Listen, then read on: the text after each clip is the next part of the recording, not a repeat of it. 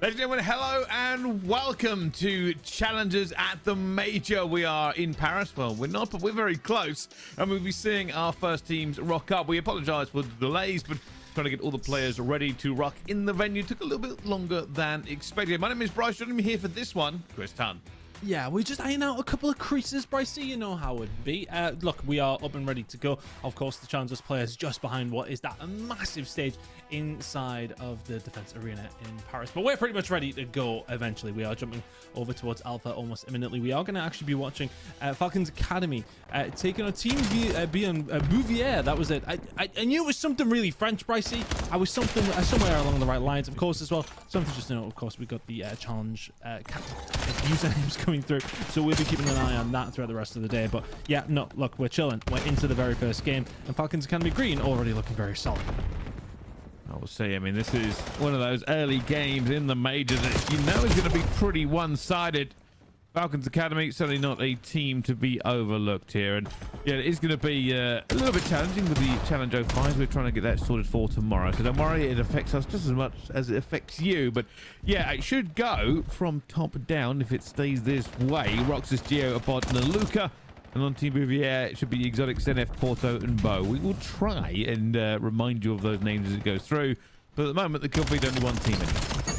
Yeah, I mean, look, realistically speaking, this is a high seed team, Falcons Academy, and going up against a team who are really just not here to be part of the top end of the conversation you would like to think, and the scoreline does very much represent that. Standard day one winners round one vibes right now coming out of Paris. How good is that crack? I mean, we were just watching the Alpha broadcast there, obviously, on the CDL side of things. Very sad not to be there in person, to be honest with you, Bryce, considering it's an hour away. But my bitterness will come through the broadcast throughout the rest of the weekend, so we might as well just get it out of the way. But at the same time, it's so cool to see another event up in Paris. I mean, we were part of what the SWC days way back, and to see it back in the region and see that French crowd kind of get what they do deserve in a big event like this is a nice thing. Well, we will see just how this one all plays out on both sides of it, not just the main stage, but our little stage of loveliness as well. And the truth is, we can get to this. There's not a lot happening for Team Bouvier. I'll be honest with you, they've not had the greatest of starts. No, and I think for Challenger 9, it was Porto. I love to see him get a kill somewhere along this line. We are, well, very much in the territory of this one, actually being done in this rotation. There is time for them to do that if you are Falcons Academy Green, and this right now is looking pretty one-sided to say the least. Incredible work from Rokas, Geo, Abodi, and Luca. And this is just the kind of game, just no mercy right now from them. 150 to 0. I think we are very much on the line of having a... Hey! I was about to say a 250 to 0 game. That ain't going to happen any longer. Somebody slips through for Falcons Academy Green. You should all be dropped just for allowing that to happen.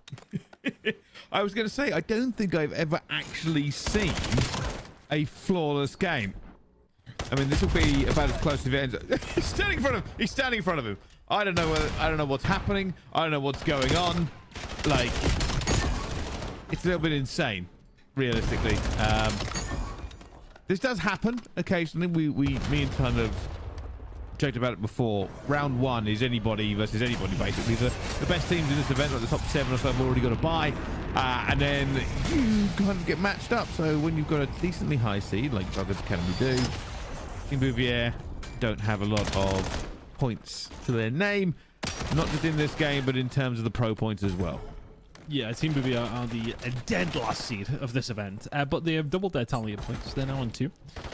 So it's only up from here at this stage, right? Incredible showing so far from Falcons Academy Green, though. And yeah, look, it's always a difficult look for some of these teams trying to get into this point. You are going up against, well, future stars, you would like to say, from the Saudi Arabian region, of course. A lot of these players will be looking to try and get themselves on that Falcons roster. Yeah, that's going to be their goal. But right now here in Challengers, 8th seed for them coming into this event. Look, I think for a lot of the players that have kind of been in and out of this roster, there hasn't quite been the heights that they would have liked to hit maybe this season, but there is still more opportunities as the rest of the season is now going to start to come to a conclusion. Of course, you got this event, champs, and then you see along the line, there are still opportunities to play for. No, there is, and I think that's where we talk about some of these teams almost coming to fruition, I would say, is the best way here. You know, you've had all those majors go through. We've seen all the elites. It's now or never, right? We all know the kind of the story that pervades itself towards this part of the year is who's going to get scooped for next year. A good ending to your year puts you on the radar, right? Like it's no surprise that teams are going to be looking for next year. This year was kind of the year of the rookie that was kicked off by Merck, and everybody was trying to look for the next big thing. I don't think that's going to end very quickly. I suspect we'll see another big influx of rookies. It's what we always love to see. What we don't love to see is 250-3 scoreline, which is what it's looking like it's about to be. We're already delayed enough. Get on with it. There we go. Falcons Academy Green not getting inside the point. Want to play a knife fight up against everybody. And right now, Team Bouvier looking to just try and get some more points on the board. They're but not this going one, to end the game. They're literally doing it on purpose. guys, our delay. Get in the point. Behind. Get in the point now. If I'm the referee, do not, under any circumstance, forfeit them for such things.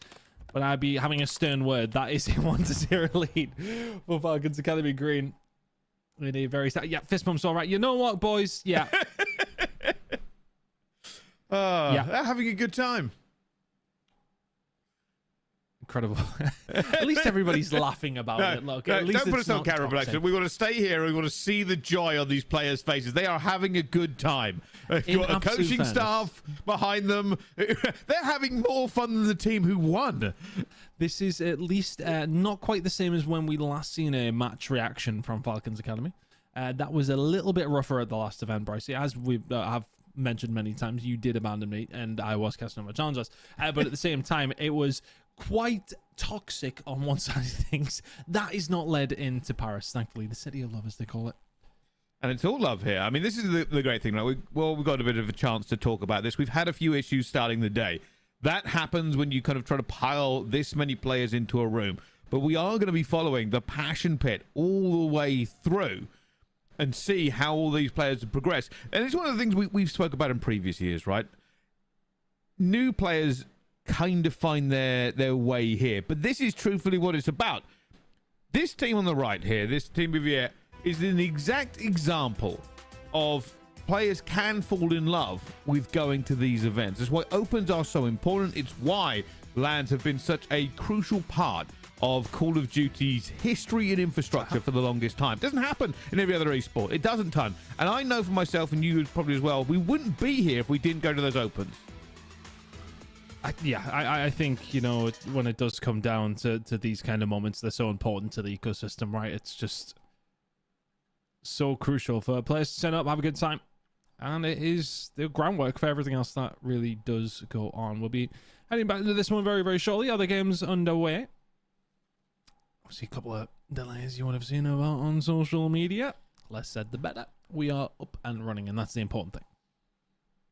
They certainly are, and we'll see how this team does get on. I think that might be a combination of teams, because some of the player on the end, right, has a team jersey. Oh, it's but then the two people standing next to him also have a team jersey, but not the rest of the players. Well, the other one, I can't actually quite tell what it is, but the gentleman's jersey, closest to us, obviously. Yes. At first, I actually thought that was maybe a Portugal or Spain football one, to be honest with you. Off initial observations. Could be wrong. Is that not a team jersey? Well, no, okay, yeah, second closest. But at the far side... Far side... What I'm saying is that is definitely a team jersey. And then there are two other... There was two. There's only one now. They were wearing the same colours, but obviously they're not playing. So, I don't know. But while we work out this wonderful mystery, we have been told that there is another game going on. So we're going to jump into our Delta stream. And it's two teams, Torn Esports and ZKD. Torn Esports, obviously, a squad that we have seen plenty of in some of the events over the past couple of locations that we have went to. And they are a team who will be looking... I wouldn't imagine it like a deep run by any stretch of the imagination, but they'll be looking for like kind of the top 12 as well. They'll be trying to battle for 17th seed for them. And I'd imagine they'll be in and around the mix, but a good start for them up against ZKD Esports, who are low down, as you can imagine, sitting in number 48. for these squads. Just trying to get themselves up and running. But of course, on the side of Tone Esports is Mince, TK, Dak, and Millie. So a little bit of drama, of course, online surrounding Millie and Co. But for them, it's about just trying to run this event, get as far as they possibly can.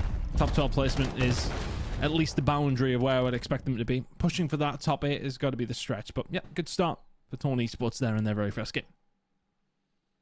And everybody seems pretty happy. I'll tell you this. We spoke a little bit about some of the issues, the teething issues, we'll call it, that have opened up the side of this event. Everybody seems in pretty good spirits. And that's a positive thing. Sometimes things take a little bit longer to get running. But running they are. And now that we're into it, it's always good to see people in a good mood. It speaks volumes, too, that at least it's not too hot in the venue. At least that people are starting to get into the games. And that should help us progress pretty quickly throughout the day. I don't know, man. I seen Clint on broadcast. You tell me it isn't too hot in the venue. In fairness, actually, that man would sweat in Antarctica, I'm pretty sure. But realistically, it does seem as if everybody is up and running and we are kind of chilling now. Just a couple of teething issues. It's just standard procedure. But we are loading into map number 2 on Alpha. And I'd expect we will not be loading into map number 3. Wow. You never know. Maybe it's an S&D only team. I mean... Right? They've only played S&D. I mean... Yes, I'm aware that they probably, if they only played S&D, they should have probably still got more kills than the Respawn. But, you know, Falcons Academy are a good team. No, they are. They absolutely are. And we are really getting the first-hand view of that from Abodi and Co. I think for them, you know, just into this event, it's just about trying to push into that top 4 for them. It's just something we haven't seen a great deal of. Team Bouvier, sadly, actually taking down their own teammates, which is never realistically ideal, but it's a kill somewhere along the line. Falcons Academy will more than likely probably mess around with this one. You can see more than a couple of snipers out. And there's another round heading their way pretty much out of the gate. So, good start for Falcons Academy Green. I'm kind of hoping they take it seriously. I've got a feeling they're not going to. I think you'd be right. Oh, this happens occasionally, and most commonly at the very first games of the day. That is definitely a thing that we have seen a few times. Hey, we've seen it happen at higher levels of competition, to be honest with you, where teams are not really expecting to do everything they should. But maybe this will just be one of those full... I wouldn't be surprised with all snipers everywhere. Just run it the entire time. You know what, actually, hold on. Oh, that would be... You've got to be hitting that shot mid-air, surely. There we go. What is something that we I have to keep an eye on, of course, with the players. And the tags not quite lining up. We'll get there with that. But hopefully that is a... Oh, damn! Okay. All right. See, I told you. S&D specialists. Oh. They're going to win a round. Oh, they're close. Oh, no scope. No scope. Quick scope. Yeah, he's got one. Oh, I guess a second. There's no joy for Team Bouvier in that one. Are they talking? They're not even wearing headsets. I've just realised. Oh man, they've got no audio. Right, let's be frank. That's why they're talking to the other team the entire time. Let's be totally frank. Would it make that much of a difference? Maybe. I didn't realise this team now has turned up to just have a great time. They're just here for the vibes. You know what? I respect it actually. I think in fairness, the challenges ticket get you tickets to the event as well. I think it does. Yeah. So hey, look, this is sometimes where the love of it is born, and I mean, I can't imagine there's a lot of love being felt for Team Bouvier right now. Hey, 2 versus 4. Right, I know it is on the cards. Can't be missing your shots now. Nope, and they're not. And there you go, back to a 2 versus 2 in the blink of an eye.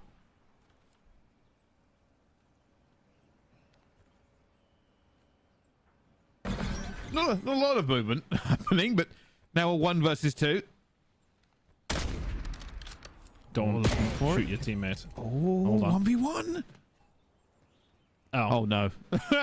Oh, no. Well, that's not gone great. as expected. Falcons Academy, yeah. I've never seen a team have a full-on conversation with the fans while they're playing. I don't know if there's fans. I don't know if there's a coaching team. If it is the coaching team, words need to be had. But this, so while we're on this is what I was talking about. There's a player at the end, right, who has a team jersey on, and there are two other players next to him who also have team jerseys on. Is he playing for two teams in this tournament? There could be a likelihood. Either that or he's just a fan. Let's see. Good shot. Nicely done by Luca and Co.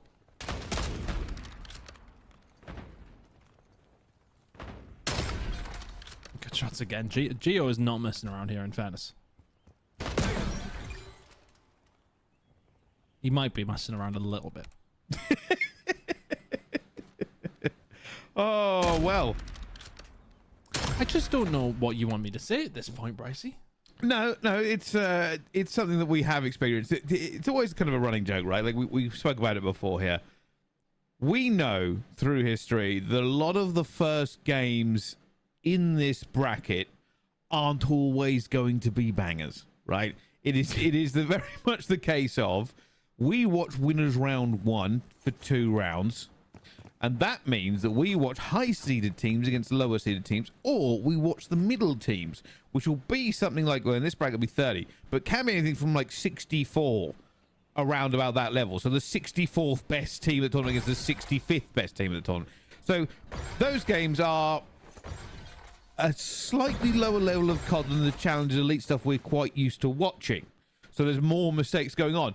This is the other one. This is the high-ranked team, which will be the Academy team, against Vivier, who probably don't have any pro points or headsets, which means that it can be quite once. I don't think I've ever seen two teams talk to each other this much in a pleasant manner across the booth. Everyone's just having a good time. Just having a good time. Falcons Academy Green now needing 1 round to get themselves into the next round. Which feels like a bit of a formality at this moment in time. But opening blood there. And challenge 08. Quickly countered. Hold on. Someone getting very, very aggressive. All of a sudden, a 1 versus 2 on our hands. Gotta hit your shots. Oh, you gotta hit your shots. Give him the moment. Oh. He might run out of ammo. I believe. Come on, we've got to hit something. Miss. I mean, the Falcons Academy boys need to lock in here. Miss. Miss. You know what? I was about to say it's like watching. I was about to say it's like watching your gameplay, but actually, wow, that's not even fair. That would not even be fair. Anyway, Falcons Academy will advance. I was stood up before the map ended. It was like, yeah, well, had a good time. Yeah, delayed an hour for that. There we go. Incredible work. Team Bouvier, all respect to them, enjoying themselves in the moment, and that's really what it is all about. Nicely done from them, and they will drop into the losers bracket. Oh, we have specific staff t-shirts as well. Need to lock me down one of those if we possibly can. Well, here's what I was going to say. Right, obviously this team is that. Have they brought their own controllers, or have they borrowed one? That is correct. They haven't brought headsets. They've got a player from a different team. They're already packing it. They're out of it. Falcons Academy, I would say nice things about them, but I don't think that was a real test, if I'm being perfectly honest. It was a test of our broadcast capabilities more than it was a test of gameplay. I know, we're just... Sound like the audio sound good on our end. I can hear production. Yeah, we're flying. That's what that game was used for us. Falcons Academy Green against Team Bouvier lasted as... well, as long as you maybe would have expected it to. Falcons Academy will advance on through here and winners round 1. We got plenty else to cover, of course, in our very first block here. I'm going off already, can't I? I'm gonna throw this at you. I've already seen a conversation about Belfast Storm production. If you can hear me, which I'm fairly certain you can. I don't know if we can get Belfast Storm onto any of the streamable stations, but if we can, that would be wonderful. I know at the moment there's 1,000 fires being fought, but hey, we'll see him again. We'll see the Ellen card for a good time. But we absolutely will. We'll have a look as things go on. We've got 2 winners round 1 to get through. Actually, we got 3 winners round 1 to get through on the stations and on broadcast. That is quite a significant portion of those to come in. So we'll be keeping an eye on how things are going. This is over in Delta, though. We've got Tony Sports going up against ZKD. This is in the map number 2. ZKD look like a serious outfit to me, though, Brycey. Right now, though, they are 3-0 down here in the search and destroy. They've almost cursed them. Other games going on the stations right now. Or Vantex Esports taking on Unlimited Ogiri. How do you even say that? Anyway, Treaty 1 Gaming up against FRG against XTSC. That might be a little bit more interesting. So we'll see how that one's going to be going over on Charlie. We'll get us up to date with how those games are rolling and how they are looking right now. But yeah, as mentioned, we got a couple of hours of winners round 1 to get through, Brycey, so we best strap in. We'll see how the rest of these ones go at the moment. This is a 1v1 for a round. Don't know if the timing is going to be good enough. Realistically, player behind, will be caught, will be captured, and another round for Torn Esports. Easy on the board in the end. People also want to see the Atlas Lions on main stage. We'll try and get many of these teams. Here's the best thing. If you're a big fan of a team, you need them to win. The more they win, the more likely they are to go on this main stage. To be fair, go on. I was going to say, it's not you who controls who goes on them. So if anybody does want your teams on there, just let Brycey know. Hey, I'm doing it now. This is literally how it works. I sort of vaguely allude to it, and then production can either do it or ignore me. You know, I have some influence, but not an awful lot. You know, at this point, they're just trying to get the games going because obviously we had the small delay at the start. So we will try and get some of these teams on. We'll try and get Belfast Storm. We'll try and get the Atlas Lions. We are, if anything, flexible, but not yet. We need to stretch first. Yes. If anything, I am curious to see how much of the patience of production we can test this weekend. I have never heard an angry word come out of his mouth, but 5 a.m. call times might change that. Anyway, Chance 84 now online here for Tony Esports, trying to get something going, trying to get this one over and done with. Nice shots coming in. 9 in a row there for Chance 33. We will keep up with how things are looking as far as the numbers are going, and etc. But we are just keeping up as best as we possibly can and feeding as much information as we can. But right now, it's looking great for Ton. They're definitely the favourites in this one. I think that's probably the easiest thing to say. Although, you know, also ZKD, very snazzy in their team jerseys. I'm liking it. No, we should get team jerseys. What would our team be? Casters. The casters. I had an inventive one immediately come to my brain, but I'm actually not looking to get fired game 1 of the tournament. I could have worn that t-shirt with your face on it that I still haven't managed to use. Have you still got that? Of course I do. I can't give that to a charity shop. I mean, you might. Just see somebody walk around. You can recognise it. Imagine. Yeah, that'd be interesting. Bring it to the wedding. I'm sure Shannon will have it. Oh god, yeah, maybe. That'd be a good idea. But at the moment, this is going to end this map. Torn Esports will have 6-0'd ZXD, I believe is the correct term, and well, they're already up and ready to continue to move on. We will see them again. It is not single elimination, it is double, so they will have an opportunity in the lower bracket to continue moving forward. But as this continues to rattle through, we are going to try and get some of these games in and locked. Like I said, if you have joined us, we are rocketing through. These are all best of 3s, and we're jumping straight into chart. I'll tell you something as well. We've got POV cameras for every single station. We get to see the beautiful faces of the players that have turned up. But this is Treaty 1 Gaming against FRG XTSE. And well, Treaty 1 Gaming are going to be the favourites in this, but it's still only an 80-point game. Yep, not a great deal in this one. I'll knock over now to Charlie. And for Treaty 1, I think you don't coming into this one. It is a case of well, trying to get their season up and running again. That is the right name we have been given, but I don't think Either way, doesn't really matter. Treaty 1 Gaming looking fairly solid here, map number 1. FRG TSC, where is this? Treaty 1 us. As low as that. I would have thought as high as that. Maybe a little bit lower. FRG coming in at number 49th seed. So, I'm gonna look through some of the games that have already been completed. Belfast Storm winning theirs 2-0 against Paris Legion. They are advancing on through. Belfast Storm get the benefit of facing Omid Brooklyn and winners round 2. Oh, so that's great for them. I mean, we can watch that game, fans, if you'd like. Winners round 2. That's in a couple hours' time by the looks of things. We are slowly getting through.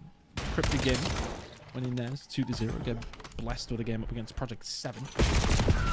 And this is where it really becomes difficult as well. I mean, we've got so many of those teams from the high end of things on the seed side, just waiting for players. So you got Vantix against Unlimited Agiri. I'm really gonna have to. Are you seeing this name? How Agiri? Right, where are we going? Are you in the Storm production thing, or is no? I'm in Alice. We have Vantix yes, Unlimited.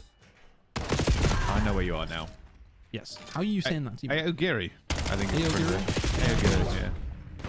And my brain wasn't computing. That's one of the things with the open bracket is that we don't have the ability to prep time for 60 teams because we don't also get a lot of the information until this morning. So if we do mispronounce anyone's name, it's not our fault. just never be nice. It's never. It's sometimes our fault. It's sometimes our fault. But this time it's not, so we can revel in that. Right now, though, FRG TSE actually not doing terribly here. Okay, they may find themselves around 60 or 70 down, but it is by far and large not the end of the world. However, fall dead might hurt them a little bit. There's 20 seconds or so to play for. That was Treaty 1 Gaming who's going to manage to get a hold of them. P3 now coming up. Yeah, FRG not doing too bad. No, not doing horribly at all. Not doing horribly at all. Very much a competitive game as we switch over to the next one here. I mean, if they get a little bit of control here in terms of these first few kills, this is an opportunity to bring it back with an even kill, but they have to make a couple of kills to make this competitive before they get locked in. And well, that's a big chow there to begin with. They've done certainly some work. Talking about team hitting, if I was going to give criticism to FRG here, it's a little bit one by one. Nobody really committing. They should have hit that as a 3. Seconds to go here though, and you're breaking the 200 point mark if you're Treaty 1. Shots again. All the players on Treaty 1 just doing what they need to do. They can push through for P4, they can spawn for P4. Now one player to have to deal with towards this other side. Still some good scrapping going on by Challenge 24 actually. He's the one that was proving to be thorn in the side for a moment, but P4 now under lock and key. You'd like to think FRG do have a little bit of presence. That presence is now gone. I'm just trying to find a way through that. Should be Treaty 1 Gaming in control and may well end the game here at P4.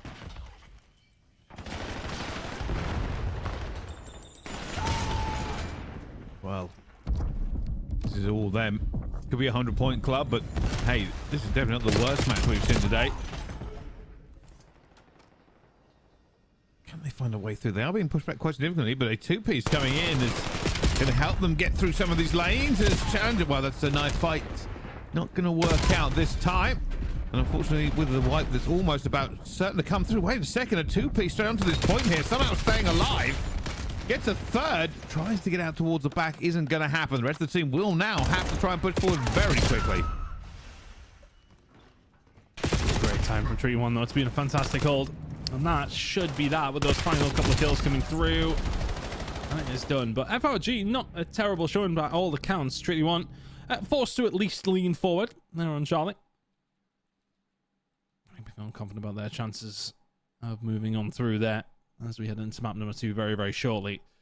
Plenty of other games starting to get up and running. Having a look at what's going to be coming up next. We've got Le Clowns up against Empyrean Esports. I will be using my French accent throughout the rest of this weekend. Project Conquerors against Spartans. Keeping an eye on some of the seeds for some of these teams. These are going to be coming up on Alpha and Delta. Bravo and Charlie, though. Obviously, we still have games going on from the very first section. Things are moving, though, Brycey. And that's the important thing.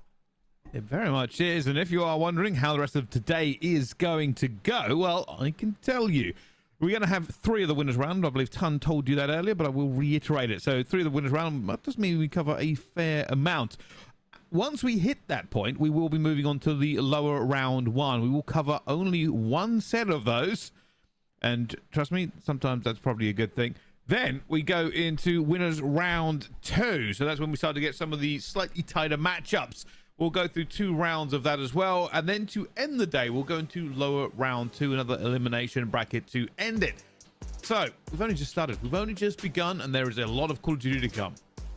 Yeah, a serious amount of Call of Duty to come. Of course, we did have ourselves now like 60 teams sign up to the event, and yeah, we are going to start whittling them down pretty quickly by the end of the day.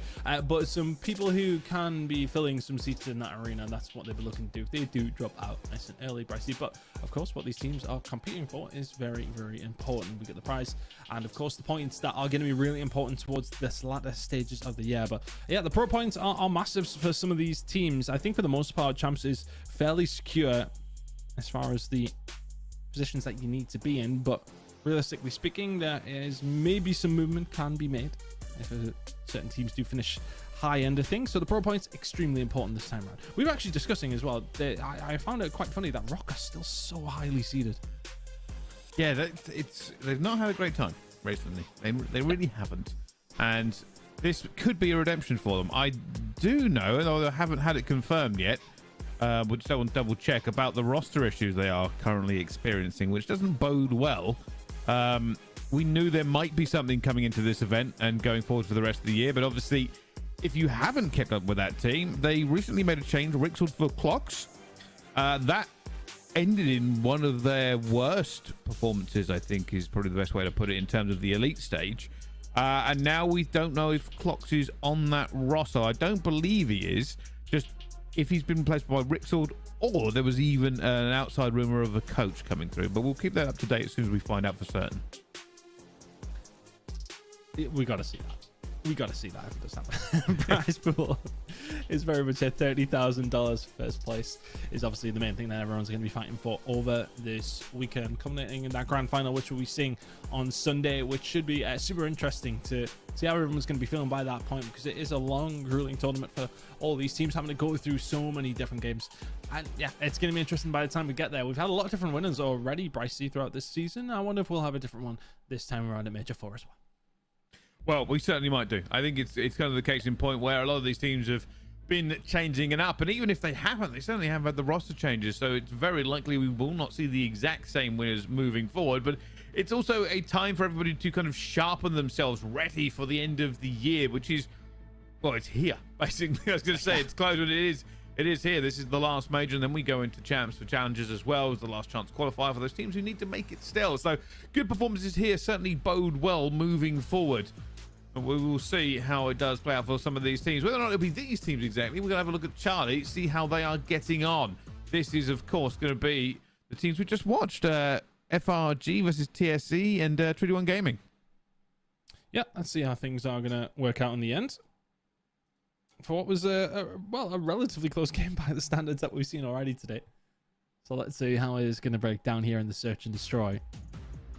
I want to see how... I want to see what's on that clipboard. The coach has... Is that a clipboard or a tablet I just saw on screen? I want to know if there's notes being made on this game. That's what I need to know. I was just trying to check out exactly if I could see anything on it, but it looks like the coaching staff are getting ready to go as we go through. But yeah, not only do we have that one happening at this time, but everything else is getting ready to run as well. I know some of the other stations are being filled up. Ton, have you seen any of the other games that you think we might be very interested in? So far it's looking like higher seeded teams coming through in the next winners round that we are going to get a look at very, very shortly. So that is going to be a bit more, I would say probably a little bit of a closer game is kind of coming through. Le Clowns up against Imperium. So Le Clowns, Imperium, let's have a look. They should be somewhere in the middle. So Imperium's 38th. And that would mean Le Clowns is probably not too far away from them, I would say. Yeah, okay. Yeah. So that's C27. So that'll actually be okay. Project Conquerors up against Spartans. Let's have a little roll through here as well. Project Conquerors in 22nd. So that's a fairly decent roster, you would say. going up against Spartans. Yeah, that should be difficult for Spartans, you would like to imagine. They're coming in fairly high by the looks of things. Yeah, and 43rd. Yeah, I think when it comes to maybe winners round 2, we probably will try and cover some of the closer seeded teams. Although, hey, you know, with the people here for Belfast Storm, we'll try to get that one on. Although, you know, against Domit Brooklyn, that is a tough game. We'll, Project Conquerors is Cleam, Slayed, Weaths, and Aiden. That's another good team. Very good team. Yeah, they should be pretty confident in advancing through on that one, I would like to say. Oh, we'll try and load these ones up. We've got a little bit of time here because it's still going to be winners round 1 for the next couple of hours, but we will slowly put those forward as games we would like to see when everything catches up in the venue. At the moment, though, we've got an S&D round for FRG. Yep, let's start from them. Bomb is down, though, here for Treaty 1. And way through, maybe put the sword pretty handily as they're trying to enter the site over towards this B side. Not going to happen, and Treaty 1 will get themselves a round back on the board. This is going to be one of those fights that maybe a team are pretty good on S&D. We've said it before. It's always been a thing here that there are S&D dedicated teams and they just excel going round to round as well. Is this the case for FRG x TSE? They seem pretty confident with this break. Open blood, though. That's going to go through the middle of the map. Head over the top. All spray for challenge 21. Treaty 1, though, is it's an important event, I would say. You know, just trying to get themselves in a better position. You think LCQs and whatnot coming up for champs, that's going to be a thing that they're going to be keeping an eye on. Oh, challenge 20, got to be careful.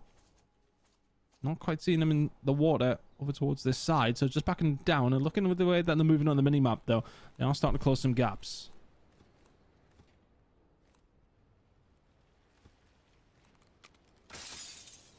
Back and forth at the moment. They are not confident.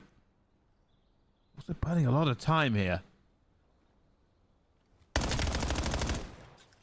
Somehow survives that. That is fortunate. Sniper's not going to help them out either here. They are scrambling with 27 seconds left to go. It is a 2 versus 4.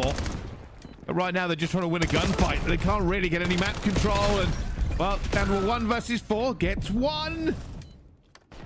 I don't think they're going to win this one. And down they go. Yeah. It's always looking extremely unlikely. Treaty 1 will continue where they left off in the previous round. Pretty confident one, to say the least. I see plenty of players in amongst it. Looks like actually a relatively decently sized pit, though, doesn't it? All the setups ready and up and running. I think it'd be cool as well. I mean, like, for them, they probably would disagree with that, but having the atmosphere of the main stage right there next to it, if there isn't a motivating factor in that to get yourself into gear, and, well, if you want to be playing on stages like that, you got to get better, and you got to be winning these kind of events. We'll see. That is the goal, isn't it? The more you win, the more you get noticed, and you do get all the plaudits and prizes. 31 Gaming, though, I mean, this is a pretty good team. They'll be looking to go as far as they can this weekend, but already that's a great nade off the retake here. They are not letting this one sit. They are trying to punch through as quickly as possible, but it is firefights both sides, 2 versus 2. Winnable here for FRG TSC. Big gunfight. Just about gets a hold of it. Had a little bit of a helping hand. Oh, and all of a sudden you're in a bit of an awkward spot. Nice Eddie, though, and in the end it's going to be able to fight the 1v2. Challenge 30 with the defuse as well. Nicely done from FRG TSC. That's 2 apiece now. Not lacking in confidence when it comes to these retakes here. They really move quickly to take some away from them. And now this is very much the case of, are we going to see our first map 3 in round 1? Doesn't always happen. They're having a time right now, pushing it forward.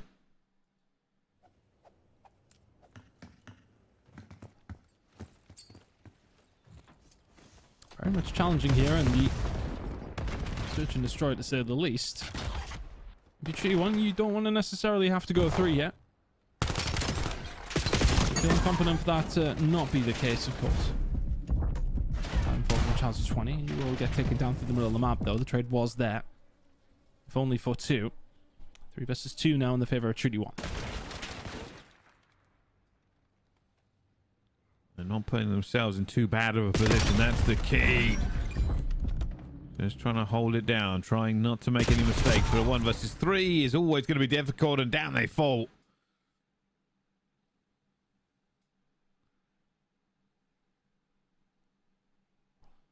As you can see on this camera as we overlook, the passion pit is underway. Bums in seats in every single station now as admins go back and forth trying to get these players ready to roll. Yep, we are starting to populate some of the next rounds, I believe. Schedule, we are nearly ready to go. Block 2, the final one from block 1. And FRG TSE trying to extend us to an overload here, but they are now finding themselves 1 down. Bomb's going to go down here as well. Treaty 1 Gaming, the 4v3.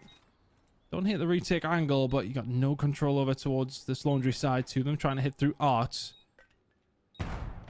Awkward fights to take. It's well set up here from Treaty 1. Ooh. Bit of a tap. And that is an ambitious chat if I've ever seen one. Flying into statue, but they've got at least 1 kill. This will be a 1 versus 3. Not going to get any more one. Treaty 1 Gaming shutting it down. And it does seem, I mean, that post plant didn't go quite as well for them. We saw a little bit sporadic firing. Nice done from Treaty 1. Getting that side locked down and now put themselves in the position. 2 rounds away from looking at 2-0 victors in this very first game.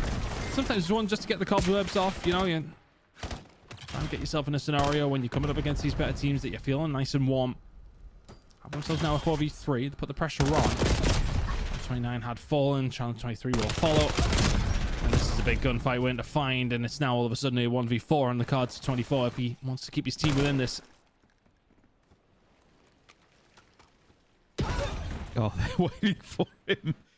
Well, everywhere was covered. They do seem to have a little bit of an issue getting out of that spawn. They're not just getting any map control, really. And maybe they need to adjust. Either go for that mid-map control or try to push out Paul as best they can. Even if you trade the numbers away. They can't afford any more mistakes.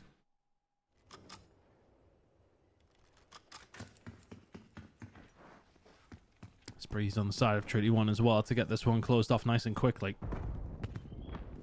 It's going to come in over towards a side. FRG are here aggressively. It may not be here very much longer, to be honest with you. Treaty 1 finding the Bloods 3 versus 2 in their favor. Awkward fight now for Challenge 21 trying to get himself out. Making it 2v2, but look at this aggressive push coming through. And Treaty 1 will find the win. Comfortable in the end after a couple of minor scares in the search and destroy. Treaty 1 will advance though to win us round 2. Easier in the end, but not completely easy. They weren't able to get that one across the line as easily as they would have wanted, but across the line it is, and that kind of concludes that section for us as we look towards our next section and some of the more teams moving forward. I mean, this is going to be one of these days where we do start to see, I mean, a few teams that we may have overlooked could always surprise us. There's always an upset early. Yeah, I mean, we do often see them, especially when it does come down to some of these teams who I see it a little bit higher. They can happen, especially with the top 20, top 30 seed. You could be expecting all those players to advance on, but it's not always the case. And then they will get a tough matchup in winners round 2 just because of the seeding and how it typically does work. But you do have your life available, and you know what, if you lose 2 games today, at least you get to sit in the crowd and watch everything that's going on inside of the venue. There's a lot of positives to that still. But for many of these teams that we want to continue to advance on here, Brycey, but winners round 1 for a lot of them is very much just a easy case for a lot of them, and we've got plenty more of those games to come as well. We certainly do. We're going to go to a quick break here. When we come back, another wonderful slot here at the Major. Don't go anywhere. We'll see you right after this.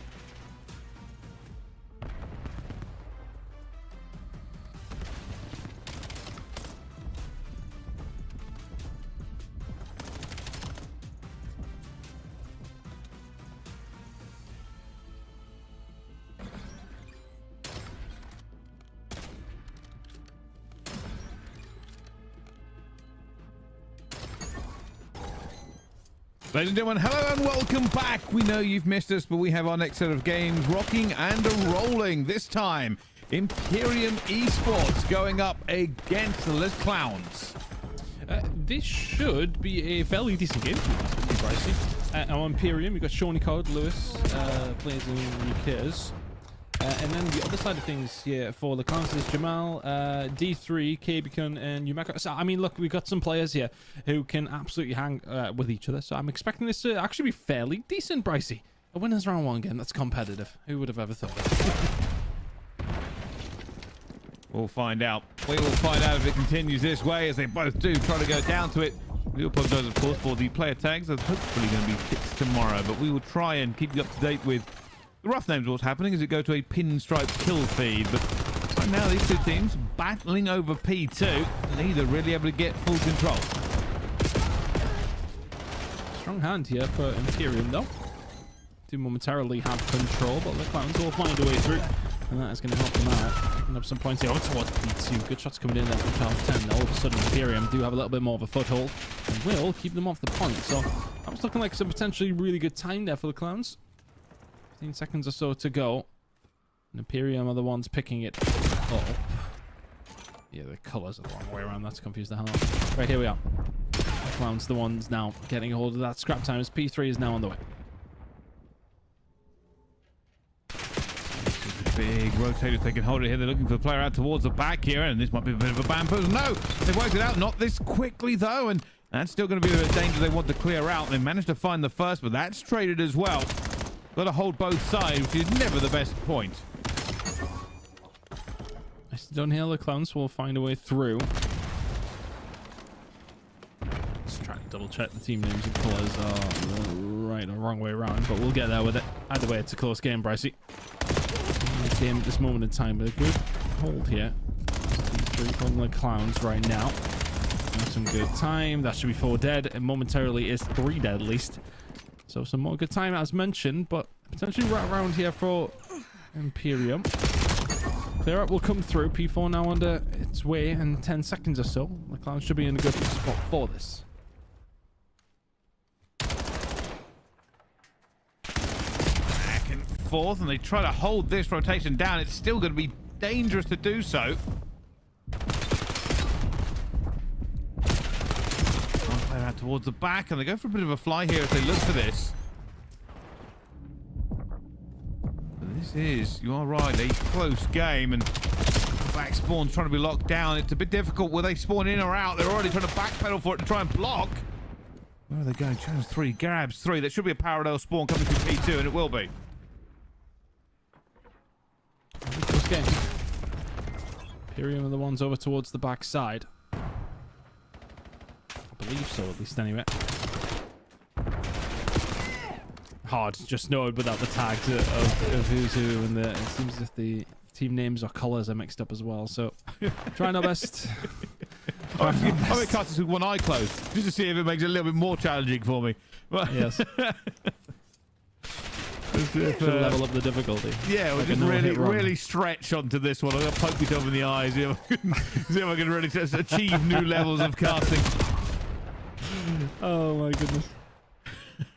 My poor brain. It's really trying.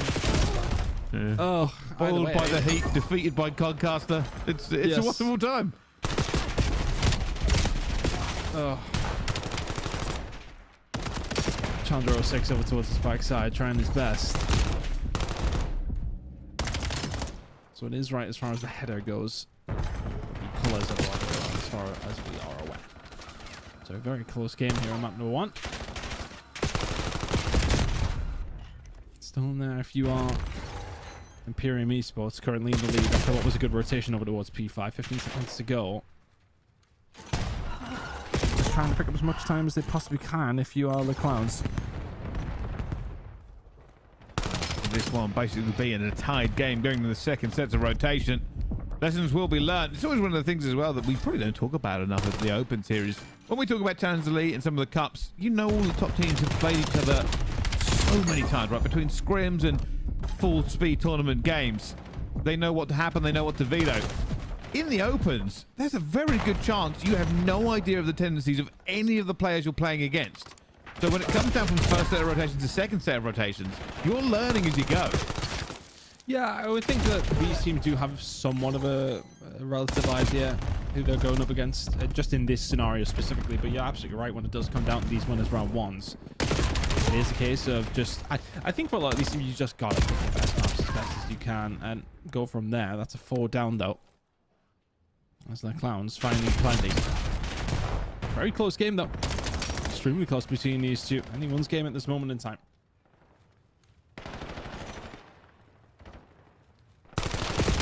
Hold down this P2 rotation. We know how much it pays out. We know that you can make your money on it, but you've got to win a gunfight there. Challenge 10, which is D3, gets slapped down in a big way. We're going to try and recover here. They're looking for what is a bit chaotic in terms of spawns. The mini-map is awash with colors both sides. Oh, John trying to stay alive, cannot do so. So close between these two teams here in map number 1, and this is a bit more likely for them in this round, isn't it? Start to see some more competitive games. Forcing your way through here if you are the Clowns. Picking up some time. It's Imperium. I mean, there's barely been anything in this series so far. Specifically, I should say, in this hard point. Find a way back through that. It's going to be 4 dead. Imperium will get a way back in. Will take themselves about a 10-second lead heading over towards P3 and the control of P3 as well.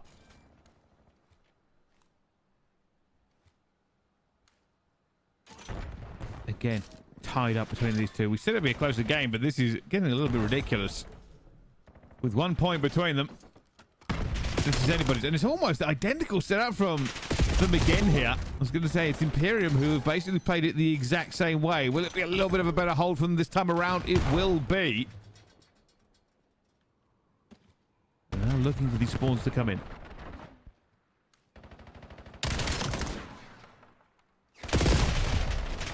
Imperium not in a bad spot at all. Picking up some good time there.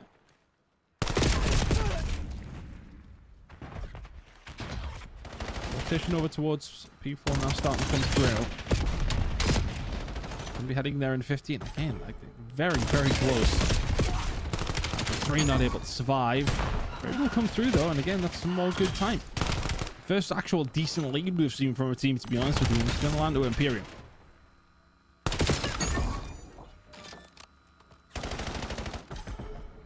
Rotation is everything for them. Fight out towards the back. 5 gets 1. There's a second one there as well. Waiting for reposition teammates should help out to try to trade it, but losing a couple of players has put that in a much more tenuous position than it could have been. Can they extend this lead? Can they hold on? Right now they're in the driving seat, but they are losing bodies. Inside the point. You're watching the front there at that stage though, haven't you? One still over towards this back side. Yeah, for the Clowns. Trying to get a hold of something, and they're getting the time inside of the point. Imperium still spawning over towards the back, but Pinside kill feed coming through once again. 20-second game. Really not much in between them once again. Rotation going to go on though. Looks as if it is going to be the side of Imperium winning that one and getting a little bit of scrap time on top of that. A nice Brucey bonus.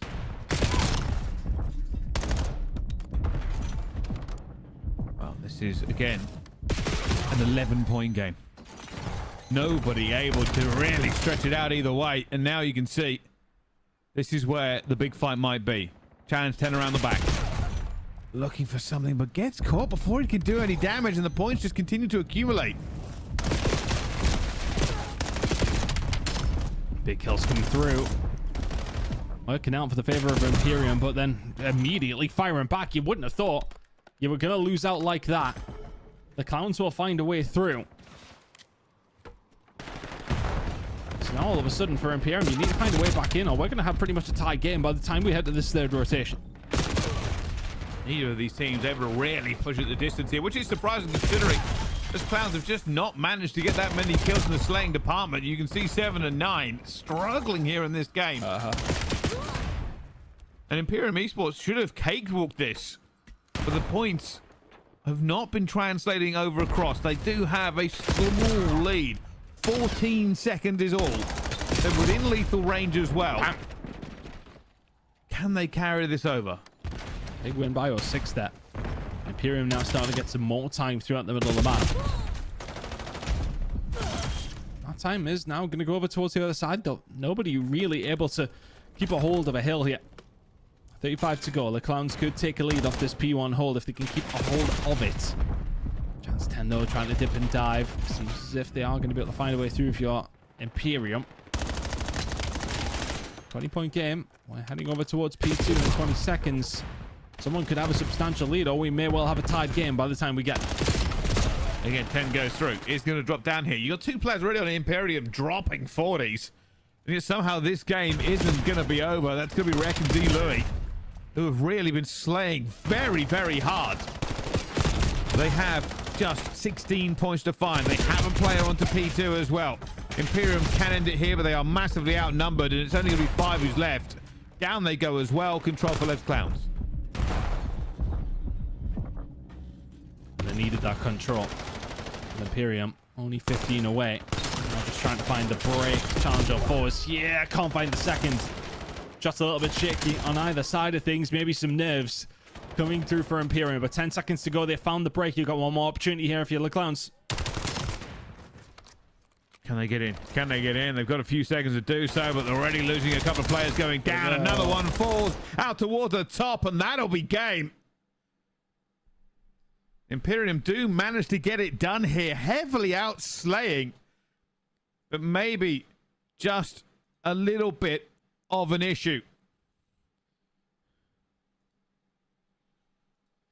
Close map number 1, though, and that's a little bit more like it. Love to see these competitive games and winners round 1. All the other games here on our schedule are very much up and running as well. In control up against Relentless Red. Team War alive and kicking again. Nice to see Kev involved once more. Project Conqueror is going up against Spartans. That should be a relatively close game here as well. But winners round 1 in this one. Map number 1 is done and dusted. Well, close one. Yeah, it was a very close one. It was kind of confusing me. Like I said, I was looking through all the stats there, and I was like, how on earth is this that close? Yeah, I mean, all things considered, what have they outslain them by? 10. Yeah, they've outslain them by nearly 30, and only won it by 40 seconds. So that is one of those scenarios you like to see it be a little bit cleaner. But irrelevant of that, I'll get it over the line. A little bit of a mismatch there as far as our names are going. Observer was on, the teams were on the wrong side, but we'll get that changed up. Let's see how things are actually breaking down throughout the rest of this series here on Alpha. Imperium Esports 1 to the good. Den Search and Destroy is on its way. Well, we will see. Is this going to be a close S&D? That's the question. This Clown's got to give them full credit. Fundamentals, getting the points moving across the board. While we talk about that, we've got other games in our slots ton if people want to keep on board with us. Team War are here. Team War will return the challenges. It's Dawn Esport, Project Conquerors and Spartans will be coming up on Delta very shortly. And then we've got In Control versus Relentless Red. Haven't seen those teams before. Interested to see. Yeah, it's going to be really interesting. See how some of these develop. Of course, we've got a couple of more seeds who are just a little bit closer to each other. Seeing how it's going to play out. But map number 2 is going to be loading in on a couple of different streams here very, very shortly. Everything up and running. Speaking of up and running, it seems as if the gentlemen have made their way onto the main stage there in front of their baying crowd, if you like. It was dramatic. Was it? Indeed. They came out of the stage. I'd love to hear that. Yeah, everything kind of the spectacle you expect from the hosting team. Having a good time, but this will be an interesting one for them, of course, as we probably won't dip too much into the main broadcast, but Paris Germain against FaZe Vegas is a very good one.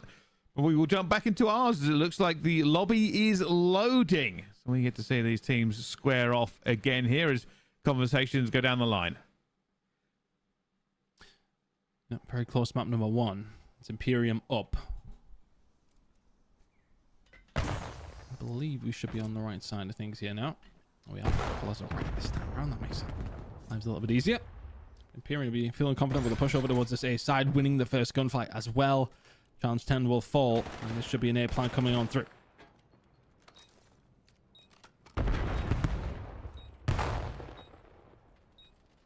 Post plan, is it good enough? have a little bit of a setup here, but Damn. they didn't have anyone covering their inside. They didn't need to. 4 kills flowing, and it's going to be just 08 left. This is Jamal, and well, finds one with a sniper. With 20 seconds left to go, we'll need magic. Possible scenario, really. Imperium, you shouldn't be giving them a chance. My God, Jamal. The snap will come in 1v2, but the time is just not on his side. Did very well to make it a doable scenario, but time the big factor. Jamal will not be able to get it. Imperium will find their first round. Good enough in the post plant. A little bit shaky in terms of the way that was played from them, but winning all the gunfights means it didn't really matter. And those clowns, well, their only highlight really was 08. You got the sniper in the second kill, but time was definitely against them in trying to make that one anyway.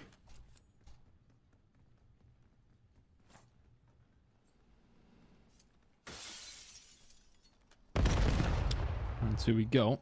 Looking like a big hit coming out from the clowns over towards A now. Challenger 6 may well just hit the re-wrap back round here in a second. It's complete side control. Yeah, nade's going to land here as well, and you can't get away from them. Bomb now going down. Can you stop it from happening? Nope, just giving your life away. Challenger 6 is here. They haven't stopped that bomb from going down, and this is going to be a round for the clowns. This one's happened very, very quickly. Very similar scenario. Not bad, a strike back. We were hoping this would be a very close game, and so far it's living up to the expectation. How do they adapt on this map? Might see a bit of a big B hit here, although for Imperium, well, that's the emote, and that actually slowed you down because you can't get out of it at the start of the game. You have to wait for it to finish. And is this a distraction play? They've sent 03 over one way with a smoke, but they're not pushing it, and that's giving them A for free. So attack seems to be a positive for both these two teams so far. This bomb's going to go down. The big fight here, though. Got one player line and way down low. That's a freebie. And the clowns now do not have the numbers whatsoever. They've got two players on the flank, though. A challenger way over towards this side, but this is a big gunfight. It's going to go down in the favor of the clowns. 2v2. You got a sniper on the backside. They may well just push him out. Nelly finds the quick scope. Does not. It's challenger 7 left in the 1v2. Oh my goodness! The corner wasn't checked! That's a bit of a swing and a miss there. This was not a swing and a miss, though. This is a swing and a hit. Challenger 5, just no time to react to this one. Really just threaded the needle, but a close round. If you check that corner, that would have been down to a 1 versus 1. As the other player did not see him until he's already gone all the way through the room. Here comes a B hit. This is everybody from those clowns going here. Wow, already cut down a little bit. 05 finds the first. Well, I'll be honest with you. He challenged it, which is aggressive. They've lost a second, but 04 clays it off the edge. It's now down in numbers. Imperium doing all right on this defensive side. They're just trying to pin them in here. Big pressure coming out, though. Challenge 10 trying to find the gunfight. Cannot. Now, all of a sudden, you've left 9 all on his own. Big fight coming through, and the Chal is there. Imperium running away with this one. Feeling a good sight, confident. Smiles on faces. Happy to rock and roll.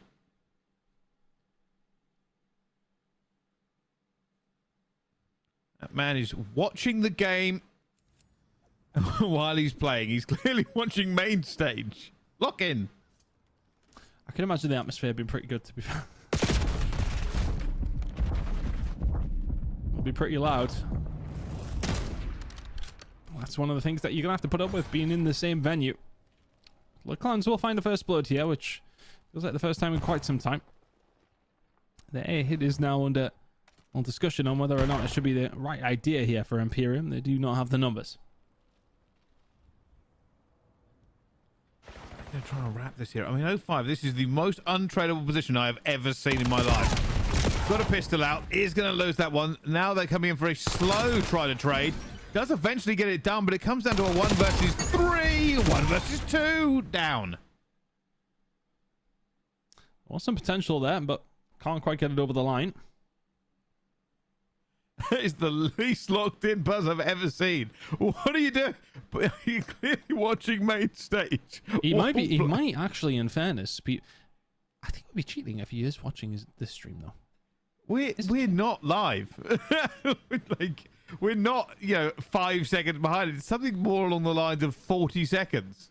It's quite a lot.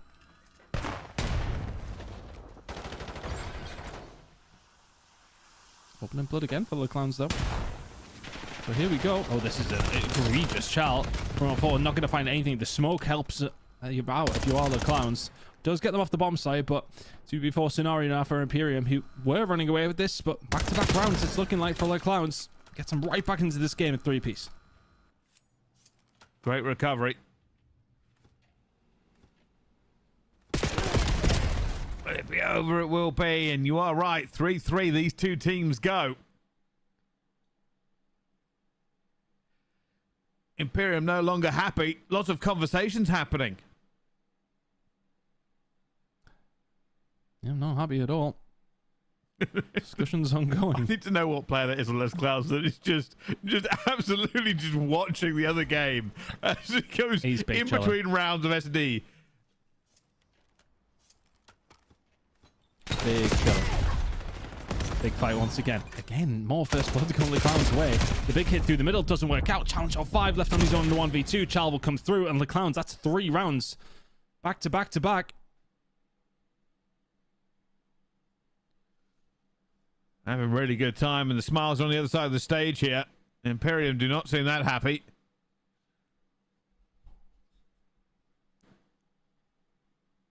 Is this going to be the first one that we see go to third map?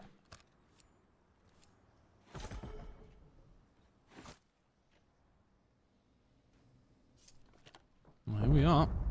Challenge away on this 5 spree. Making that possible. And it's another first blood going their way. That's 4 rounds in a row. They managed to find it. The snap not going to be there. Challenge of 4. You had to find something. Now but a grey screen will come through. Now 2v4 in their scenario. The clowns are running this search and destroy now. This is a great rotation from them as well. They should be able to get this one in. Get it down. Don't lose the player here. They've lost one, though. They've lost a second. How's the player got away? He's still running, still trying to get out of it. Oh, my God. 3. It's a shutdown, a collapse, a catastrophe. It's all of these things.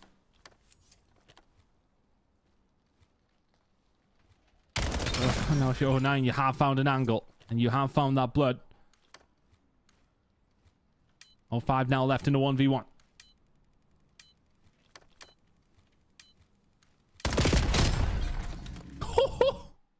And the 1v2 comes through. The clowns saved their blushes. 05 is furious. Furious. I got 3. That's Sean. Sean grabs 3 kills. They can do nothing about it. And what could have been a wondrous moment for them has not turned into it.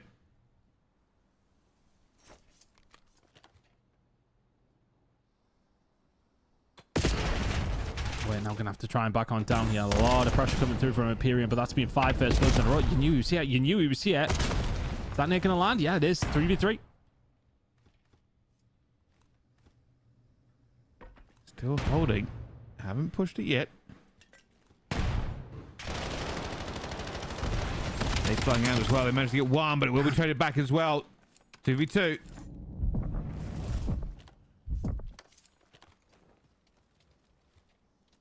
I get this bomb down now? A little bit of an overwatch, a little bit of an overchow. 2v1. Imperium still alive. Just about. Looks that way. Charge 10 here with a sniper in hand as well. Rotating back over towards A. You would like to think...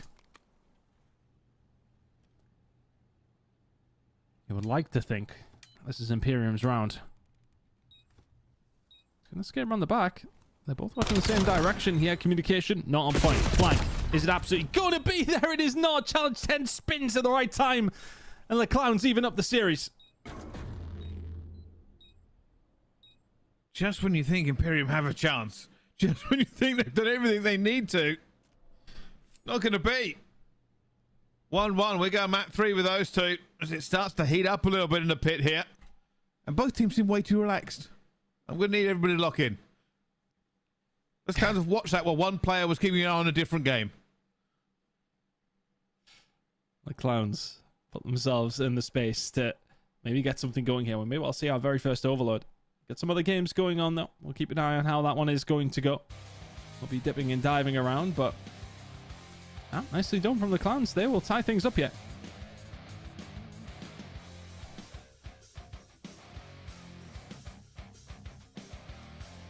Wow, we'll see who walks forward into this one. Winners round 1 already. Very close, but we're going to jump over to our next game. I believe we're going over to the Bravo game. In Control versus Relentless Red with the game we jump into here. And then jump straight into this hard point, but that is a sparkly shirt. We'll come back to that after this one. Where's the sparkly shirt? That is, I could see you in that. No, I'm not sure I suit any sort of bedazzlement, to be perfectly honest with you. As you know, subtle, behind the scenes kind of geezer myself. But let's see how this hard point is going. We will see how this one does go. As in, both of these two teams will be looking to lock this one down if they can, as we jump into what is a pretty close game between them. Relentless Red and In Control. So far, just a 5-point game as we look for this rotation onto P5. And it will be In Control that get it first. They are now going to try and hold this one down. The back spawns are good for them. It'll be Relentless Red that will be trying to push this tempo. With all the players moving through, it's not a bad. Could have been good if they get into it, but that is a wild chow coming out of it. And right now, Relentless Red have not managed to grab too much of it. It's going to be In Control that continue to lock down that time as they spread the map out. Relentless Red, there's going to be a 3-man hit over the aeroplane wing. They found one. They found a second. But they are not making any real progress into getting to this point. That is a money hill and a half, and if you are Relentless Red, you give this one up now. You try and split this map horizontally to keep the spawns, but they've already lost it. It's already been flipped around. And what was a very close game with just 7 points now be the case that In Control are very much their namesake. With the P5 spawn coming in here, this is basically the perfect scenario. You try and split this map horizontally, you keep them out towards the back there, so they either have to run that middle choke point or they have to try and rotate around. Now it's going to be all about Relentless Red trying to just break through this P1 hold. It's taken them 20 seconds to do so, but they are able to at least mix it up for a few seconds. And now you can see that this is coming down to the point where In Control are just absolutely taking all of the points away. Would you say that In Control and In Control, Brycey? I have and will do again. Excellent.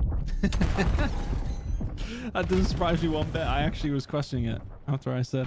Yeah, but really nice stuff. The slaying ability is absolutely there, but you can keep an eye on this one on Bravo. YouTube.com/card challenges. Back to Alpha we go for map number 3. My goodness. Shiver my timbers, Brycey. We don't get many of these in winners round 1, do we? No, we do not. We've done an awful lot of these games over the years, and very rarely do you see one go the distance. And they are holding it. This is a good opportunity for Imperium. Overload might just be their jam. Already got the first one down. They are looking for that second lock. This is always where it gets a bit difficult with the spawns coming through. 06 might make a difference. Catches one. Looks for a second, but you had bullets left to that NPC. You could have just taken that second chow. You could have maybe found 3 or 4 with how good the NPC is at the moment. Chance of Fogan with the flank here as well. It looks like the clowns are not quite as prepared as they really need to be here in this overload. Communication has to be there. You're going to get away through Jojo's side just about, but they'll be calling out very, very weak. You're going to be able to find the trades. Yes, you are. So a little bit of pressure here, though, from the clowns who can try and answer back very, very quickly. In a way, it's going to maybe make that a possibility. Push going to start coming on through. Imperium still there to defend.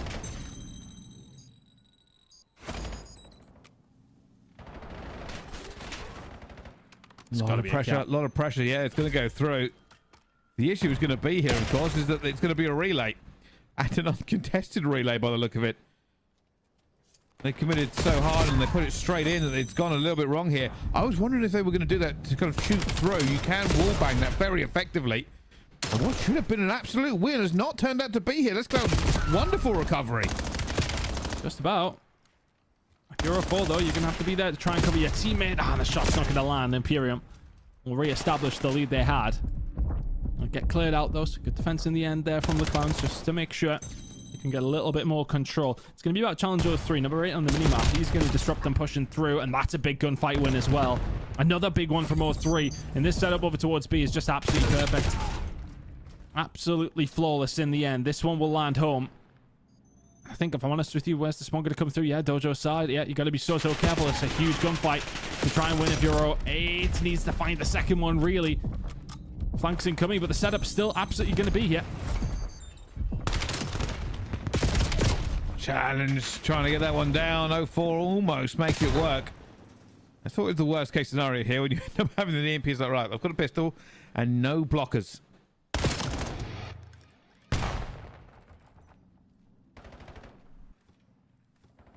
Once again, I'm making a pressure here through couches. They've let him through. They actually just let 06 through. That's half time, ton. Wow. And that happens so quickly. And 4-1 to the good now for Imperium, who are cruising in this overload.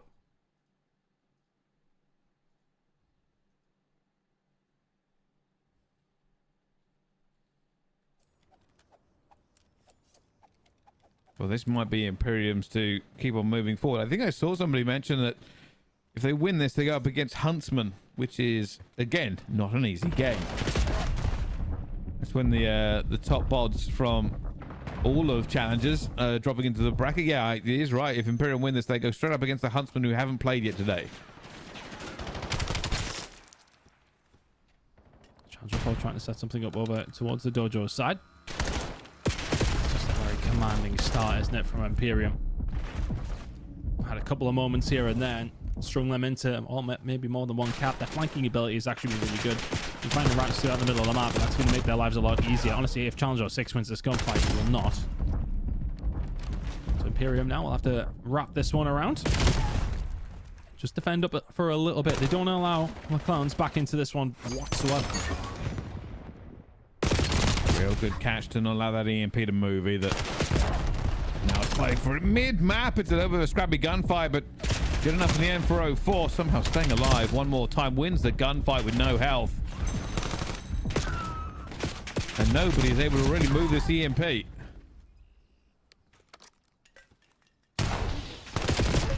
Trying to find a way through.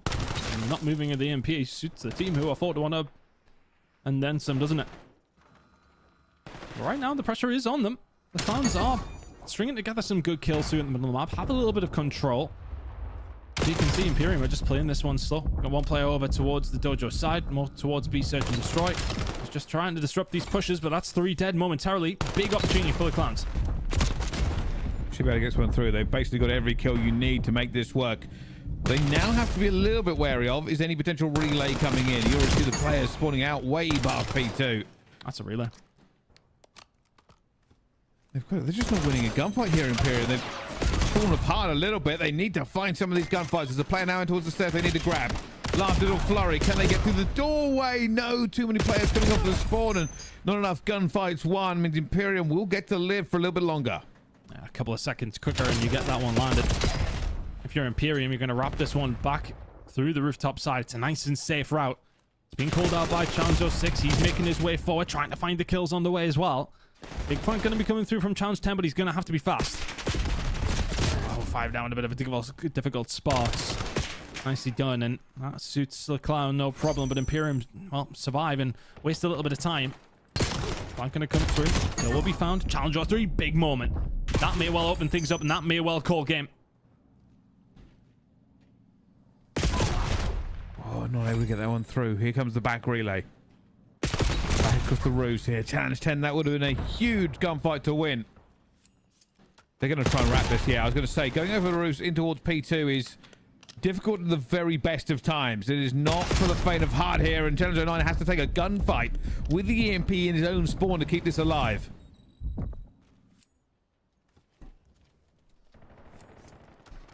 Can they turn this one around? B spawn's going to come through. Maybe expecting a bit of a flank because of that, and Challenger is here. Gunfight's one towards the front side. 6 is the only one who can answer, and all of a sudden, if you Challenger 3, you have to clutch up, and you do. One more player on the flank. They kind of knew it was coming. Challenge all 3 deals with all 3. A fantastic work from him. Now sitting at 28 and 18. The backpack is well and truly strapped.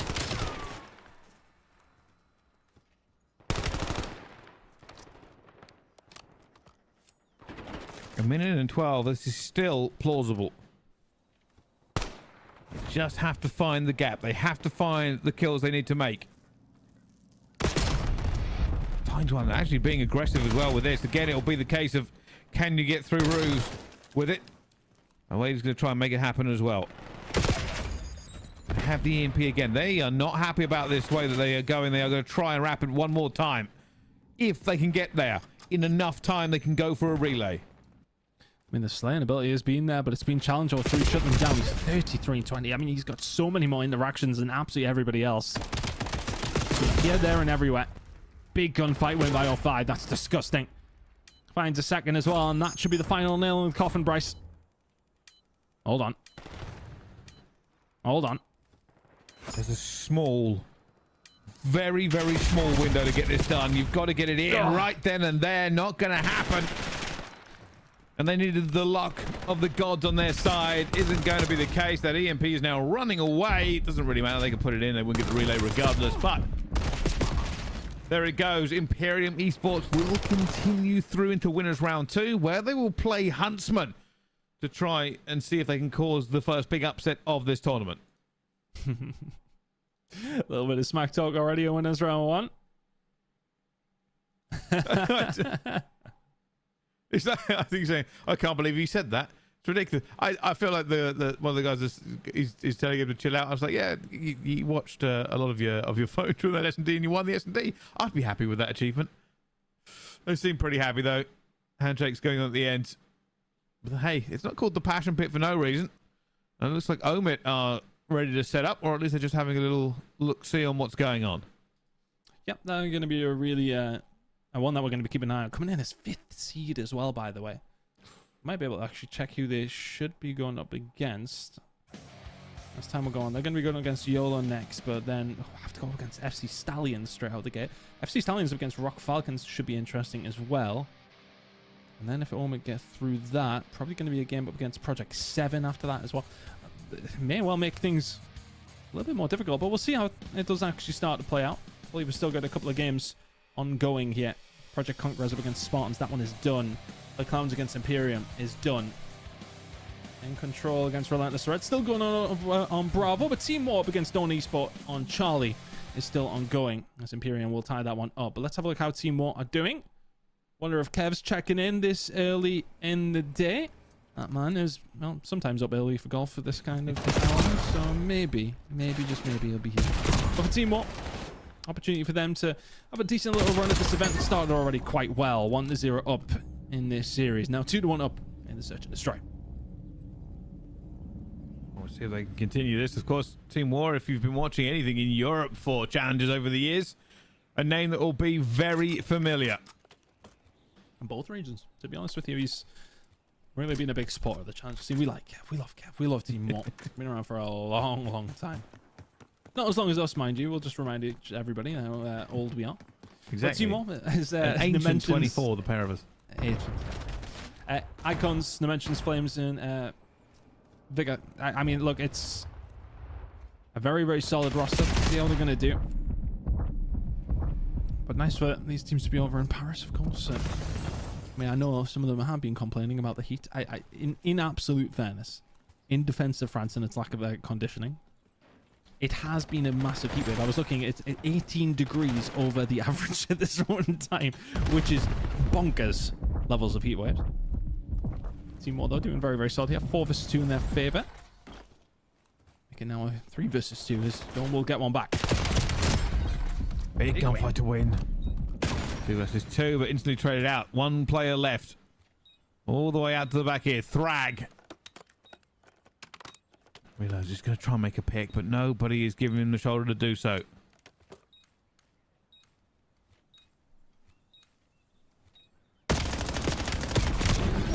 Good shots. Oh, hold on a second. Team kill coming through. Challenge 20 still very, very weak, so that's why 9. You need to keep things alive and kicking here. And then we'll find it. The mention's taking him down. And Team War continue. Close, but not quite close enough in that one.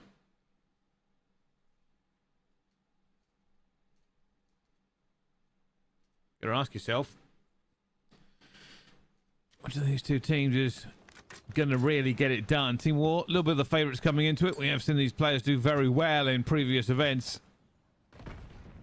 Dollar Sport not going to be walked over in S&D. They have got one round. Can they find another?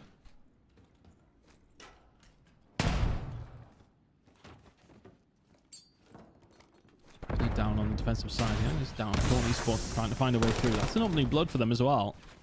Dawn Sport definitely have something about them here. We've seen a couple of kills here and there that the gunfights you wouldn't have thought would be favourable. And they're finding them. The child going to come through though. Team War kind of stuck in between a rock and a hard place for them. The defensive end, they don't really need to make a move, but they're going to make a move relevant of that, flying over towards the backside. If you challenge 19, you're nowhere near your teammates, and you are of very little help now. He's one. Should be an easy... Oh, no. I spoke way too soon there, Ton. I was going to say, should be an easy one to grab. Unfortunately, hit with the movement and down. And down very quickly. Nicely done in the end. From Team War, 4-1 to the good now.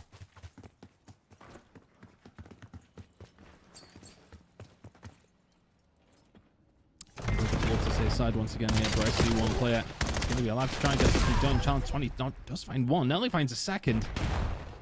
Now the pressure coming in over towards the CEST side. 3v3. Flying about, looking.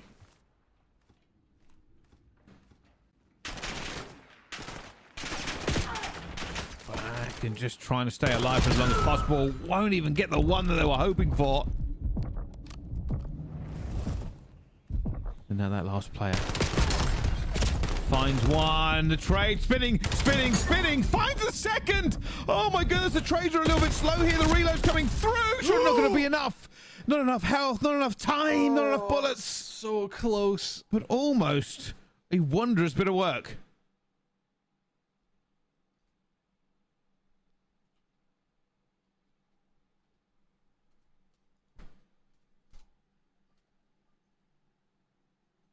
Very close to getting the 1v3. Not going to happen. The end Team War going to find themselves now 5-1 to the good.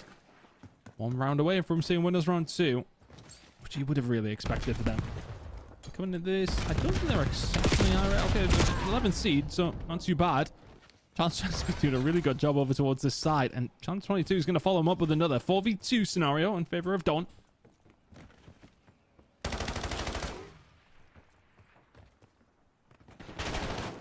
Entry into the site.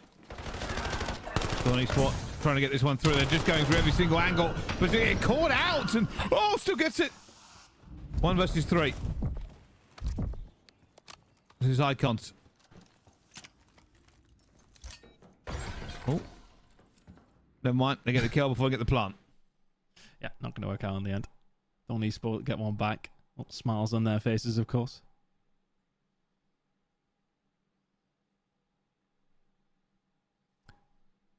Keep an eye on some of the other games. I believe our game between In Control and Relentless Red is presumably still going on. We'll see when it updates. I know that they're already starting to fill round 3 of this winners round 1. In fact, I think those only a few games remaining here. They really have managed to get to this round 1, which is always the biggest hurdle in any tournament. To get that one done, and once that one kind of feels done, you take a lot of weight off your shoulders. Yeah, I'm just having a look towards it. We're actually maybe running into winners round 2 next, aren't we, by the looks of things? So we have managed to do a little bit of catching up, which is always nice to see. Chance 20, look in the wrong direction. Team War are going to keep up their pace here in this search and destroy round. Now a 3 versus 2 in their scenario, on their favour, I should say. Chance 22, well, it's a bad big gunfight.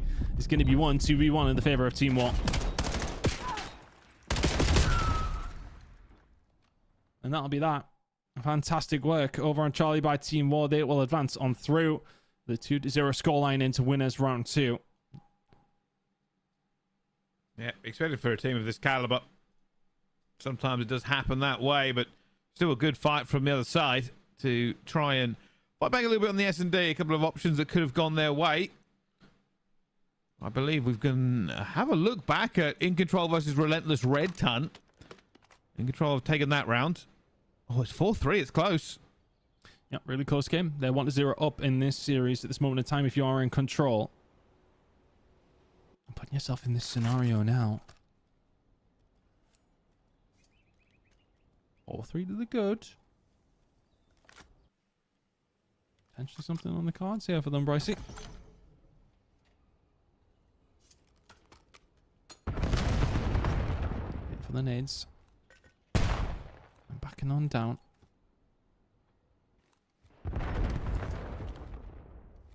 Control moving this one forward.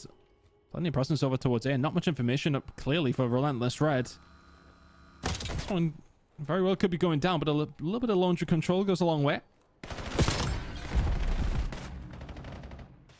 Very important kill to grab here. It gives them a bit more control. Problem is they don't have their flank. Oh. Yeah, this is... It's gone ramp. Everything. If they catch it, it's great. If not, it's going to be a lot of pressure against them here. And that is bad timing on the minimap. We still managed to get it. But it's a 1 versus 3.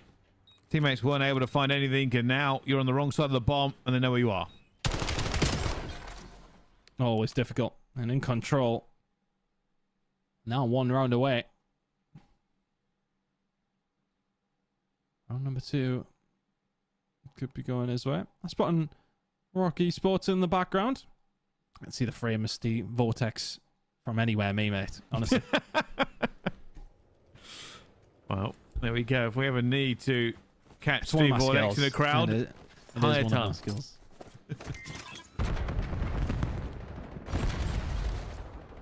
Well, gunfights ensuing pretty much immediately. Ended up in a 3 versus 3. Oh, challenge 13, difficult spot. Challenge 12 tries to back him up, and he puts himself in a worse one. And now all of a sudden, a 2v3 in the favor of Relentless Red. They need 3 rounds in a row.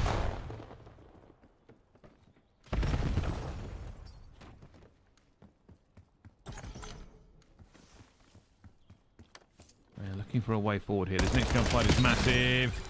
Well, it goes down to 1. 1 versus 2, and challenge 16 might even just wrap this straight away. Yeah, they're going for it very, very quickly. It has been seen, though. In Control are going to be here. Couldn't get anything. That was Vale. Mm-hmm. Relentless Red. Back in a good spot. Not too far away now. Still need 2 rounds in a row.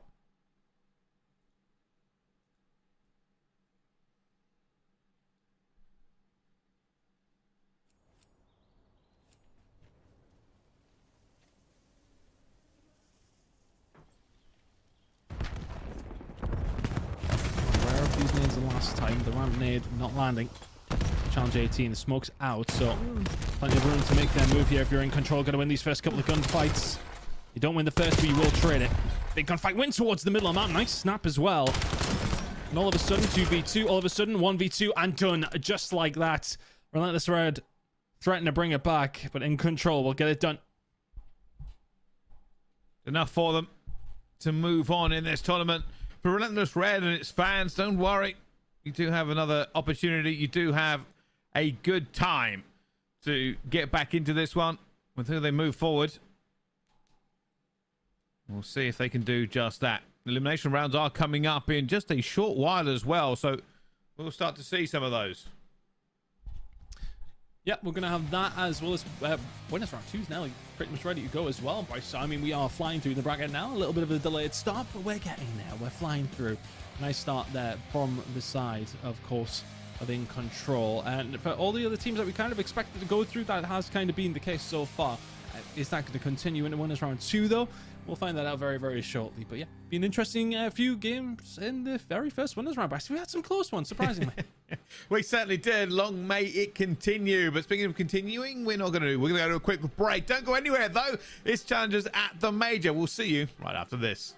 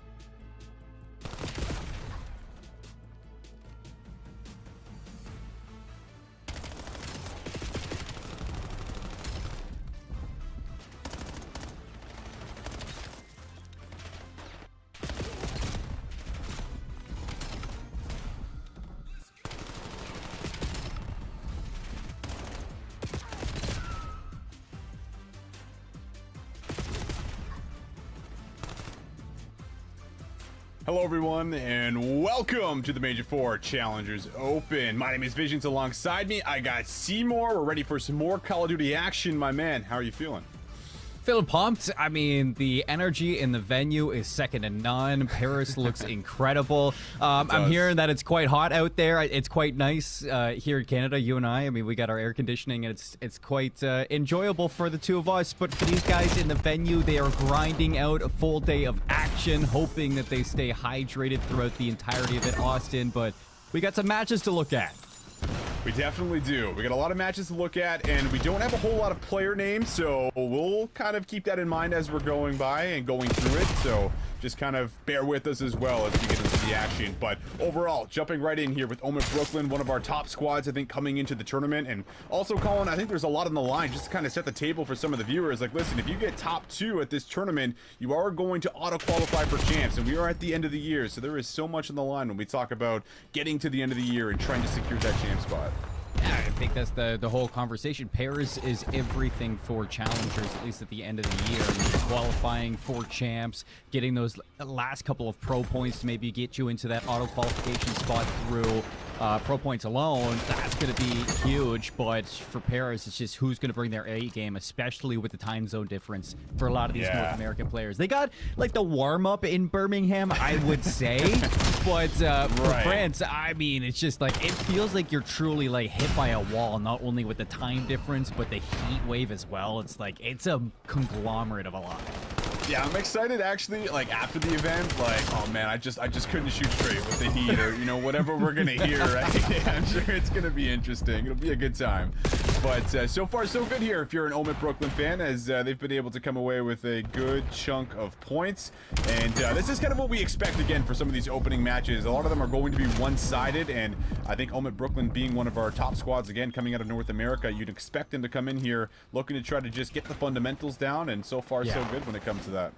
It's a team that you can always trust in their fundamentals to watch. And I think for Belfast Storm, like, it's fun. I love the story for Belfast Storm. I mean, Dylan Codd on the comeback for Black Ops 7, playing a lot of these lands that we've seen over in Europe. And it hasn't really been the same Dylan Codd that we once knew, but it's still just fun to kind of get that reminiscence of what was a fantastic player in Call of Duty. For Omit Brooklyn, I mean, not the stage that you really wanted towards the end of Stage 4. I mean, you bounce out in top 4, losing to Bittersweet. You don't get to go to top 3 and have a repeat like you did with Standy, but you go to Paris and you're just kind of further solidifying Gwyn into your roster and see what you can do on land. And I think one thing's for certain is that Gwyn, he will be a lot better on land than what we got online. I like that call because I think that there were certainly expectations when we started talking about Gwyn as a player and what to expect from him coming into this team and, you know, trying to find his footing again, so to speak, coming into challengers. So I really like that call back, and we'll see if he can really do that, especially as, you know, the tournament starts to heat up a little bit more, and as you would expect this team to start to climb and kind of crawl or claw through the bracket. But we'll see if it ends up happening. I believe Dylan is Challenger 10 here on this Belfast Storm squad as well. He is, apparently, from, you know, what I can see.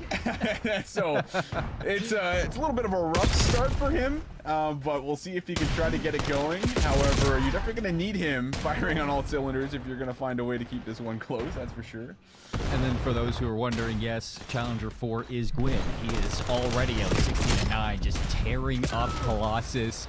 I mean, what you kind of expect by the tag team duo of this SMG lineup on Omit Brooklyn between Two Real and Gwyn. They run these streets, and it was the same thing with Gwyn when we saw him on Vancouver in the CDL. It's just Colossus is his playground, and Omit Brooklyn are going to be good here. Belfast Storm on the back foot and ending a rotation into the second set. We go back to P1, and with 100-point lead, I don't really expect this to change. No, I don't think it's likely, as you would have to start really chaining some of these hills together.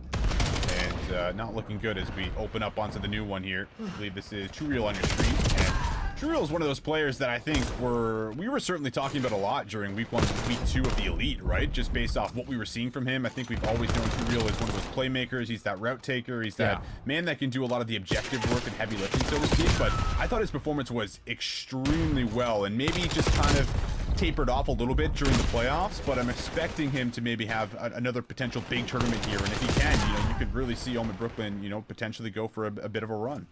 And it was a weird one, too, because you don't really want to talk about him having a bad performance in playoffs, more so than I think a lot of other teams had a really good performance in playoffs. Like Bittersweet, you talked about their rise towards the end. Like, that was a tough match for Omit Brooklyn, and I kind of thought that you had the edge there with the want for a lot of these rookies on Bittersweet to take them down. And, I mean, you look at playing up against a team like Cabal, like, that's never going to be easy with the way that they looked in the stage. So, like, a lot of competition for Omit Brooklyn was tough there, and I think I'm right there with you. I was impressed with Two Real. I think that he's also a player that you expect a little bit more out of when it comes to land time, just like Gwyn, and I'm excited to see if he can continue that stat line. I am as well, but so far the same story appears to be continuing here for Omit Brooklyn, as they're starting to get more and more comfortable and starting to get closer and closer to that 250 mark, as they got spawns in the back, they got a bit of control on the hill, but chance maybe for Belfast Storm to break through the front, but not looking too likely now. Ooh, running out of ammo. Nice little snap comes through, so starting to fight back a little bit. However, you feel like the slaying is certainly favoring one side more than the other here. Challenger 4, I think that's Gwyn. So Gwyn is certainly warmed up and ready to go, man. He's 25 and 15 on your screen. Second most time in the hill for Omit Brooklyn as well, so you can see that that is really translating for what is this 176 to 85 scoreline. Belfast Storm. I mean, I was having a good game. Isaac, 21 and 17. Yeah. For Belfast Storm. That's been great to see. And a couple breaks there on P2 as well, headed by both Charlie and Avo. And I think you're definitely up against a tough competition here if you're Belfast. But Brooklyn, they're not going to let off the gas anytime soon. Quick break coming back in for P3. 30 seconds that you still look to grab. It's looking to get through the 200-point marker, and with tunnel control, this should be easy time for the rest of Brooklyn. Yeah, you feel like this could be a chance to come away with just about enough points to seal the deal, so to speak. Another bit of 15 gets you very close to ending things going into P1 and P2. But still giving it a bit of a fight. Belfast Storm, give it a look. Try to at least keep it scrappy. Doesn't work out entirely. And now just watching the exits in the back. Not going to be able to find too many eliminations. And you're just starting to see this Omit Brooklyn squad essentially do whatever they want. Rotate to new. Push all the way through. Almost uncontested. And now they are at that 200-point mark. That's going to be a tough one to break. But 2 kills for Belfast. Let's see if they can get something going through the front. Gwyn in the corner, snaps to a second one, jumps up over the top, and Gwyn's gonna find 3, make it all 4. Incredible stuff from Gwyn. Omit Brooklyn, 212 and counting. I don't have time to win it here, Austin, but it's pretty much impossible for Belfast to come back from this. Yeah, you feel like that is essentially the final nail in the coffin right there. Gwyn just about calls game, and he's still on a spree. There's number 8. They're all going to be spawning on him, and finally will get cut down. But streaks, I believe, earned, and kills certainly looking solid here across the board for the Omit Brooklyn boys. And the slaying power, I mean, this is what you get, I feel like, you know, again, when Gwyn gets on land. We'll see the true test maybe against some of the stronger opponents throughout the bracket, but he has that ability to really just start to kind of electrify and take over a game. And you're feeling it here, most certainly. 20 points down for the win. Omit Brooklyn looking pretty solid. Belfast Storm just giving it one last look. See if they can try to put a little more points up on the board here before Omit Brooklyn likely calls game. Well, only 17 more seconds. Gwyn looking to break from the front. Immediately he's going to be shut down by Dylan Cott himself. Good couple of kills there from Belfast. So late resurgence into this game. Maybe a little bit of confidence to go into map number 2 with. Omit Brooklyn not going to give up though. Break in for the last 15 seconds. Here's the setup and here's the game. Looking good for it. 10 more points. Farming, though, a few more kills is Omit Brooklyn. One final attempt. Try to see if you can slide on in, and the chows are coming in, but not a whole lot of gunfights being won by Belfast Storm. Now, final attempt going to the knife, and that might just seal it, and it does. So, first game, as expected, will be secured here for Omit Brooklyn as you see the players dap each other up, looking good, feeling good, and just getting that first warm-up game kind of locked in and ready to go.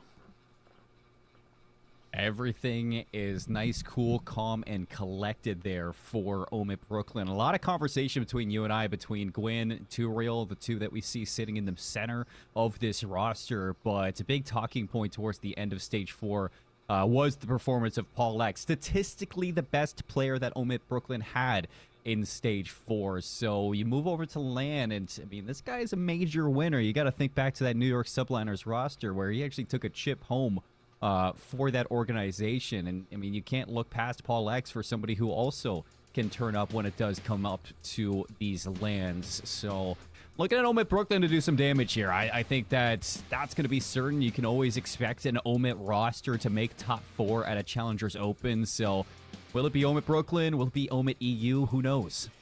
Yeah, who honestly knows? And I think Omit EU is another good shout for another big contender. You feel like that team is, you know, potentially going to go all the way to the finals and, you know, play up against a team like Bush and get a similar matchup to what we kind of saw in Atlanta. So there is certainly a possibility for that. But either way, you do expect, you know, some of these Omit squads to potentially do some damage here in the weekend, especially more towards LAN. I think that's where you expect these players that we are kind of highlighting and talking about to have the stronger performances with the experience that they've had here over the years. But overall, again, Gwyn coming into the lineup looking very solid, puts up just about 40 kills here.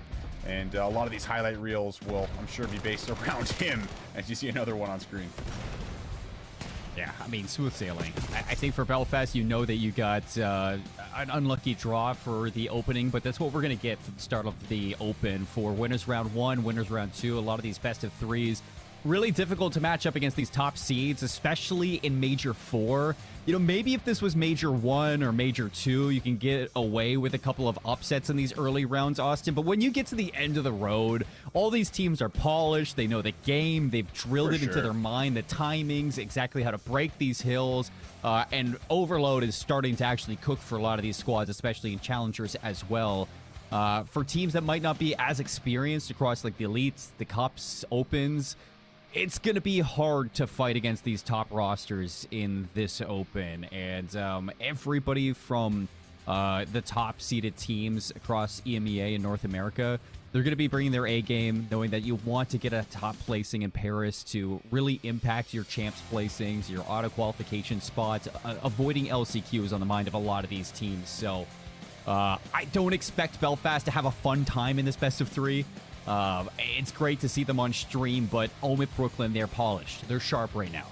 They are. And if there's ever a chance to grab one of the 3 game modes, like, it would usually be a search, you know? You could throw at least a little bit of the curveball in. You could try to get a little mixy, but we'll see what they're going to be able to do. I was really hoping to see a better angle of 2Real's pillow that he loves to bring. For anyone that doesn't know, 2Real loves to bring that little pillow there for his controller over the years. It's always funny watching him bring it up on stage. But right into the S&D we go, and right into the sniper play we go, as it's already a first blood locked and loaded to kick off round number 1.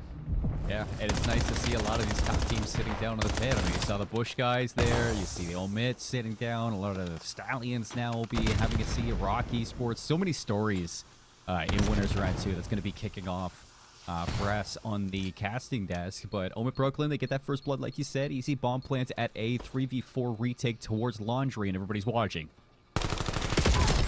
Could be a double chow, but you come away with 1, so that's about all you're looking for here from Gwyn. And now his sub-duo might be able to come away with 2. He's weakened up. Beautiful stuff. Good follow-up, good teamwork, and laughs all around as the boys are keeping the vibes up and flowing. Yeah, that's what it's all about right now. Keep the vibes up. You're in Paris. You're playing Call of Duty. Doesn't get better than that for a lot of these North American fans. I kind of talk about it too because, like, this is one of those cities that you go to, and I know for the Bush guys, I saw like a live stream where the Bush players were like, man, it's like Birmingham was better than Paris so far, like their experience-wise. And I'm like, guys, it's day 1 of the tournament. You're in Paris. Everybody dreams of going to Paris. It's so awesome that we get an event here. Well, stun's thrown out over by A. Should get some follow-up frags, but no commitment on the bomb just yet. So, going to see some of the players back down from Art just to make sure there's no flank coming through that B site, but looks like it is going to be a 4-man unit, just basically all stuck around A. Ooh, team kill comes through on the car explosion, and that will be a good double up. So, Belfast Storm maybe giving themselves a fair chance. It's actually 3 kills now. And it's all down to a 1 versus 2. This is for 2Real, I believe. No, Gwyn. If they change it up? Oh, 5. No, 2Real, I think. versus You have to keep looking to your right. Oh, what a beam! Okay. Was he one? Does he read the flank? No. Okay, Belfast Storm on the board with a quick answer back, and no matter who it was for Omid, they got bodied in that one-on-one. Yeah, I believe too real. Have to keep kind of checking the right monitor to line up the clan tag names with the challenge names, but almost a 1v2. However, a round that you steal away if you're Belfast, excuse me, coming through here for as far as a round that was not looking great. They didn't really have a chance to drop the bomb, but Omid Brooklyn kind of just feed into them a little bit, so we'll be pretty happy with that round. And again, this is the one game mode you might be able to steal away, and so far, round number 3 looking tremendous. 2 players going to drop here for Omid Brooklyn, and already a 2 versus 4 to work through. This is where you want to kind of lock in the search and destroy, is not give up these first couple of kills. Omid Brooklyn is going to be watched like a hawk by a lot of these other coaches in the pits, and seeing these breakoffs go the way of Belfast Storm shows a little bit of, I'd say, discipline issues in these early rounds. Don't want to see that carry on. Don't want to become a bad habit for this team. So 2v4 already into a 1v4, and Belfast Storm coming out with an amazing round number 3. Flawless. They don't drop a single player. You get those opening bloods. You don't scam your life, and you keep Omid Brooklyn trapped.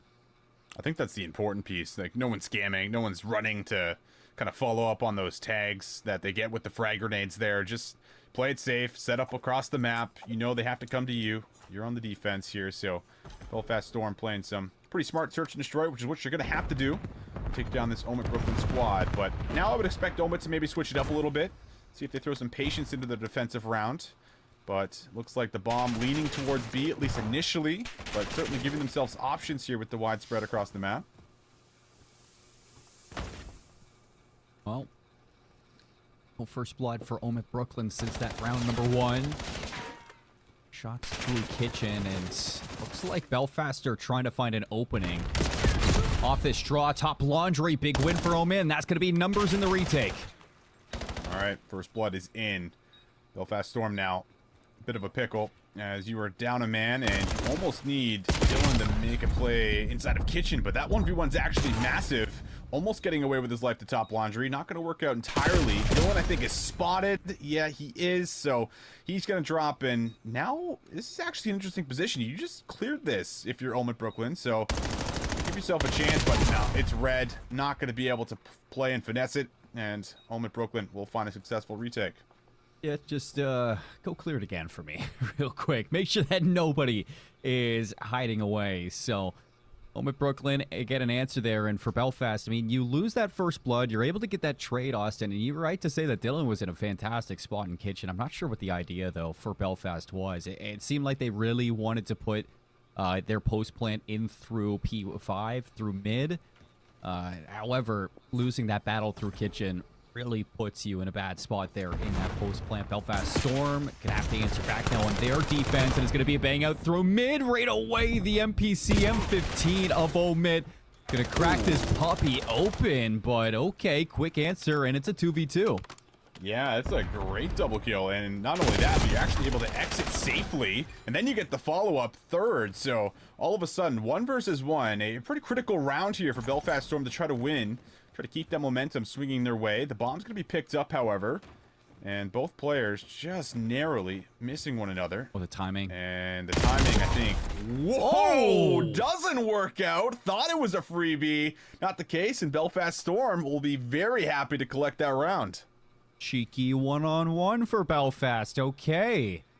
I'm not sure if he got the info that he saw somebody in kitchen. Maybe it was a comm from a teammate. Whatever the case, that was nice. And yeah, I mean, you call the trade battle there for Belfast Storm. The fact that they're able to catch Omid Brooklyn getting aggressive into kitchen, you bring things into a 2v2, you play your life, you make sure you're in position to trade each other out, and that's going to be the way through these big teams. Just setting yourself up in good positions in the search, making sure that you don't fall into numbers disadvantages. And I like this call from Belfast. They're getting aggressive to laundry, but undecided where the bomb wants to go. It will be an A hit.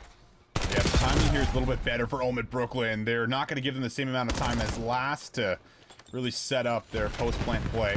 Omid Brooklyn, they can test laundry immediately and create a numbers advantage here, and now it's extended to another bigger numbers advantage. As you would expect a trade to come through. And there it is. Omit Brooklyn will be able to grab yet another one and try to maintain that lead the best they can.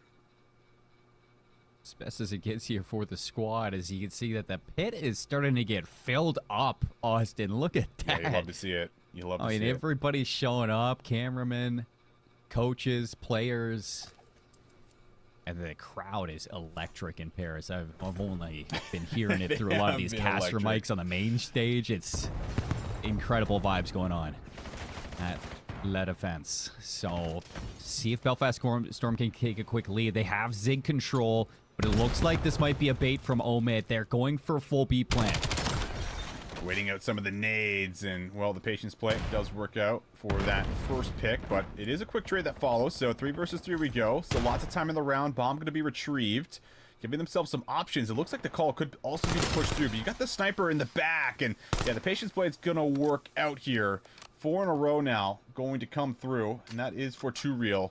So they have a chance to play the bomb if they want, but they still got a bit of time to work with, too. It's not a bad call if you just want to rewrap this to A. That's one thing that you're going to get from Omit Brooklyn is that they are not afraid to take their time on these plays, and it's already turning it into a 3 versus 1. You get information on the last, and that's going to call for the plant. Don't give up your life. Play the 3-on-1. Guarantee the round lead heading into the next. Tough round to be sure, and yeah, not even able to get through the first one. You find that first isolated kill, maybe gives you a chance to figure out what the setup looks like, but still so much to clear along that pool side when you get that bomb down. So really well played once again. Omit Brooklyn starting to take their time a little bit as we get deeper into the search and destroy, not just kind of throwing their lives away willy-nilly, and starting to look a little bit more controlled, a little bit more polished as they want to close this one out 2-0. Again, it's not like bad calls from Belfast Storm. I'm really liking their initial breakoffs. It's just when things go bad, Austin, it starts to get really bad for Belfast Storm, and they fall apart in those really stressful moments. Omit Brooklyn aren't going to let that happen, so I need to see them turn up in these initial battles. You can see a collapse going into back laundry. Quick trade. Can they find anything more? Battle's not done, but the assistance from Omit Brooklyn. Great rotations coming out, and they're not letting anything pass them. Yeah, they have just had full control of this laundry area, but chance for a 1v3 potentially in the cards here. It's going to be 2 Real up against Isaac, who had an incredible game number 1, and he's got eyes on where 2 Real is at, so there was a huge chance to try to clutch this up. The bomb is down in the back, so Isaac's going to have to go and clear this here to back laundry, and 2 Real, I think, knowing this, is going to completely reposition, and we are now down to about 30 seconds left here in the round. I don't think 2 Real knows bomb's down, but Isaac is stressed right now. Just look at his POV. He has no idea where 2 Real's gone, and he is taking a full lap through basketball court. The timing couldn't be better. Oh, 2 Real looks like he sees him maybe for a moment. Isaac wants to play the kill, but now forced to go to the bomb, and 2 Real will make it work out. The rewrap is beautiful. Gets a great read on it. Backtracks, and that is just not going to be read whatsoever from Isaac, but almost had a great look at that 1 versus 3. Almost. Look at Omid. They are laughing their way through this game. And a close couple of rounds for sure, but you're starting to see that veteranship in a lot of these calls there, especially for the 1-on-1 versus 2 Real. He backs up. He's now got the Hellstorm, so in a play towards A, you drop this hammer. This should be the round. This should be the series right here. Yeah. Likely going to seal it. Forced to either push into art or backtrack the laundry, and even then you can sometimes find those kills inside of laundry. So Hellstorm is out. Players now rushing in, and the first one is secured. Second one will follow. Hellstorm inside of kitchen. Maybe doesn't make its way through entirely, but the numbers advantage is here. And Omit Brooklyn still going to have at least a 3 versus 2 as one comes back the other way for Belfast Storm. Now you trade out onto the staircase, and it's just one left to realize. You imagine he's going to be top laundry, and the snipers got your back. Omit Brooklyn with a quick 2-0 over Belfast Storm. That's going to push them into the winners round 3. Belfast Storm dropped down to the losers bracket. Fist bumps across the stage from either side. And once again, I mean, it is just great to see this legend on the stage yet again for Belfast. Might not be the outcome that a lot of people were hoping for when the announcement did come through at the start of Black Ops 7, but nonetheless, things you love to see. Yeah, absolutely. I think it's been a long time since we've really seen Dylan Codd competing, and if you're going to see him somewhere, it would probably be the European, tournaments. Certainly a little bit closer to him, so able to come out and compete. But longtime legend. I mean, I think just about anyone who watched Black Ops 4, can remember this guy being one of the best players in the game when it came to using that SOG. So really special player. Reciprocity games. Yeah, special player to be sure. But take a look at the scoreboard again. 2 real. Gwyn kind of doing an excellent job here through maps 1, map 2. 13 kills end up coming through here. So got to be feeling great about how that first one kind of plays out here for you. And again, just kind of warming up, right? Just trying to get the fundamentals down. You expect an Omit Brooklyn squad to come away with a 2-0, which is exactly what they do. And they will advance here to the next round. That's 2 real. 13 and 3, 1,200 damage. A first blood to boot. He's not going to be leading the way for first bloods, but you look at the entire team. Everybody had a piece of those initial kills, and may have been close towards the first 6 rounds. 3-3, but 3 unanswered from Omit Brooklyn to put away this series in the Search and Destroy.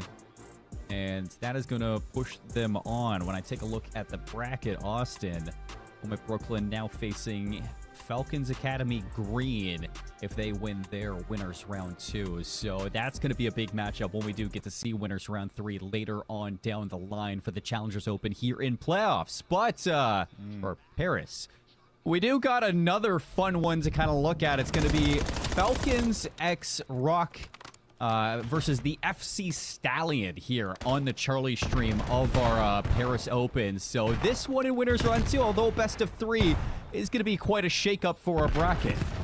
Yeah, it will be a shakeup to be sure, and this one's actually, somewhat obtainable for as far as, trying to make something special happen here for Rock, and we'll see if they can try to make that happen. It would be massive if you could steal away a hard point, but only down by about a hard point flank itself. Looking for some kills through the middle. Going to come away with a couple here, and you're keeping some good pressure through the front. You got great pressure control through the back, and this is looking like you could come away with a solid amount of time. Yeah, and for FC Stallions, I mean, you're feeling good on this den, but Rock x Falcons not too far behind. And a roster featuring both Gentle and Clocks, who just played out on Rock Esports for Stage 4. This is not something that FC Stallions should take lightly, and they are seeing it right now. Rock x Falcons looking to flip this lead in the last seconds here on P2. Good kills all around. Just fighting for about 10 seconds or so to kind of close out this hard point. FC Stallions would love to collect it, and it looks like they're going to be able to do exactly that. So a chance maybe to start taking some routes as the new hill is about to open up and pop here for us. You're really going to need to start collecting this time, locking down a setup here if you're Rock x Falcons. You need this time. You can't let FC Stallions break in on the first attempt. Big shot, almost looking for 2 there. You have the rotation, and you're only down by 24 seconds. So here comes FC Stallions on the break back in. You're forcing those dojo spawns, and you're looking to call game. See if they can do it. Stallions are in. Exactly what I laid out. You could not let happen here as Rock x Falcons now have had that happen right in front of their eyes. And, well, I think the Stallions might be able to steal the game away. Right here, right now, final contest. Need to find the kills. 2 players going to drop from the Stallions, and the response is there for a second. Still a bit of time to play for. 15 seconds, you got to play perfect. You got to rotate. So much to look at, and you still got players lingering here from the Stallions. So much to get done. Test in through mid, finds 2. And the Stallions have themselves a setup that cannot be broken again. 249, 250, it's done.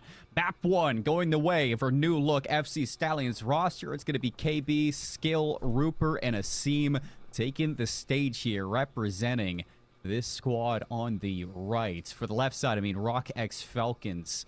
I mean, what a game number 1 against them. I mean, they put up the fight there towards the end. Great hold on P3 to keep it extended as long as possible. I mean, you did your best. You go to the Search and Destroy, and that's where I expect that this Rock x Falcons team will look even better against the Stallions. Austin, this is going to be a great one to keep your eyes on. Yeah, I think that's a game that, you could potentially see going to a game number 3. So we'll see what happens.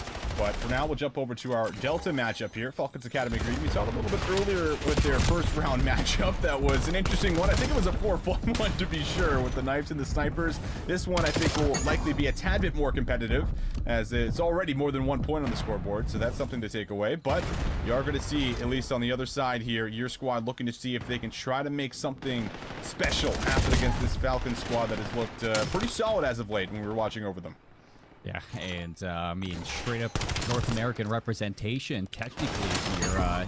If you want to count Falcons Academy Green for that, I know it's mostly Saudi Arabian roster, but for end of year, it's going to be Kyle Groovy's team, Pat Cryptic, Crazy Views, and Vinny Reaper. OG classics in the Challenger pit, Austin.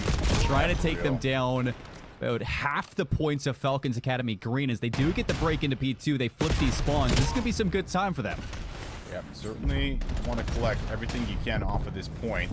And you are going to have one last contest here, as it looks like it might just be a clean feed, and it is. So able to grab the scrap time, but now it's a bit of a rush towards new, and some of those early gun battles in the tunnel. Going to be one out here for end of year squad, so going to be feeling at least somewhat decent about this rotation. Another good follow-up kill comes in the back, and now you've got a bit of a setup to work with here, and you're back on the time.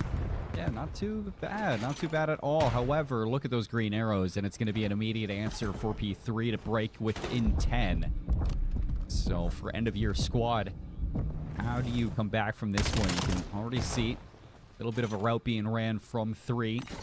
He's into yellow. He's going to look for a battle for the spawns in the back of the NPC, and the timing couldn't be any better, so you win yours.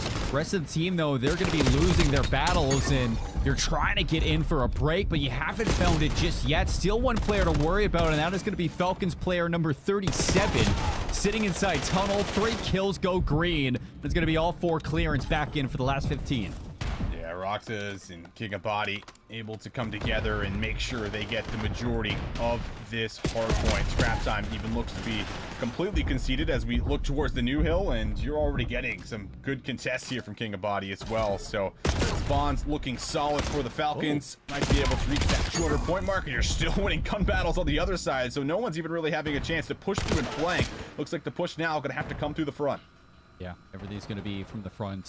E1 split, though. Not the late decision. Hiding in the corner, and it's going to be good. 2 go down right away. Already on the flank for P1. This setup seeming to be unbreakable for P4. We've seen this so many times. Already on 4 in a row. We're going to make it 5. See what damage you can do for these spawning players.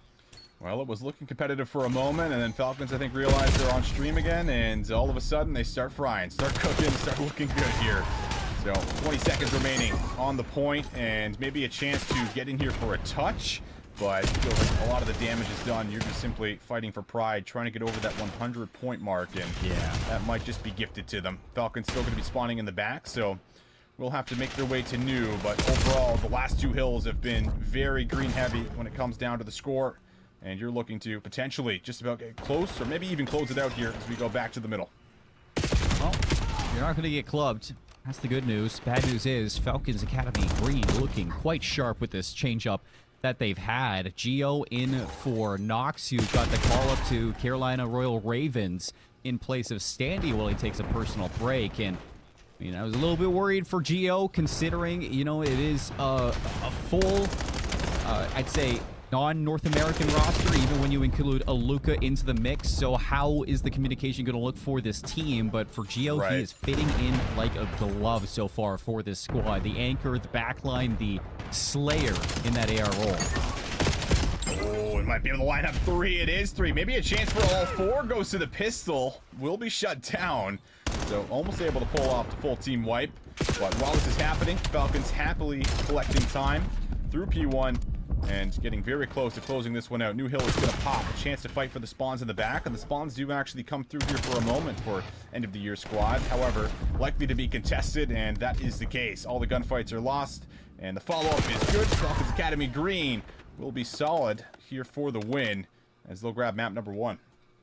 It's hard to really give criticism to some of these players, Austin, when you're kind of watching it. I think, you know, it looks a little messy at the end there for Falcons Green, but you kind of know that you are the better team going into this. So let's just bully them when it comes down to the slang, and they do exactly that towards those last couple hills. End of year, a couple good strings there between P1 all the way to P2.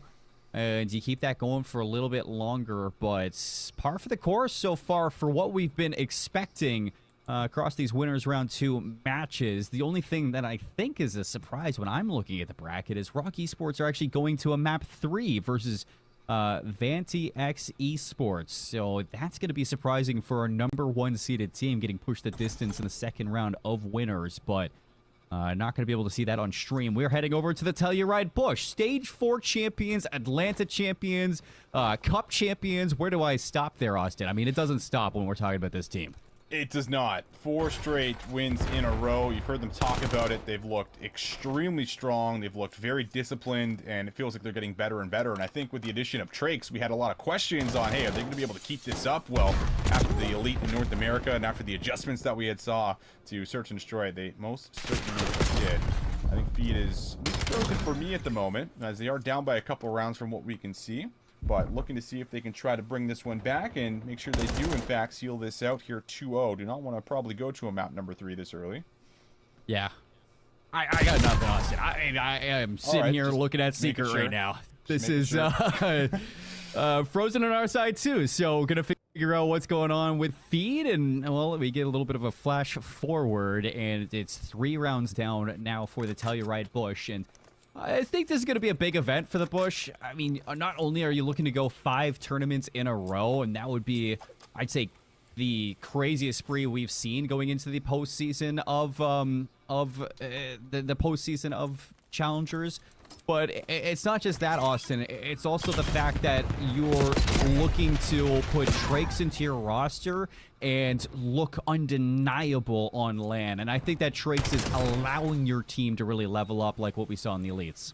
Yeah, he's been fantastic when it comes down to trying to just be the player that we expect him to be. And I think coming down into challengers, he has certainly lived up to that, like you were saying. And I think a lot of us were certainly confused when it came down to Trakes getting dropped originally and being the one that that was kind of let go from that squad. And he has come right into challengers, come right into this Bush team, and he has looked completely on point, which is what you want to see for a team that continues to win and continues to dominate and might very well do all the way until Challengers Finals unless someone else can pose a threat. But we'll see what they can do. For now, it is going to be a slight lead at least, and Bush Gaming having to try to at least claw back a little bit as they are down a couple rounds. See what they can do to lock in here. Timing through Spiral, not going to go your way, but it is going to be a numbers advantage for the Bush. Holding on to top Spiral and looking to block off this A rotation. I mean, this is the perfect read. They got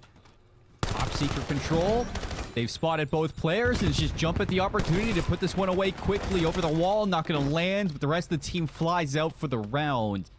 And from 4-1 up, 4-3 we go. Bush with back-to-back rounds looking to tie us up here, Austin.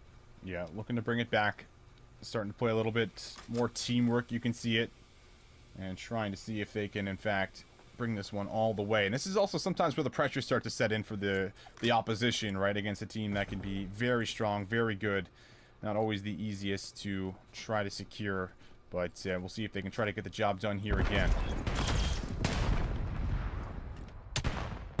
Yeah, I think for the Telluride Bush, it's just the same thing we said about OMIP Brooklyn. Can we get back to form? Can we show up on LAN? Can we shake off maybe a little bit of this jet lag that always haunts a lot of these teams heading to a different region for these opens? And I am also losing my stream feed right now, so we can maybe figure out how to get through this search and destroy, you and I, Austin. Yeah, slowly getting through it. Reaching along the way, of course, but I believe that I think the Hellstorm that came through there, I heard. So certainly some kills that came in there for a moment. Bush looked to be trying to reset, try to recalibrate, as I think they're now down by quite a few. Going to need to pull this one all the way back, and yeah, that is the case here. So 5-3 to score. Need 3 in a row for Bush Gaming if they're going to avoid the overload. I'm sure they don't want to go to a map #3 this early where, you know, you would expect them to win it, but then again, anything can happen this early in the bracket when people aren't fully awake and kind of fully prepared mentally. I mean, it might be the same thing that we talked about for the World Cup. Oftentimes for that, we see a lot of the teams that come out and win have a little bit of a struggle in the group stages, the early days. of the tournament. And for the Bush, I mean, it might be a little bit of struggles here on the hot seat search and destroy, but they are still getting their way through, slowly grinding their way back up. And I think that says a lot for their opponents right now and what is being shown in terms of the performance that we do have in front of us. And you can see it too. I mean, not a lot of laughs from the Bush side of things. I think they recognize that. And Eclectic, 13-4. Who is that? 17. I mean, he is having a game right now. He is having a game and a half right now. And 17, yeah, we'll have to see. But overall, there will be a bomb plant that goes down just about immediately. So Bush going to have a lot of control here, forced to try to play the retake. A little bit low on time. First blood will be secured for Bush.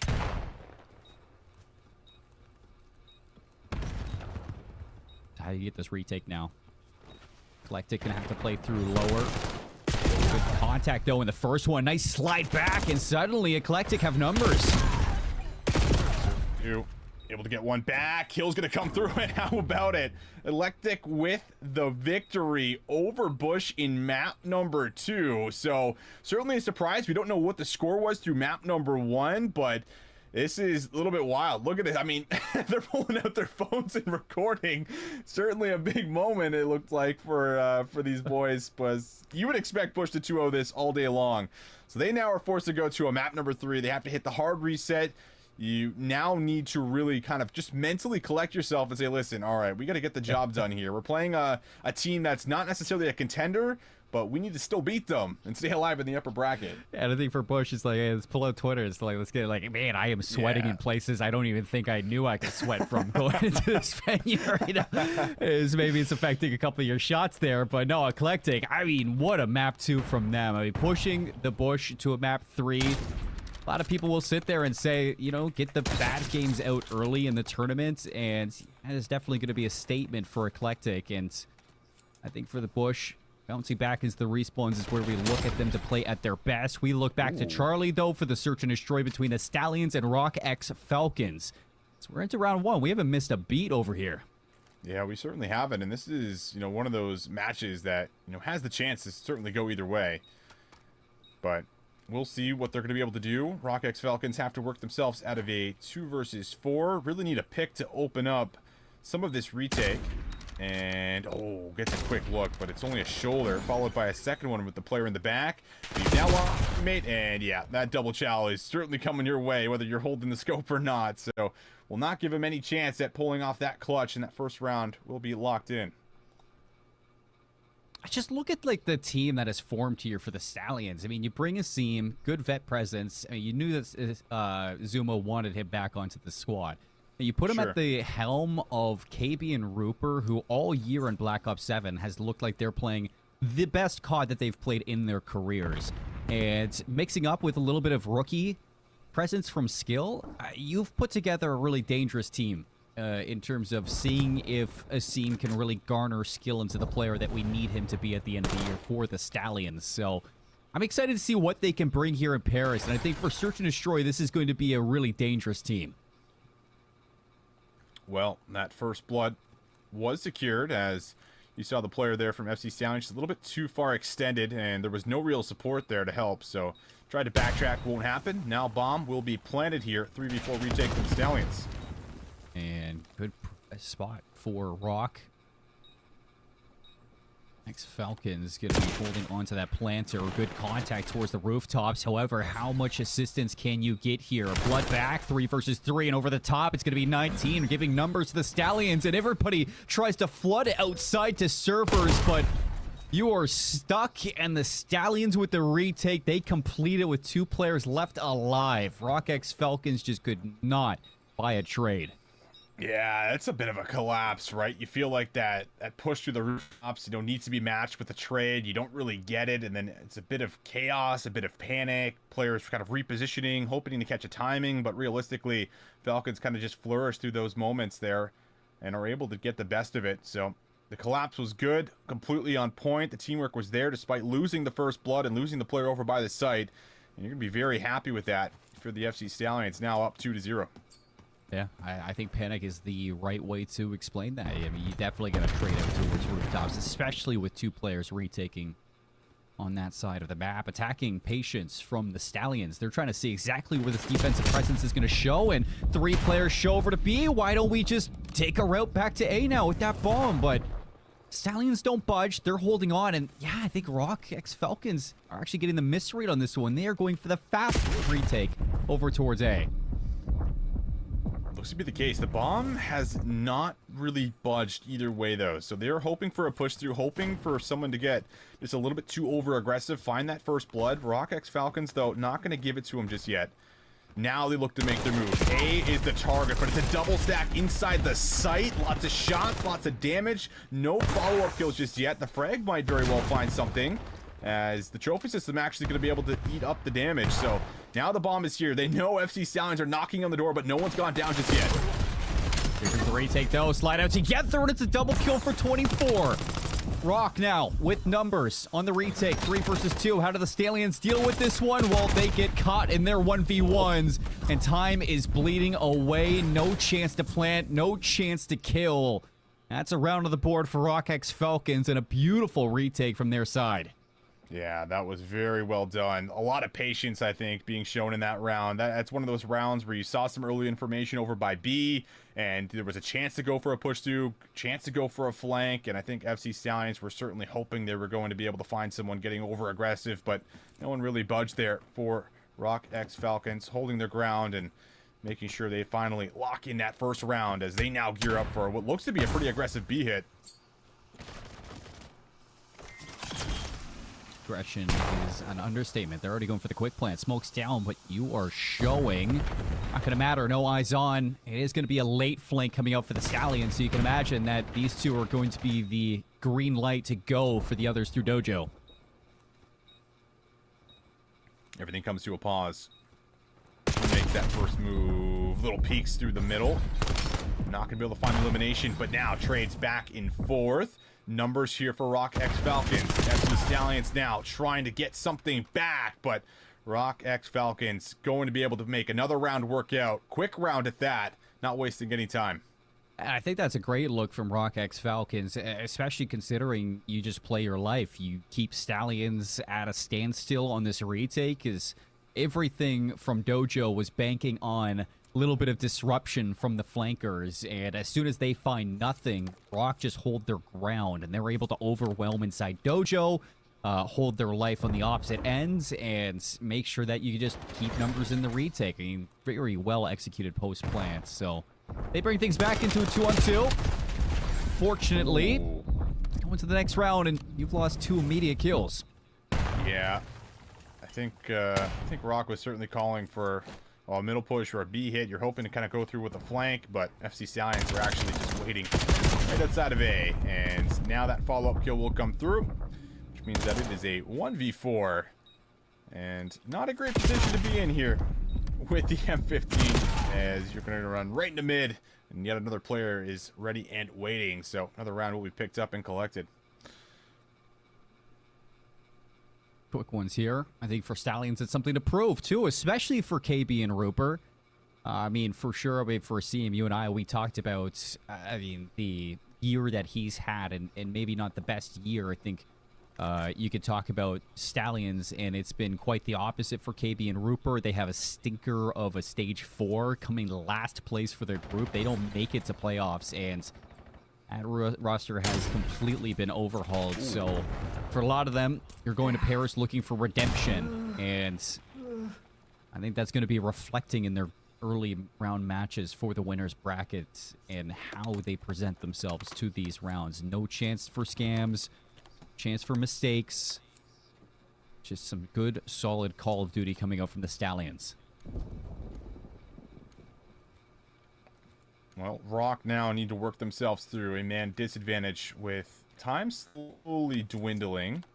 And it is a very passive setup here defensively for Stallion. So they're very happy to play retake with the numbers. And it looks like B might just get planted. All of this is being cleared more or less solo. So they know that no one's really in position here. Just a matter of how do you play this post plant.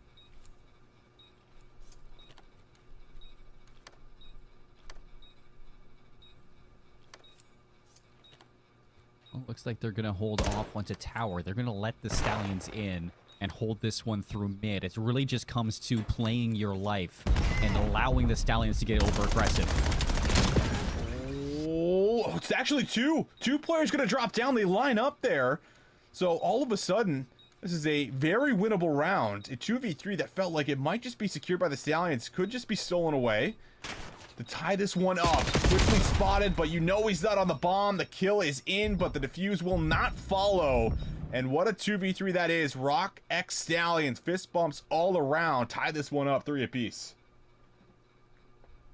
That is incredible stuff through the smoke. I mean, it's just the smallest fraction of a timing, too, to make that happen. And the right call through mid, and you hit it at exactly the same time. And that disruption in the smoke is perfect. Land the shots onto the diffuser. Bring it into a 1 versus 1 with 17 seconds. I don't really think a lot of players can win that. Let alone some of the best we have from North American challengers. So, tied up, 3-3. This is exactly where we sat earlier on for Omit. Once Omit started to step up and lock in. So, see what the Stallions can bring. And it's going to be a double hit in through couches. That's bombed down. Only one trade, so still numbers for Falcons. Ooh, traded back with the sniper. And now it's a double wrap back here. But the bomb also going to be retrieved. And they don't know if the spawn is necessarily safe, excuse me. So, you need to kind of clear everything all over again. And then make the decision on what site we're going to attempt to hit. And I was almost thinking, looking at that mini-map, that Rock X Falcons were going to follow that play up and maybe come behind them, but not going to be the case. They cut through mid. 35 seconds, however, left at the clock, so decisions need to be made soon. And the decisions are run it down mid. See if you can find a kill. Unfortunately, you go a little too far. That creates an opening. Sniper has been seen, 24 seconds, and it doesn't look Rock X Falcons are going to give you any respect in the 1v2. You spot the sniper, you run it down, you take it away. And KB, I mean, if he hits that shot on a 1, maybe you give him that chance, but not this time, says Falcons X Rock. So that is one way to bring yourself back into the search and destroy. You take yourself into the lead. Round number 8, here we go. Back on the offense for Rock X Falcons. Not going to show any info and lean over to A early. Meanwhile, lots of smokes, lots of nades being thrown over by the site, but it is not going to mean a whole lot. And I think Falcons, or excuse me, Stallions kind of realizing that, hey, listen, no one's actually by the B side. I got it completely covered. I got the cross. So now it's 2 defenders in the back trying to watch over A, and they have a chance to lay the bomb here. That's exactly what they're going to do. 4-on-4 retake. We've seen Rock X Falcons in the situation. They folded like a lawn chair. Hopefully this time, Austin, they can show a little bit more backbone in the post plan. With 36 seconds, here comes the Stallions. Oh, and it looks like it's going to be just about all from the same side, and it's looking pretty solid so far. Stallions able to come away with 2. Only losing 1 in return. The challenge comes through the middle and the servers, and it will be a quick cleanup kill. But it's a 1 versus 2 now. Need this round if you're the Stallions. Cannot really afford to go down 5-3, and he's just playing the gamble.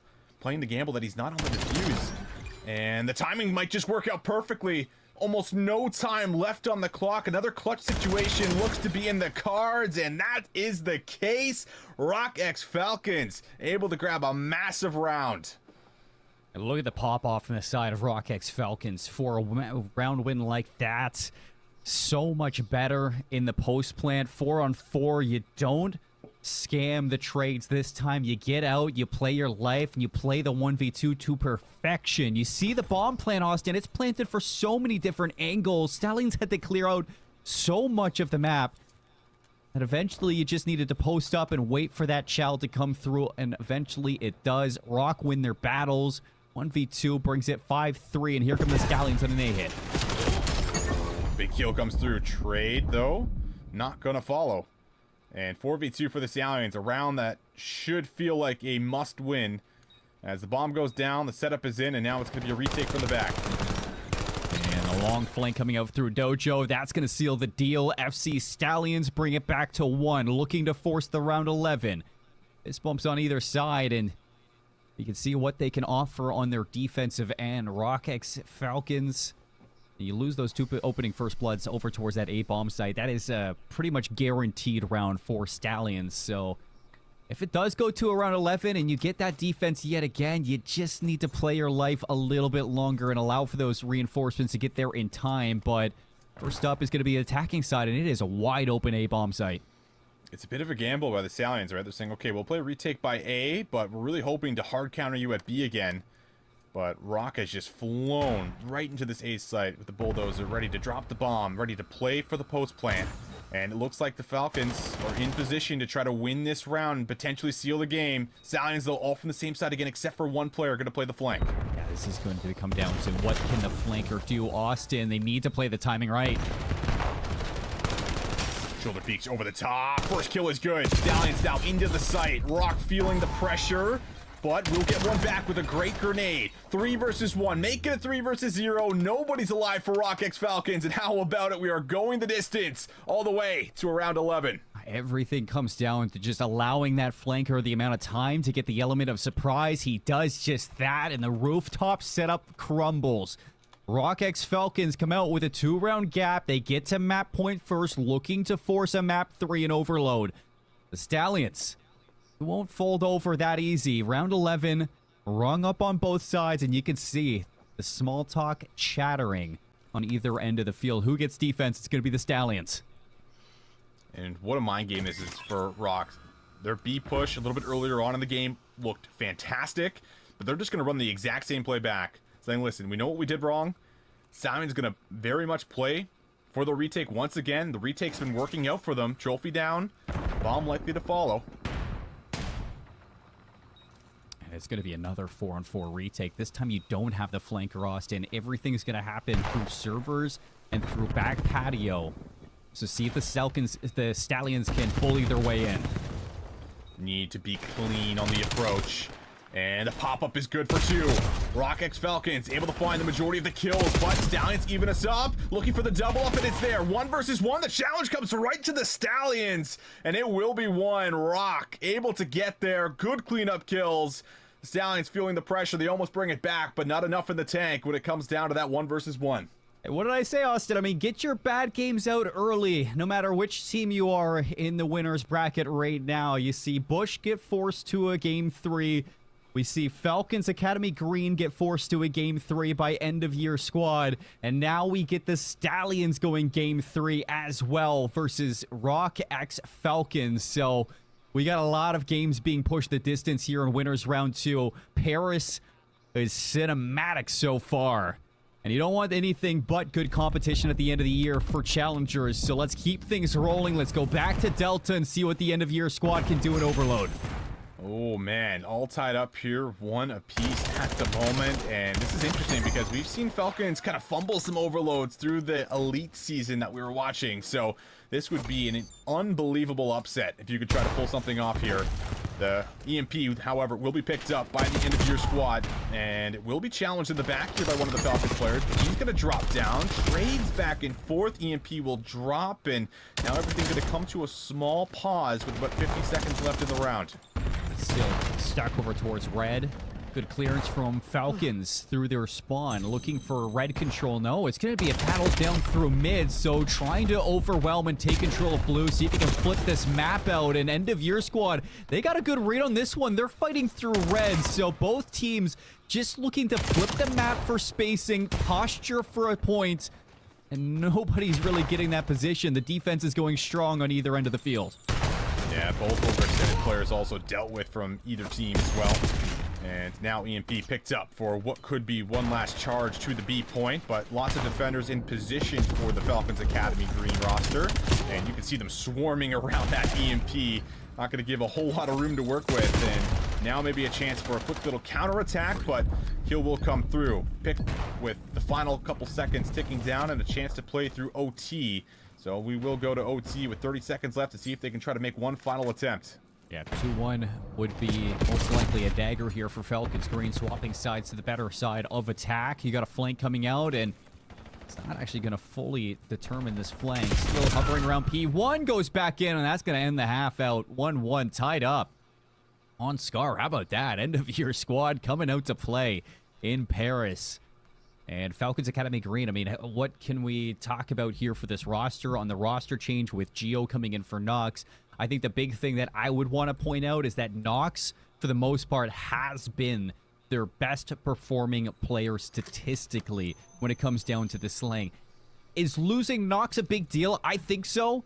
I think for a lot of their respawns, it really came down to outslaying your opponents. So although Geo might be a great fit for this roster, I still think it's going to be a little bit of a hit in terms of the gunpowder, the firepower that you have on Falcons. I agree. It could be that enabler for you. And speaking of enabler, looks like there could be a chance to enable a lead, and that is the case. So, Falcons Academy Green do grab a very quick point heading right into the second half here as they get onto the more favored side. EMP now going to reset by P3 to see if they might be able to play for some kind of a counterattack here, but end of the year squad still kind of dwindling, looking to push through, seeing if they can start to play for some of the spawners, but stuns, nades, everything coming off of spawn, making sure it's not going to be easy by any means.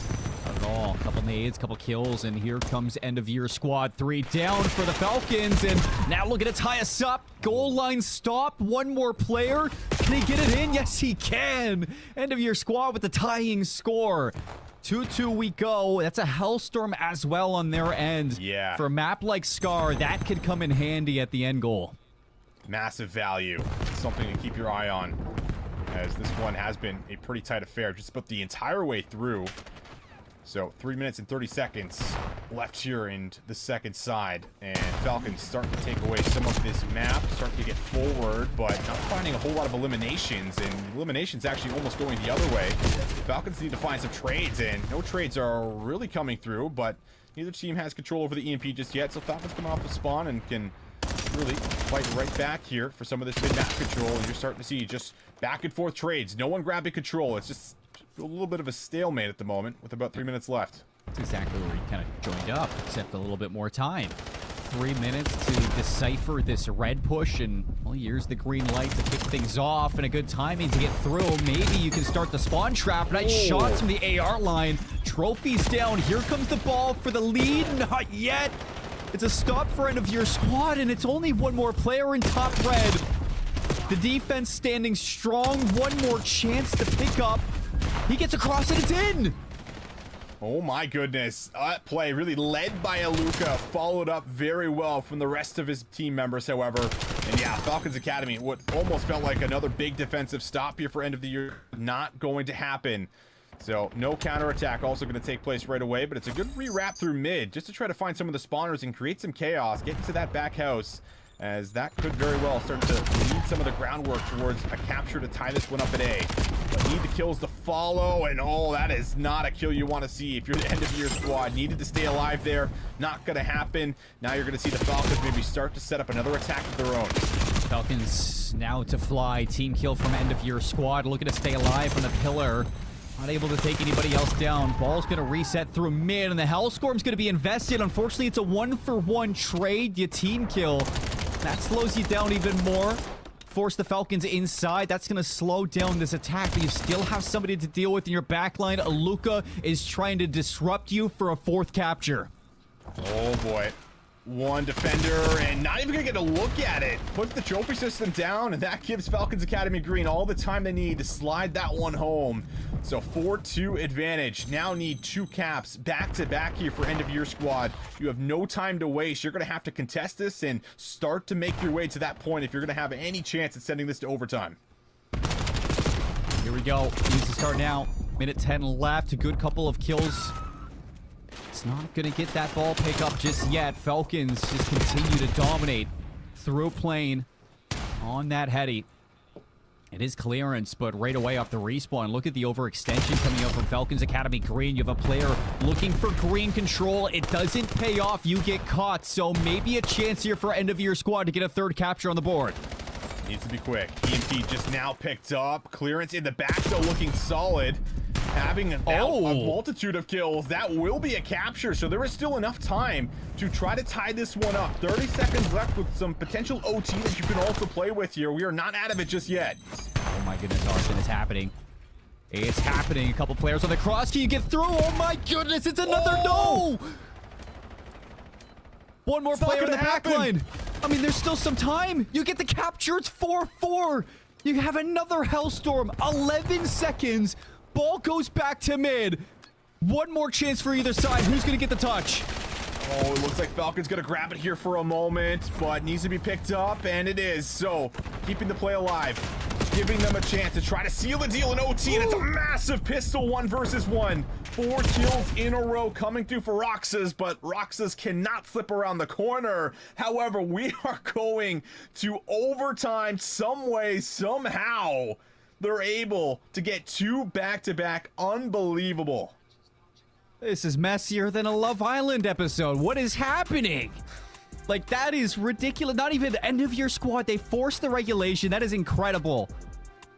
Goes to regulation draw, and you use your Hellstorm. I mean, that is troublesome for end of your squad, but they have a chance for an upset now in overtime. If you want to catch the end of that, go to Delta and watch how everything unfolds on that Scar. We got to go back to our Alpha matchup. We got another winners round 2, and it's going to be 2 North American squads going head-to-head. Bittersweet, 3rd place in the elite stage versus In Control. New look roster here from our last place team in the groups. And Bittersweet, I felt like they were really starting to find form there. Their hardpoint started to look a little bit better as well as we started to see the end of their playoff run. And they had a lot of clutch moments, which I think is extremely important when you're heading into a LAN. If you can start to pull out some of those clutch moments online, that starts to build that confidence. But so far, so good. It's 7 in a row right now for challenger number 5. Not sure who the names are just yet, but it has been all Bittersweet to kick off this hard point. There's still not a single point here for In Control. Looks like we got a couple names still not updated in who's who on the team. I just know that is Peel in challenger number 4.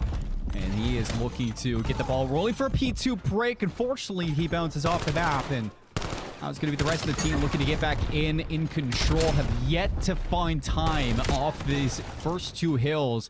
It doesn't look like that's going to start anytime soon, Austin. No, it doesn't seem to be the case. It has just been clean stuff all around for Bittersweet. And finally a chance to get scrap time, but you're going to be more than happy to give that over as Bittersweet have the fast track to new, have the setup that they want. Mid-map control also going to be covered, so have to now break. And this time you need to break a little bit faster here if you're going to start to close this lead that's been built up by Bittersweet. Well, in a anticlimactic finish, Falcons win the OT, so they're going to move forward. No upset on that side of the bracket just yet, but for these two, Bittersweet, you talked about how good they looked like in the elite stage. I think it goes even further than that because we really hyped up the rookies of Bittersweet behind the likes of Tyler Felony, the CEO right now of Bittersweet, to really get them out the gates at the end of the year, see what they can push for champs for, you know, the rest of their challenger season. And when you put Fellow on land, you know that even he levels up. So I'm excited what they can do here in Paris. Yeah, long-time Call of Duty player and vet in the scene. He does find himself into form pretty quickly when he gets back to land. And you're starting to see that take place across the board. Not just him, but either way, it feels like it has been very one-sided, as we typically see against some of these earlier matchups. But In Control, at the very least, they do have a chance to start to maybe get forward and collect a little bit of this time. We'll see if they can start to play for the spawns and win that 1v1 in the back. And that 1v1 will actually end up coming through there for a moment. But Bittersweet do kind of bully their way to the rooftops and will keep this one very competitive, still picking up kills. And that's another 4 spree, make it 5. But that's a happy trade. 3 for 1 as he falls off the roofs. But we'll make sure his team gets control.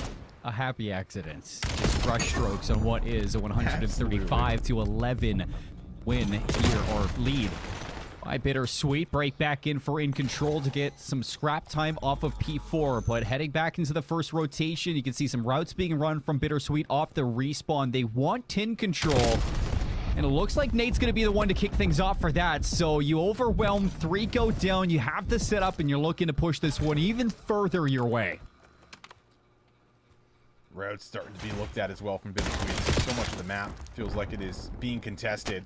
or at the very least information being gifted over as time is starting to go your way around P1 once again. And the big problem so far here for In Control is obviously they're being outslayed completely, but the breaks just have not looked clean. The teamwork just has not really been on par with what you want to see for hardpoint here. And because of it, Bittersweet are running away with the lead and looking good for what could almost be just about the majority of the points off of P1.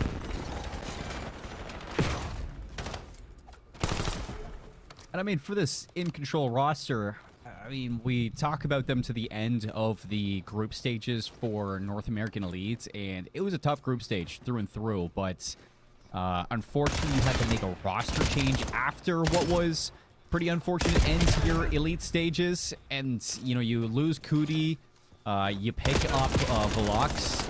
Going into Paris, how much scrim time has this team really had together? That's my biggest question. Sure. You know, how much have they truly been gelling? Not only, you know, in the statistics, but in vibes as well, because that's going to be really important when you're kind of sitting on land with each other.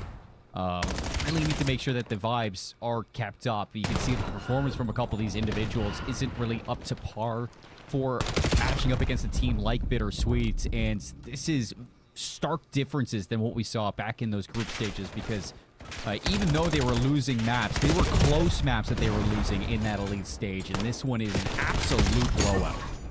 Yeah, it is. And yeah, can't imagine the vibes are super high at the moment when you're looking at 24 points, but at the very least you hope they can kind of keep that going map to map and chalk this one up to, all right, we just needed a little warm up. We're slow to start, but listen, 5 and 23, 8 and 20, that is extremely slow to start. That is tough all around. And Bittersweet, I mean, again, a team that you could very well see going into a Sunday run. And I think with how they looked, at least through the North America League, you're looking at maybe trying to see if they can punch a ticket and do some kind of a deep run, but we'll see what they can do. 26 points is all In Control have, and I don't think reaching 100 is really going to be in the cards here. Bittersweet still have more than enough time to break this and end it right here on the point. Might be one of the most decisive den wins I've seen in a hot minute for Black Ops 7. A couple of resilient fight back to break for In Control. Back over to P3. So long they can hold on to it. 13 seconds on the old split kill feed in both sides. Going to be Bittersweet on for a second, but a lovely nade over the top. And now we get a force out to the rotation. Bittersweet recognize that immediately off spawn. They're going for the rooftops and In Control. They're going to meet them there. And as soon as we get that fight, it is bullying through the front door. Yeah, it's 50-50 battle, but a chance to wrap all the way around the back. Picked up and need a trade to come through here. Oh, doesn't finish his food, but does get there for the cleanup in the end. However, it is still going to be spawns at the back for In Control. So trying to delay this one just a tad bit more and again, play for their pride. Try to get to 100 points. If they can lock down the rest of this time, they'll just about get to that point. But it just takes one good break, one good setup for 7 seconds needed to close this one out for Bittersweet. Hey, they've been taking their bittersweet time on trying to break into this hill so far, Austin. And I think this is the best we've seen for In Control. I mean, you're seeing setups, you're seeing trades, you're seeing layering on those spawns, making sure that you're anchoring. And this is great hard point for the back end of this den. But where was it at the beginning? Bittersweet still looking to put things away. You got enough time. You get that last break. Nobody's going to touch. And okay, maybe a millisecond back over to P1. Bittersweet, they race you and beat you there. They open up this best of 3 with a convincing den of hard points. Fist bumps from either side. You get a look at the team's Bittersweet on the left. In Control on the right. Tough game here for In Control to kick this one off. You would expect Bittersweet to be the favorites, clear cut, but you would definitely expect a bit of a pushback, more of a pushback, I would say, from this team that we did see a bit of over the last few weeks. Just not here for map number 1, so have to hit the hard regain going into that search and destroy. And the problem is that search and destroy doesn't get any easier versus this squad either, because I thought their search and destroy started to look really pushed, and we started to see them, you know, clutch out a lot of game 5 specifically when it came down to making their way through that lower bracket. So it could be a very tough challenge ahead of them if they're going to try to see that overload that would follow. But 250 to 88, and again, it's just the slaying across the board. If you're on this side of Bittersweet, you're feeling great because everyone's shooting straight, feeling great. And on the other side, it just felt like it took a little bit too long, or maybe even didn't actually come at all for as far as getting warmed up and kind of getting there to match the slaying pressure. 250 to 88, Austin. That is one way to kick things off for Bittersweet in Winners Round 2. And I mean, this roster just continues to surprise me. Because even at the start of Stage 4, I think Bittersweet, like, they were good. Don't get me wrong. But you can still see that they had a long way to go to be a competitor in the challenger scene. I mean, we talked to Fellow. He was saying that it's kind of a weird year in Black Ops 7 because he gets dropped from Omit. It's like the first time we ever see Fellow have like pickup squads in Challenger Opens. I mean, it's never a situation where you find him, but then you get to the end of the year and you kind of grazed with two incredibly performing rookies between Nate and Peel. Prada, who's just such a sound mind when it comes to playing the game of Call of Duty. We've seen him for years put up some insane performances. And this roster just seems to gel so well together. And that is a good thing for both Peel and Nate, who are looking to have some breakout rookie performances across this year. And even for Fellow, who's just looking for a pick-me-up. I mean, this guy, he's been competing for, what, 11 years now, and he's still looking as good as ever. Yeah, I mean, 18 and cracked, right? I think that was the meme a couple years ago, and he's still going. So, yeah, he's been looking great. But for now, we are going to throw things... Actually, no, we're ready to go. I like this. That's what I like right here. We're going to get ready right into map number 2, so we don't even have to worry about any breaks. How about that? So, excited to keep this one going, and again... excited to see if we're going to get some pushback here. I saw some of the players messing with their settings, so hopefully that kind of gives them, you know, the copium or whatever they need to bounce back on the other side, because you know this team can be more competitive than what we just saw. And on the flip side of that, maybe Bittersweet are just looking that polished, looking that clean on day number 1, which is what you do want to see if you're going to make some kind of a run and go deep into this bracket here at Paris. So we go to Sake Search and Destroy. This was bread and butter for Bittersweet across the elite stage. In control, looking for an upset. See if they can send us to a map number 3 in Winners Round 2. We've had a whole lot of those, so you never know what you get on land. Beautiful shots coming out for that initial fight. In control with the first blood, but you have let Bittersweet through with mid. It's going to be a trade out on bomb. Yeah, Sake is one of those maps where there is just a lot of cracks that you can slip through and get behind enemy lines, so have to be very much on your toes. And now this bomb's going to go down, but yeah, I think you got to pause, try to get one back here. You do, but not able to get away and exit. So in control, that's a great opening round. That's exactly what you want to see to kick things off here in the Search and Destroy. Just hold strong, watch your lanes, make sure that nobody slips through it. Even when they tried to get aggressive, you saw Bittersweet weren't fully committed to try to flip that map out. And I think In Control, they do a great job of just holding their side of the map. So a lot better than what we got off the rip for the hard point. We did see that In Control were maybe settling in a little bit more towards the end of that Den hard point. So I would expect the performance to be a little bit closer now, but... can you keep things going? Over the top, damage onto the second player, looking for 2, but somehow he's still alive, and it's a team kill? It looks that way. That is a little bit tough, but good news here for In Control, as this very well could be 2 rounds back-to-back, and a chance to drop this down at B, but there is a flank starting to take place here. The timing, it's good enough for the kill and the exit and some information. The reach out comes through immediately as they're now paired up, and how about it? Just breaking down the setup. In Control, just start to fumble, and now it's a 1v2 the other way, but make it a 1 versus 1. See if you got the ice to go 2 rounds up. Bomb is down. Long wrap coming out for Peel. He's got the NPC. Can he snap over? The timing for the fight works. You get the heads up gunfight. Beautiful snap. And a trade in rounds. Ice up in the 1v1. You keep this one tied up early. No chance for In Control to run away with a couple of these first rounds. And well, there we have it. You get to see these rookies put the display on for their mechanics. Yeah, that is just a snap and a half right there. And a round that you would love to have, but ultimately does come down to the wire despite having a numbers advantage. Well played by Bittersweet. And how about the grenades over the top here? Just able to grab middle map control instantaneously. And all of a sudden, numbers advantage looking good. Bomb is down. Retake is in, but able to go 1 for 1 here. 3v2 advantage for Bittersweet. And no trophies. Those nades easily gonna uproot this setup. 3v2 and Bittersweet on the back pedal, so you're trying to find your way in through barrels, but they're not letting you take any of these gunfights for free, and as soon as you peek out, there's the fights for Bittersweet. Back-to-back rounds. Easy round number 3. And that's what you like to see. I mean, it's such an early call on a map like Sake, but without trophies being down, these nades can really give way to lanes for your SMGs to fly on down. Even if that wasn't a first blood off the nade alone, you can imagine that the trade would have been there, or at least the finish up would have been there from the initial damage. I mean, Bittersweet right there, right off the rip. And we saw a lot through North America. The team that typically wins through middle on Sake is the team that is usually leading on the scoreboard. So not as easy as you would like it to be sometimes to play through the outskirts. But we'll see what will happen. Couple streaks to certainly take note of. 4 in a row right now for the player on your screen.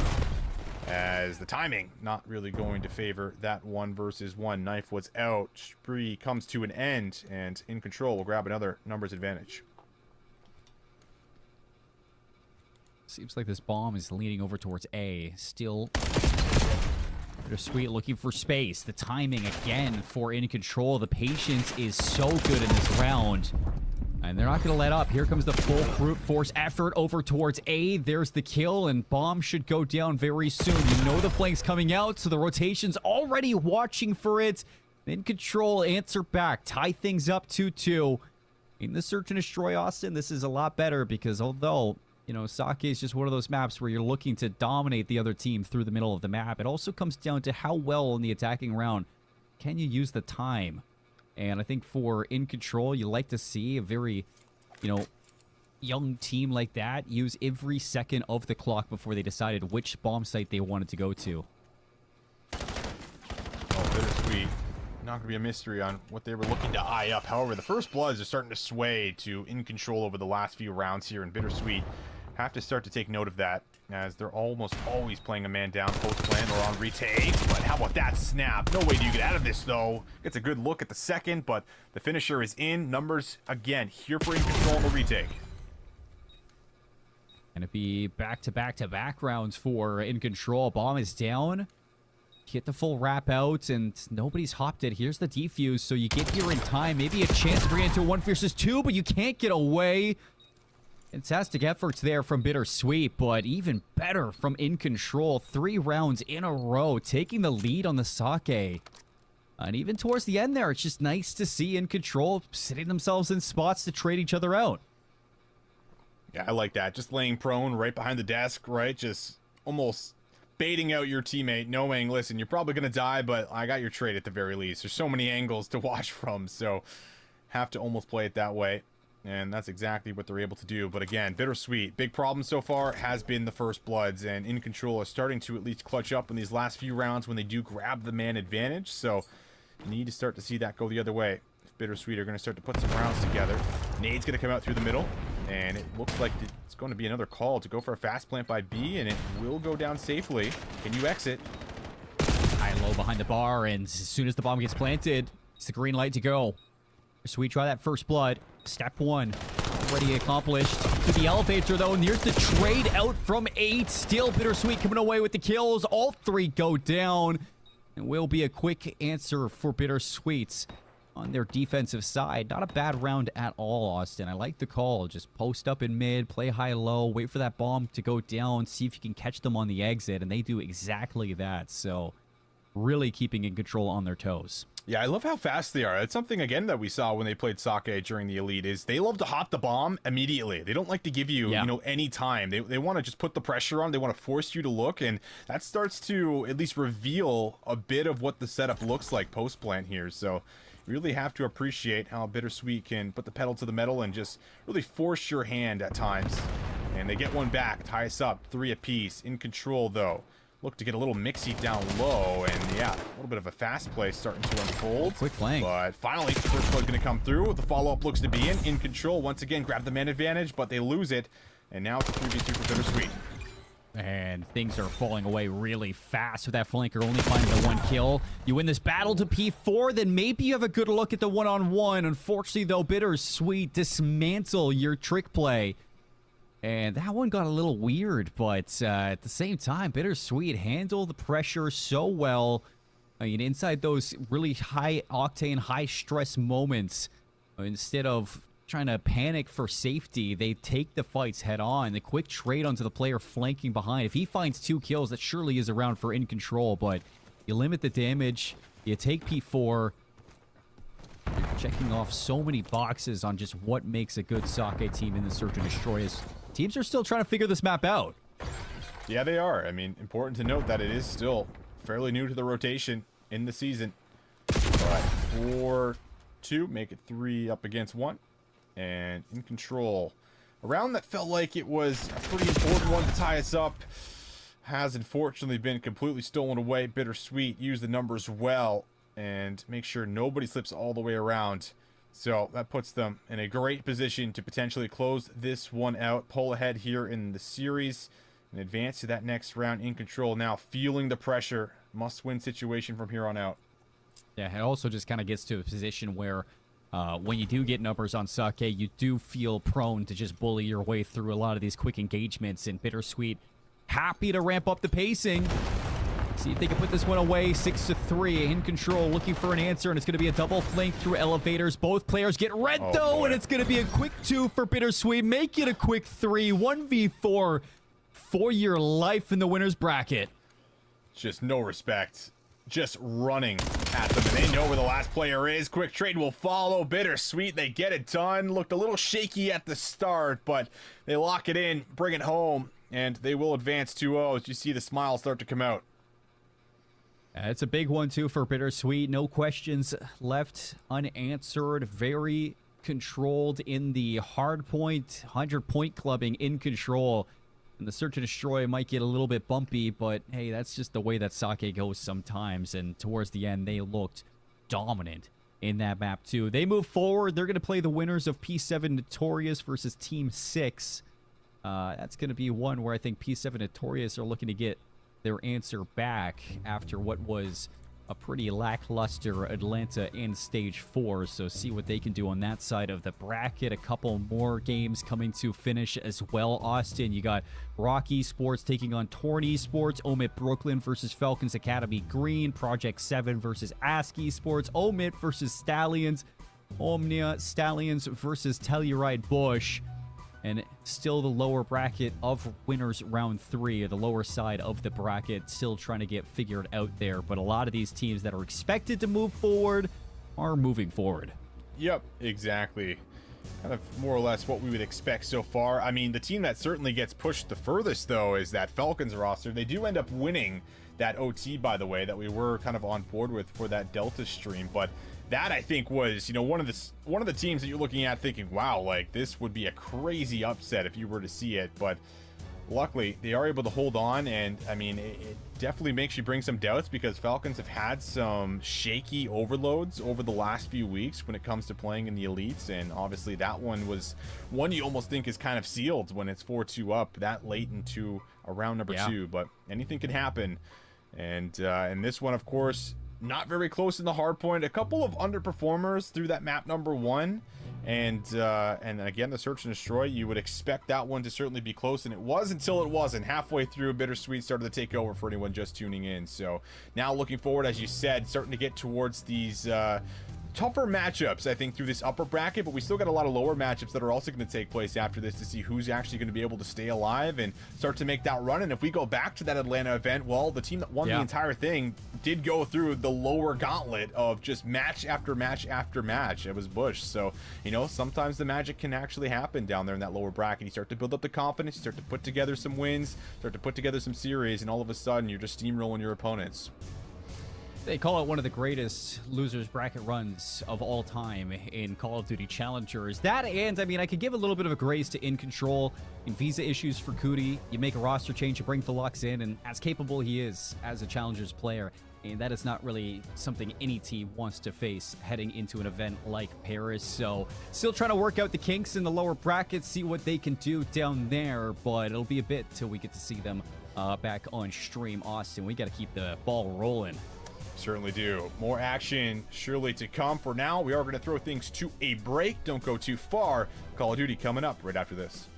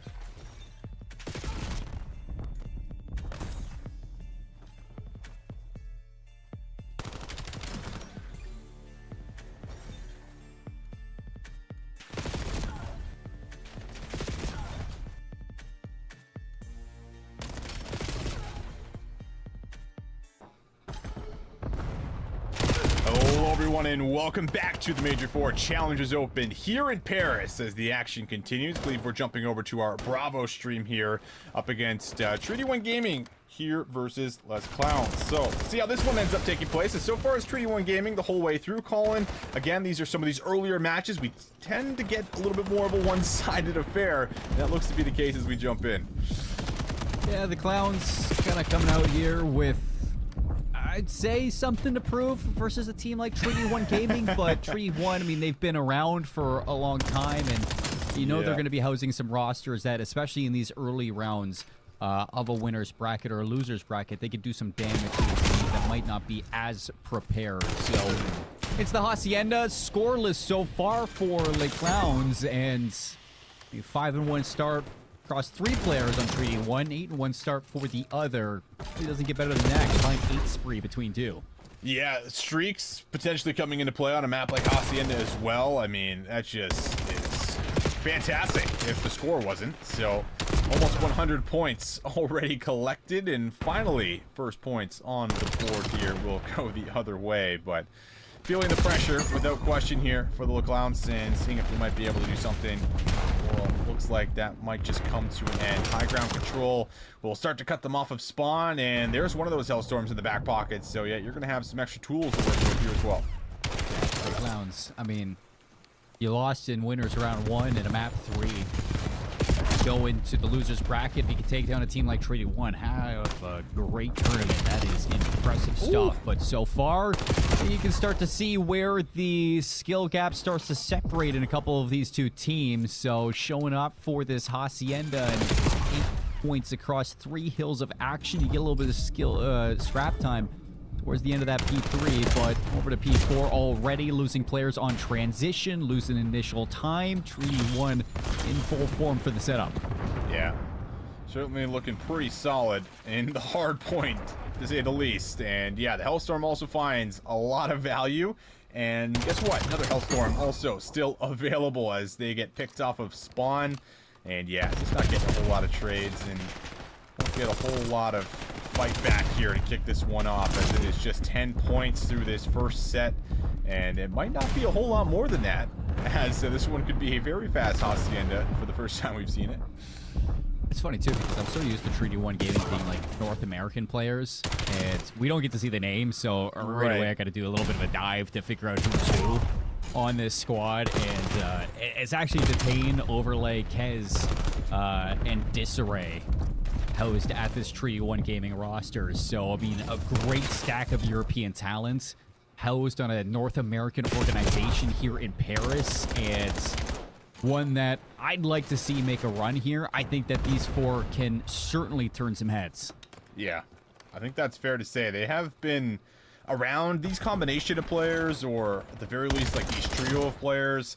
They have done it for years and have pulled off, you know, a lot of upsets throughout the years and throughout some of these Call of Duty titles. So you would expect them to potentially have that in the cards as we get a little bit deeper in towards the tournament.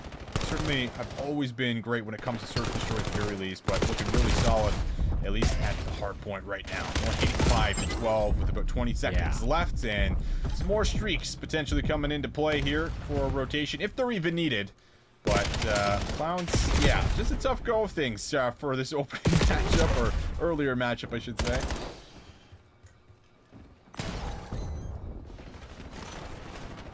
Not even an opportunity to use a Hellstorm on this break. It's inside, so breakthrough spiral. 3 go down. 1 more player left on the inside, and waiting for the timing just to make sure it's an easy one with the rest of the team. You swing together, you take down that last player, and you can't win off this hill, but you can put this one pretty close to a map win here if you're Treaty 1 Gaming. Les Clowns, let me see if they can garner 1 more break. You do see a player making the water route, but that's being watched already by Treaty 1, so quite literally nowhere to go. Yeah, nowhere to go. Forward pressure, back pressure, just about everything covered.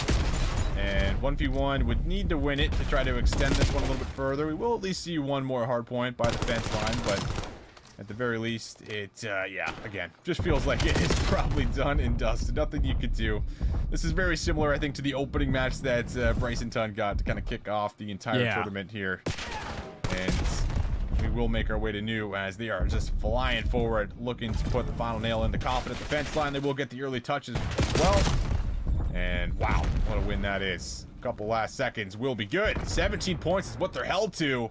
Treaty 1 Gaming going to be very happy with that one. You know, Austin, I love going to, like, a quote-unquote new region. I only say it's, like, quote-unquote because, obviously, like, French players in Call of Duty, it's not a new thing. But going to a Paris event in the CDL era is a new thing. And therefore, we get to see some new players in the Challengers brackets. And for a lot of these teams that might be getting, like, bounced out early by some more veteran players, it's cool to see like new French talent come into the ecosystem of Call of Duty, and we get to see them play, we get to see them perform. You know, maybe every once in a while we might get a diamond in the rough, and that's kind of what I'm looking for in a lot of these players for like the performances that they're bringing. I mean, we had Isaac earlier for Belfast Storm. He looked fantastic in the respawns, but you know, it's just that's kind of what I'm saying is that like a lot of young French talent might be coming into this and we're like, okay, this guy is cracked. We've seen a lot of French players come into the Call of Duty ecosystem and just absolutely take over. It's not a new thing. So I'm wondering if one of these teams can show us some greatness. Yeah, you could certainly hope for it without question. At the very least, at least these guys are, you know, having a good time. You saw some smiles at the end of it. So despite being held to 17 points in the Hostage end of Hardpoint, they're not really too upset about it, which is good. So that kind of goes to show that, hey, listen, they're kind of just showing up, looking to have a good time, seeing what kind of damage they might be able to do. And again, like you said, kind of great experience and a great showing for at least getting into some of these locals that aren't really available to you, especially over in Europe. It's always been harder in Europe, and that's kind of a big reason why the NA talent pool has been picked up more so than the EU talent pools, because they don't have a lot of those same opportunities that we've had over North America over the last 10 years or so here. So getting some more tournaments out there, I feel like is great in that sense. And seeing some of those names, you know, that we haven't seen in a while because there are locals that are close by and easier to get to and doesn't, you know, take a ton to travel to and get over to North America. So all those things obviously play a pretty important factor. And again, just nice to see some new names in the mix. It is. It's fantastic. And a couple more of our winners round 2 matches coming to an end. Austin, you got the Omnia Stallions taking on the Telluride Bush in the winners round 3. That's going to be fun. It's Swooty taking on the Bush, and that one's always going to be entertaining to watch. Exceptional GM, the French roster of Lens & Co. taking on Omnia Invicta. That's Yuli, Mac, Aristides, and I think Mirage, if I'm not mistaken. A team that comes together, picked up for Paris, and has actually shot themselves into contention for pro points in an auto qual spot for champs. So that's a team to kind of keep your eyes on, taking on some of our EMEA talent. Bittersweet, they take on P7 Notorious. That one finished up. The Huntsmen also moved on to winners round 3. They're waiting to see what happens with the Team War matchup, because that would be quite an entertaining one, considering it's already a rematch from our stage 4 finals. Not like the finals exactly, but it's a lower final rematch between the Huntsman and Team War if that happens, with Team War also making a roster change going into Paris, picking up Icons in place of Rispy. Yeah, and we had a lot of conversations about that leading up to this, because we had thought that, hey, listen, Rispy is probably like the enabler for this squad. When you need somebody to pull out, you know, rabbit out of the hat or make a big play, do something special, it felt like Rispy was doing that a lot of the time in the respawns for them. But obviously hearing, listen, you know, it wasn't, you know, a skill thing. We had to make change because of pro points. We're trying to see if we can slot into one of those pro point spots. You get it. You understand it. That's always been a factor when it comes down to, you know, getting into that champs final. That's really what it's all about at the end of the year. That's what has the most eyes. That's what people remember before going into the next season. So that can really play the difference. But it definitely feels like there are a lot of players that are here to prove themselves on new rosters or live up to the expectations that have been set for them, which is somewhat there for Icons, as well as Awakening, you know, for that Huntsman squad as well, Colin. No, I think you're completely right. I mean, nobody remembers second place. We hear a lot of CDL players talk about that in certainty. I mean, just look at Vancouver last year, all the second places that they got, all the way up to champs. You look at, you know, Vanguard, FaZe, and what happened to that team in terms of the second place finishes that they got. Like, nobody remembers the team that, you know, does well in a couple majors but won't be seen at champs. So I think for Team War, you're making some strides. I'm excited to see what Aiden can do with that team, and if he can truly level them up. I mean, that's kind of give or take. We'll see when the opportunity arises versus some of these top teams. I think Huntsman early is going to be a great test for them, but I don't know. I'm right there with you. I think I'm a little upset to see Rispy not on that roster, considering that, you know, it was Rispy and Dimensions, I think, to death for the season. I thought that they were going to stick together from start to finish. So to see those two break up, I think I'm a little sad to see that happen.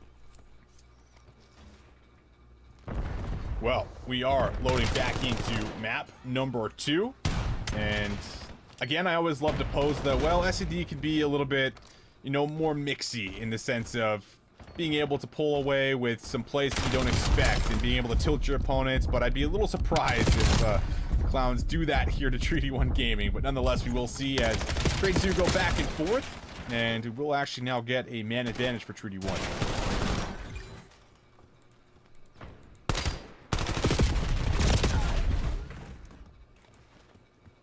And we're out to the gates already with Lake Clowns in a 1 versus 2. So post up.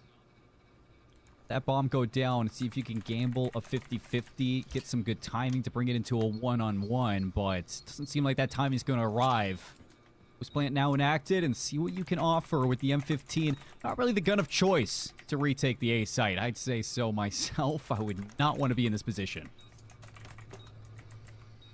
Yeah, not the easiest by any means, and have to really kind of beam the first and sometimes predict the second. But with the way they're playing this, it is just going to be shoulders till the end, and 2 tough gunfights to certainly follow. They get info on where he is on the site, and there it is. Follow-up is good, and despite that first kill coming on in, it will still be a closeout for Treaty 1.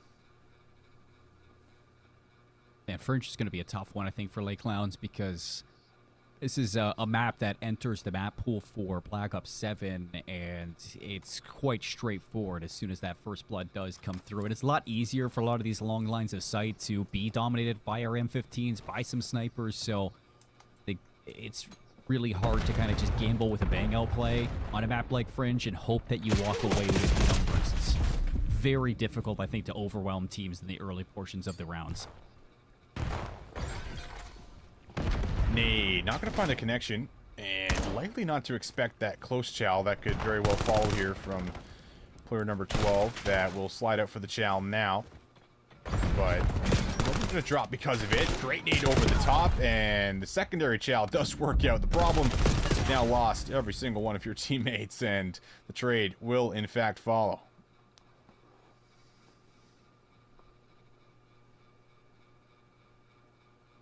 Everything's happening kind of par for the course so far for Treaty 1 Gaming, and you can see that they are not really worried. I mean, you know that you have like a lower round run that's going to have to be a very long, grueling gauntlet across the next couple of days. For Treaty 1 Gaming, it's different kind of vibes on their side of the stage than we've seen for a lot of the other teams that are maybe cruising through the winner's bracket. They know that the pressure's on for them, so you expect for them to lock in here. Good nade over the top, follows it up. There's the trade, 2v3.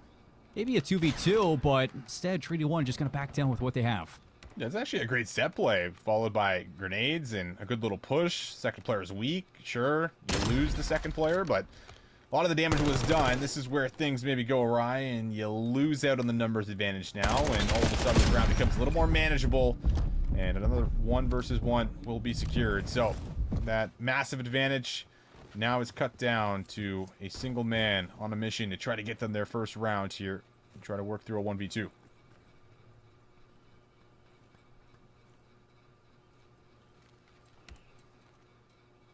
The timing couldn't be worse for Lake Clowns. Another 1v2, same player, same situation.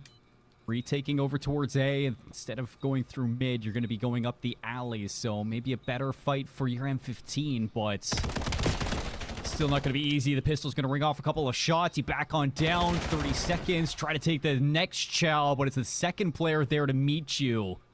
And another round going the way of Treaty 1.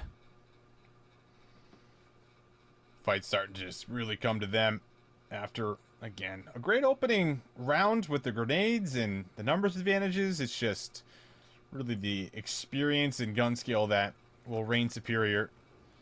And does once again. It's 3D1 Gaming looking to try to clean this one up as fast as possible. Sprees also something to kind of take a look at. Chance for some potential streaks to maybe work their way into play. And the sniper rifle being held right tight in close quarters. Not going to expect that, but probably not going to expect that play either. Now you got a player lurking behind enemy lines.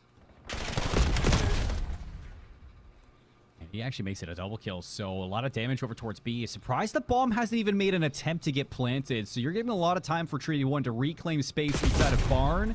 And yeah, that's exactly what we get there. So retake, planter overwhelmed, timing is enough for the plant to go down. Back into Barn, can you clutch? Oh, all right. First one secured. Eyes on the second. And you got lots of time to play with here, but it's a bit of a gamble on where the challenge is coming from. And the timing just doesn't work out entirely. And well, 6 kills in a row with the defuse. Got to be feeling great about that one once again. Treaty 1 Gaming just able to get away with just about all of it. And maybe going to this next round could potentially work towards that Hellstorm. Look at that. People pouring into the pit even more in the top left of our cams. You do love that. Things you love to see in the pit. Everybody showing up to support the challenger players. And that's Overlay. Might not be a rookie anymore, but he is still putting up one hell of a run here for Treaty 1 Gaming. 6 in a row to clutch up for his squad. 4 in a row for Treaty 1 Gaming.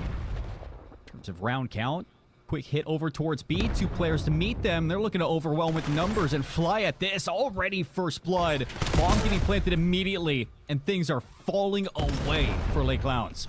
Yeah, tough to be sure. They get one back, but the closeouts have been the problem, and gunfights like that are the reason why. Just not able to come out in the majority of them, but it is a 1 versus 1, so maybe a chance to try to get yourself on the board. If you lose this, however, that means that there's also likely a streak in play.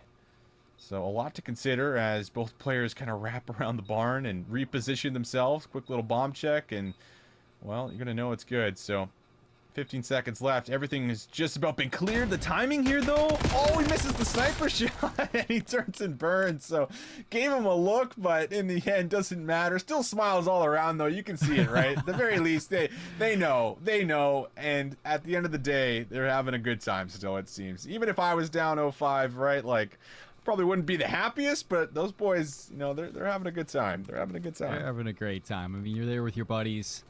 You're in Paris. One of the greatest majors that we'll probably ever have. And you're vibing out on stage. It might get burned there by the pistol, but who cares? Looks like we're going to get a fast flank from Granny's. That one's going to be contested. Great timing from Lake Clowns to actually shut this one down, but you give them the time of day for the fight, and it's actually a win in the back line to close off that flanking play. It actually opens up now a route for you to start moving up, but Hellstorm's gonna get called in, and you got to move inside. Yep, that is gonna give them all the info they need, and no clue's gonna come from it. But they're gonna know where just about every single member is. But over aggression now, Overlay and his flawless S&D could very much come to a close, which means that there could very well be a first round secured. The only problem here, the bomb carrier is isolated. But they're going to know exactly where he is. And this is not a position you want to be in. And all right, they got on the board. They got one, and they're pumped up. They're happy. I'm happy for them. Claps all around. I was hoping for the pop-off. You just get up and start shouting on the other side. Yeah, you start screaming. Oh, I would have loved to see it, but I mean, Overlay, he goes for the shot punch at the end there. You give yourself the best chance. Hellstorm was invested to that round, so maybe you don't expect to lose that fight back 10 and give up A the way that you did, but I mean, it's just one round at the end of the day. What more can Lake Clowns get? They're going to match you over towards this B side. First blood traded out. Still numbers for Lake Clowns. When the dust settles, you got a flank coming in through tracks. Yeah, you do. And oh, big kill, but flank does eventually come through. And now we'll jump into a 1v2 for what would be a massive round. But yeah, there it is. Another one on the board. You're getting hyped up. Is it a full sale? Now we gotta start talking about a full sale here, Colin. They got the momentum. They're feeling good. can't just say that. You got to throw it out there. You got to give them something, you know? They're having a good time. I want to have a good time with them. I want to see Full Sail happen. I don't want to see a Full Sail happen, but I do. You know, it's like it's one of those things. It's like you feel bad for the team that gets Full Sailed, but still, it's been years and years since I've seen one of those happen. But Think of the headline too.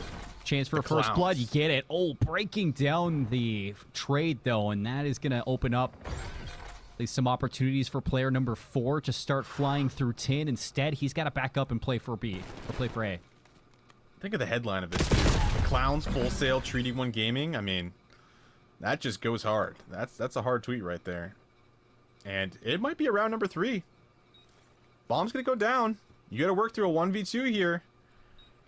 So all of a sudden, I'm just trying to speak it into existence. Hopefully it's not a caster curse, but this is an isolated 1v1, and all of a sudden, we might be saying goodbye to it. He spots him, but he's got the NPC here. I Oh, don't think he no. did. No Thought he cause did. from the rest of the team. 24 seconds left. God gun in hand, and looks like you're just going to pick a corner and hope that you can drain this clock. 17 seconds. no. You give it away. The turtle. Oh, close your eyes. Oh, Look away. no. Look away. Look away. Oh, no. I didn't see anything. Nothing happened.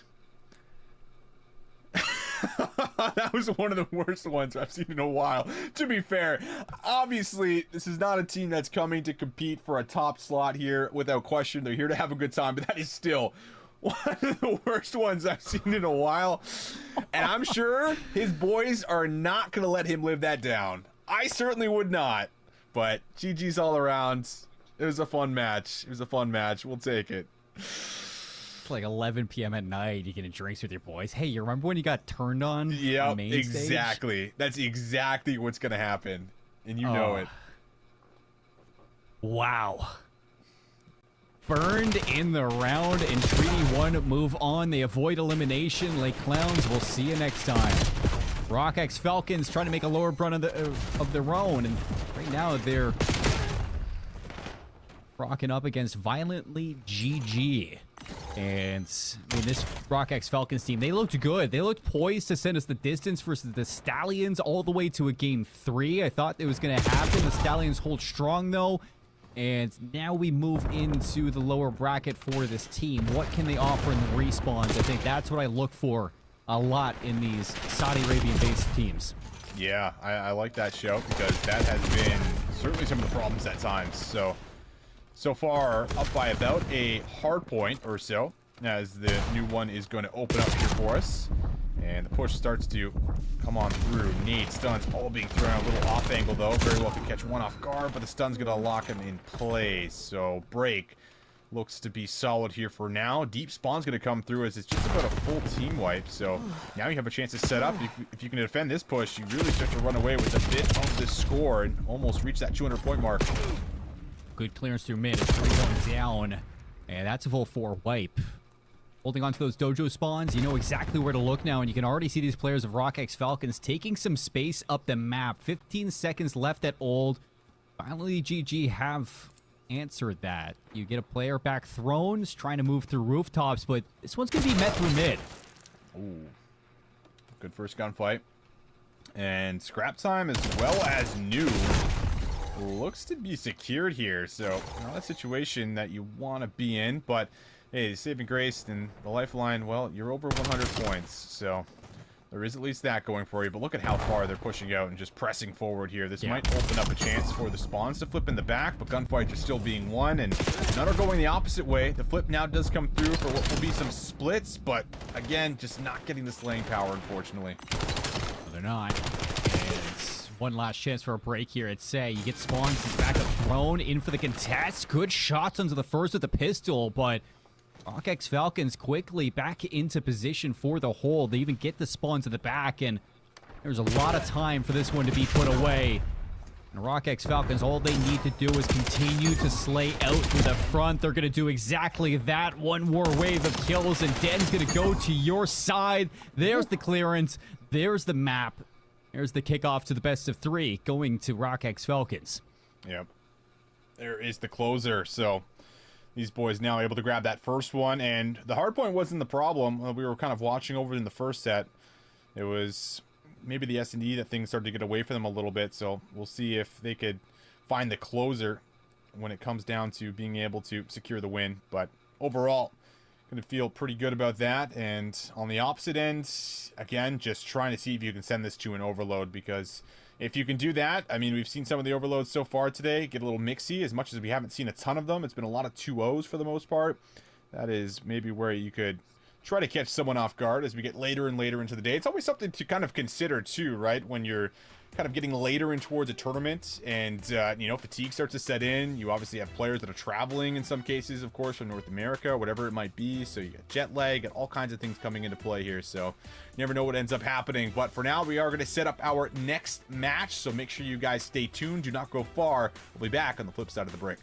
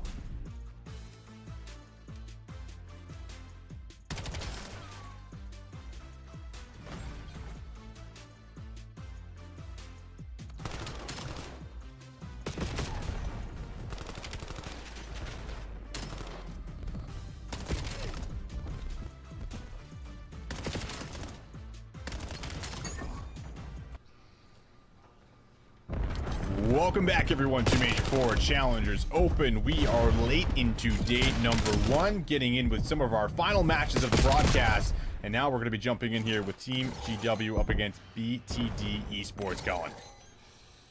Yeah, this one's going to be interesting for the lower bracket for a couple of these two teams. I mean, both just looking to get off to a good start for their lower run, see what they can get going. As I'm pretty sure these are local rosters put together to kind of match up against each other. So at least you're kind of avoiding some of these top-seeded challenger teams. You don't have to play them just yet, and you get to run through the losers bracket for a couple more matches. But I'm just excited to see them kind of go head-to-head here. Yeah, I think so, because you would expect this one to actually be one of the maybe the closer ones that we've seen on the day, and maybe as of recent as well here. So maybe a competitive series potentially ahead of us at the very least. Certainly going to be a lot on the line. So we'll see what ends up happening as P2 has now opened up. Back spawns being played for here. Team GW have one player that's kind of slipped through and will actually force some of those close spawns. And with the repinch from the front, that very well should do it for the break and maybe a chance to start collecting some time. I think they actually changed their name last second on me. No, BTD, I found them. Okay, no, this is Rush and Scythe and all them from EMEA region Clutch as well. So pretty strong start to the year for a couple of these players for BTD Esports. And I think that, you go into the Paris Open, you're in one of our European lands that we do have. And I think the big story for them, I would say, Austin, is trying to look pretty sharp against teams like Team GW right now. Because just like Treaty 1 Gaming, I mean, you have the talent to make a run through the lower brackets. It's just kind of stepping up in matches like this and making sure that you don't have any questions, any doubts in your mind. I like that. You need to be polished and have to show it. This is the place to showcase it here. First time being on stream, at least in front of us. So we'll see what ends up happening as the repinch comes through the tunnel side. At the moment, BTD Esports trying to hold on to the time. And we'll actually have a lot of the map control here. So a bit of work to be done for Team GW. As you can see, some routes starting to be taken. But just about everyone being cut down. And now some tough gunfights certainly lay ahead of them. It's good trades coming out from Team GW. Here comes the breakthrough tunnel. Immediately going to be met by BTD. And spawns starting to get a little bit crazy here. GW going to be forced out to the blue side. Good clearance from BTD to have an easy rotation of P4. And for GW, if you want to get a good look at this map, it comes to fighting through P3C. You can put the pressure towards yellow, but you're not even getting a chance here. 3 quick ones from BTD as they got the setup. Yeah, you're going to love that. That was some crazy stuff coming through, and that will make things just that much more difficult for this rotation ahead of Team GW, as almost get a little turn and burn there, but great assistance comes through for BTD Esports as they continue to light up the feed blue, and that will be some very forward pressure at the moment as they're fighting through the middle of the map, forcing some very deep spawns and still collecting a lot of time. I mean, nobody's going to be blocking the back, but I don't really think that's going to impact you too much. You should get these close spawns in if you're BTD, and GW want to try to beat you to the break. Inside the hill, a couple shots from the NPCs. Still BTD looking to walk out on top. One-on-one for the time. You go for the regen, back in for the chow, and the hip fire is good. Spawns closed for BTD. They fight their way back in, and they are getting every second of time. And then some. We go to the new set of hills.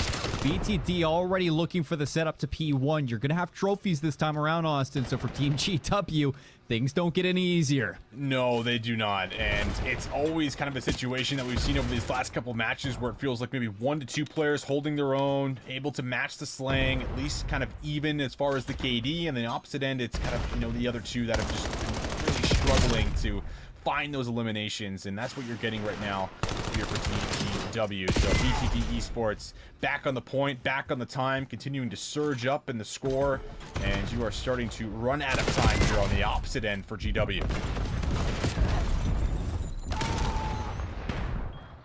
Teammates, both sides, still a 100-point lead. Should be no worry here to get back into it as Scythe over the top. He is looking to cut up the rotations.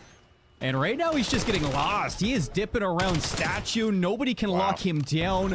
2 kills in the P1 setup yet again for scrap time. You flip the map. BTD are playing this to perfection so far on Colossus. And Team GW desperately need to find themselves a quick break on this side of the map, and that's a good start. 2 quick kills. Let's see if they can find more. Yeah, have to push through here. The spawn's still going to be in control up until now. One player going to get a split, so has a chance to pinch this up if this play from the front takes a little too long. And will this be red? You got one player all the way to the back now. However, kills have not necessarily come through here for Team GW. And you're now forced to really come up big with the last couple remaining members. That's not going to happen. The break is once again clean, and BTD Esports feels like they give you just 0 breathing room. Absolutely done with the pace of play that they're going to be setting. GW again from the front line on the crossfire. It's good damage from BTD. Still the break. Can you hold on? Pistol's out. The stun's going to connect, but you're not able to get it up in time, and BTD able to break back in for Scrap once again, pushing this lead to 120 plus points. So we go to P3. GW, a couple players here, but it's a 1v3 for the rotations, and yeah, this is just not feasible against a team like BTD. Yeah, it's just a little too slow. You can just see how much faster BTD Esports is at the moment, and, well, it's completely reflected on the scoreboard at the moment. 185 to 55. Last time we saw this hill at P3, it felt like they didn't really give them any chance at a break. That has to change if you're going to have a chance at being able to chain together some hills, but the slaying, once again, feels like it is just a little too one-sided, as BTD could now reach over 200 points. The break about to come through. They get in for a touch, but still have some presence here for BTD. Got heady for BTD. GW on the ropes right now, and a couple from the middle of tunnel. Might garner a break here if you can go any bigger. It's 3 kills from Team GW, but hasn't yet turned into time. So yellow spawns splitting out from both sides. GW looking for a break back in for the Scrap, but they're not going to get it. It's a race over to New. They're actually going to be BTD on the transition to see if they can take some of these kills away. Gonna need it here from Team GW, and oh man, it's just another double. The trades just simply are not there, and once again, look at how far they're spawning away. You have so much coverage here, which means that you have great information on exactly where they're pushing from, and the repinch comes through. Now looking at what is just really a forced play from the front to break in, and sure, they get in for a moment, but it is not going to be for long with those close spawns in the back here. So looking at what could very well be the closeout, you could end it on this point, and Team GW might not have enough in the tank as they make their final push. Over the top, 6 in a row, looking for 7, 10 seconds left. Everybody's going to be spotting over towards P2. One last rush. The players of Team GW, a wave of kills for BTD to rush their way into a map number 2 with the lead in this best of 3. Fist bumps across the stage, and yeah, I mean, that is how I would feel after a map like that as well. Yeah, it's just a tough one all around there for Team GW. Again, a couple players that felt like they were shooting back, holding their own, but on the opposite end, it's just a few more that just are struggling and really cannot piece together kills. And when you don't have all 4 members firing on all cylinders and matching what you're getting on the other side here from BTD, they are just going to roll you just like that. 250 to 57 here on the Colossus hardpoint. And you might very well be seeing your exit now going into this map number 2. So it is do or die from here on out for Team GW. We'll have to jump back over to that one after this. For now, we're going to take a look at our Charlie matchup to see exactly what's happening. And it looks like it is, of course, that 1-0 lead that we did see from Rock X Falcons. But it is a very close search and destroy here thus far.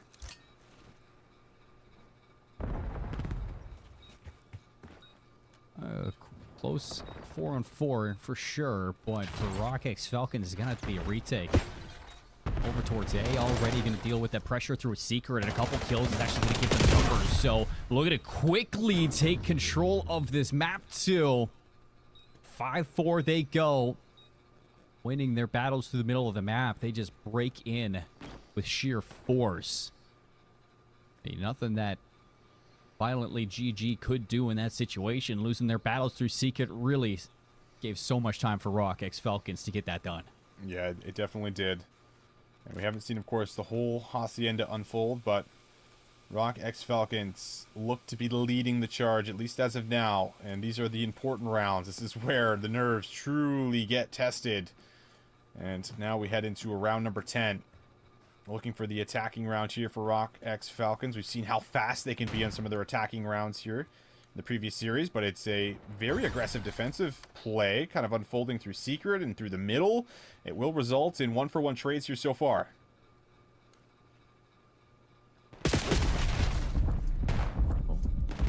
Shoulder in. Rock, though, they lose the planter, and that brings things into a 2-on-2. You got a long flank developing from Violently GG. Timing might pay off for you. It's going to be a big battle, and you're going for the long wrap through gardens. You get this spot out. You see him through blind, but you don't get the kill. You give yourself up. Yeah, it's You tough. at least know where one player is, Austin. Yeah, it's a really tough one. And you know that this player, very well could be isolated as well. The bomb's still down on A. Checks start to come through. Wall bangs through the fence line, but the trade and the assistance is there. Now over the top. 1-versus-1 challenge will come head on. Not prepared for the secondary gunfight there for Rock. And that now means we are, in fact, going to a round 11. This here for the tournament. So much riding on this Hacienda Search and Destroy to see if we can get ourselves to a map number 3. Round 11.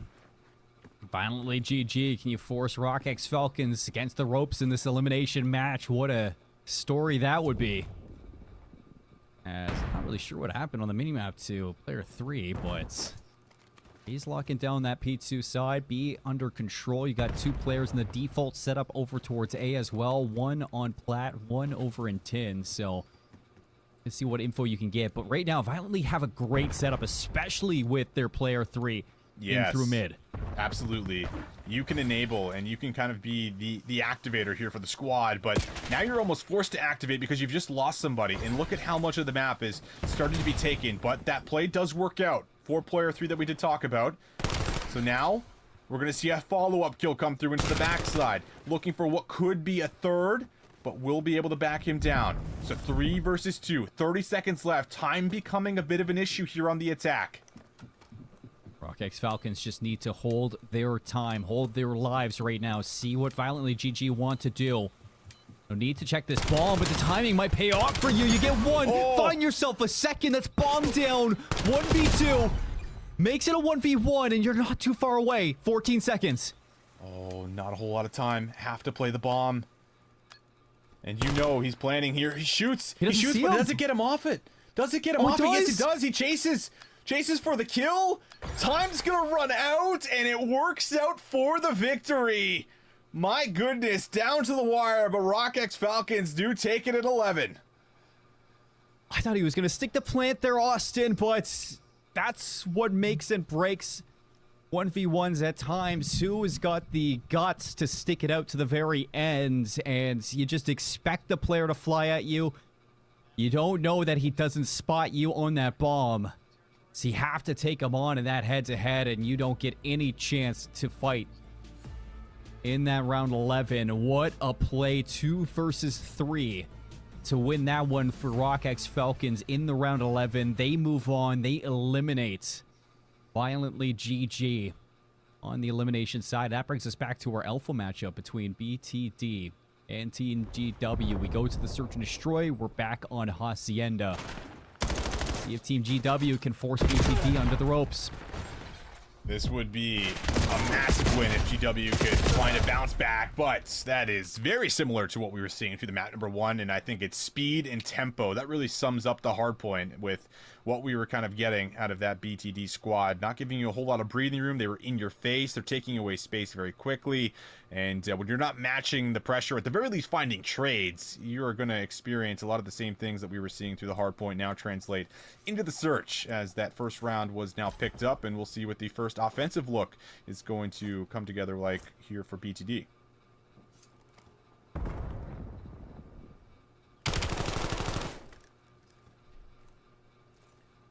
Well, opening first round, see if they can make it 2 with the post plant 4-on-4. You got top hall's control, and I think with that should be the rounds. It's going to take a lot for GW to uproot this player in top secret. Oh, okay. That's a massive double, but it's responded with a double as well. So, all of a sudden, a 4v2 turns into a 1v2 here for Team GW. Would love to get this clutch if you can. Gonna play the gamble that he's not on the bomb. And this is gonna be tough because you still got a lot to clear.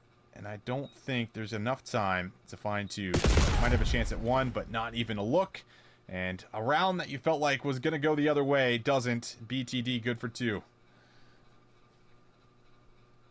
That's one thing we saw all year on Black Ops 6 when we got Hacienda. Even without the Omni movement, when you leave a player top secret, it's so hard to take him away from that position. Whether it be a Jackal in your hands or an NPC, doesn't matter. Same thing for a sub player. You can rip heads at this point of the year. So, BTD with 2 back-to-back rounds to open up this Hacienda S&D. Team GW back on the attack. It is going to be a double hit to B. They hit the brakes on checkers. See if they can develop something of a late hit against BTD. Well, sooner or later, have to put together a round, and you feel like it's got to be in round 3. So, 3 versus 3 we go. The long flank, and the reach out, and, well, from bad to worse. The round that you really needed does not go that way. And 3-0 here. BTD, I think, just showing that they are superior. They want to make it into Saturday, and they very well might, based off how they've been playing. They just have been superior here so far. Plain and simple. Easy as could be. Maybe BTD stepping up in the lower bracket. This is what we would expect for GW in a couple of moments there. I like the play call, but the execution just a little flat to the jump start off the break off strategies, losing these initial fights. You can see GW just struggling to keep up with the kills. And finding yourself in a 1v3 on Hacienda, and that is like top 5 hardest things to do. Oh, it's always just 2 of them, isn't it? It's like, it's so tough to come away with rounds like this because you'd love to find an isolated 1v1 to try to make it manageable, exit safely. It's just those types of situations aren't exactly unfolding like that, even when you do win the tough gunfights. So everything really clinical across the board for BTD Esports, and feel like they are just getting closer and closer to their Saturday now, 2 rounds away from closing this one out in Hacienda. And closing matches for Friday's action, and you just want to go to bed tonight, not wondering what if.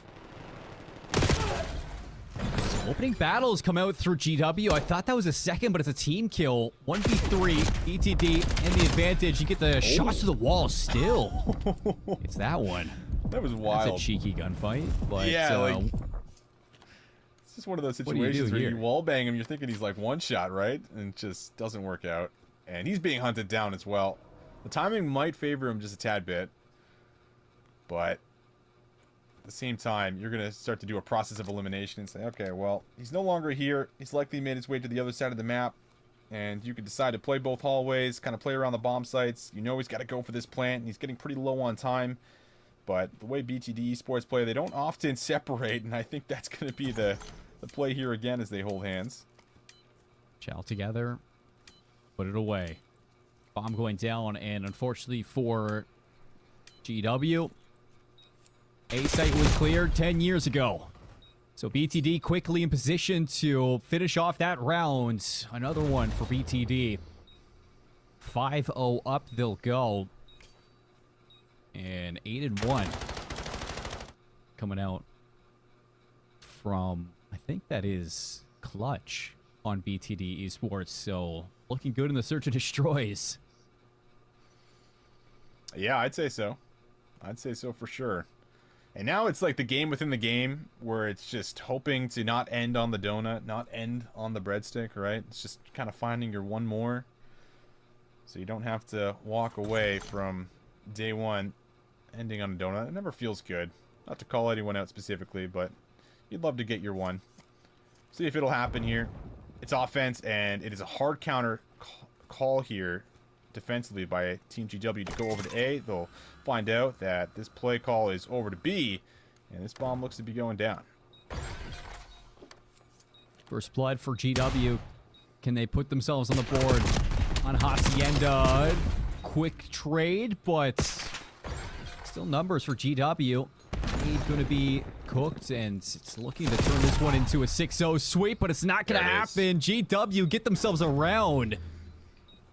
It's not going to go silently across this Hacienda, Austin. Sometimes it's about the small wins, you know? And that's a small win that you take. You'll take very happily. Not only that, but you also found your kill. So, for whoever that was, at least you know you're not ending on the donut.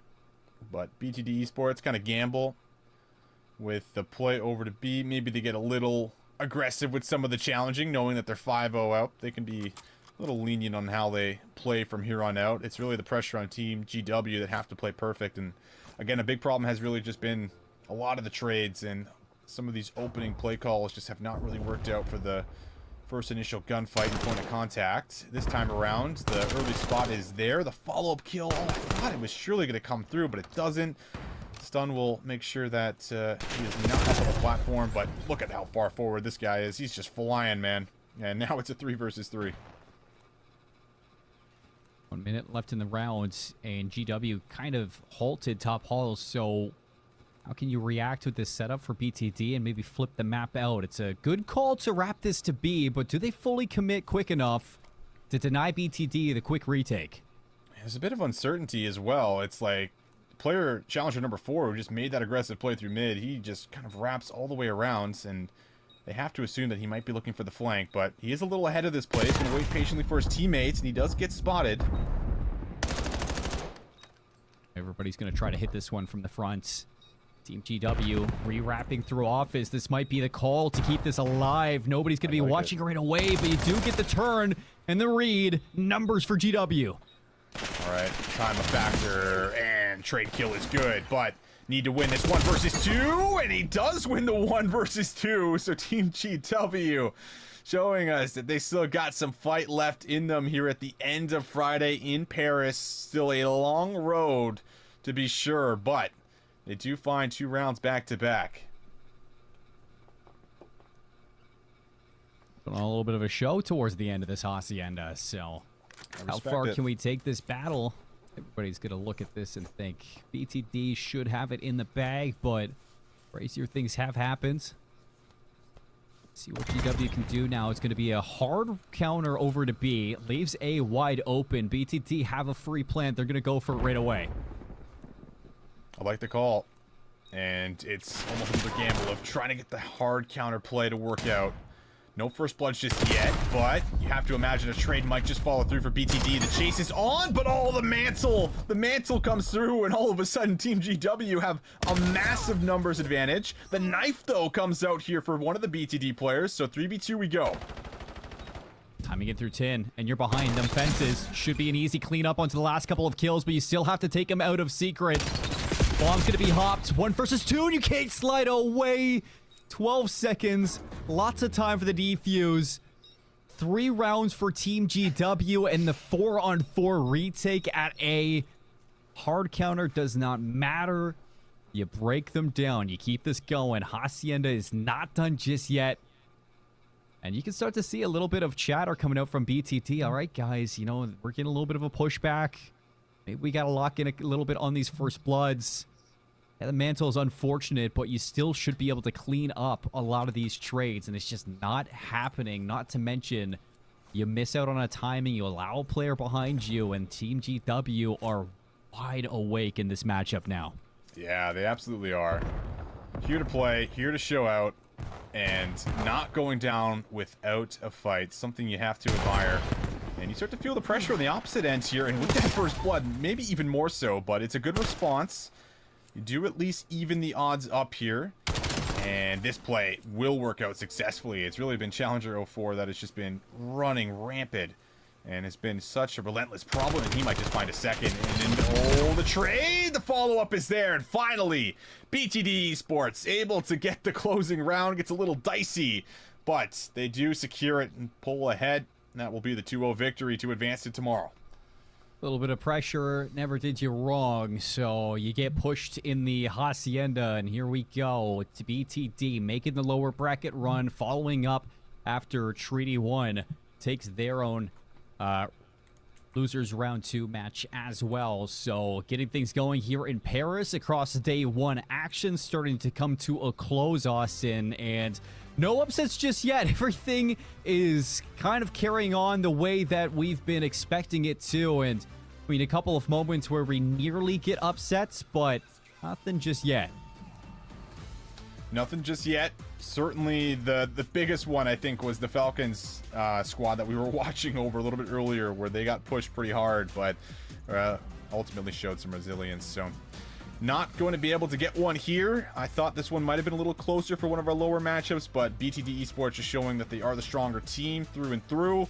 As much as that one starts to go back the other way, it is still a long journey to find 6 rounds in a row and pull off that special full sale that we've only seen a few times through Call of Duty history. But 12-5 for Challenger 04. Again, not 100% sure who that was, but certainly some players that were putting up some big numbers, looking good while doing it.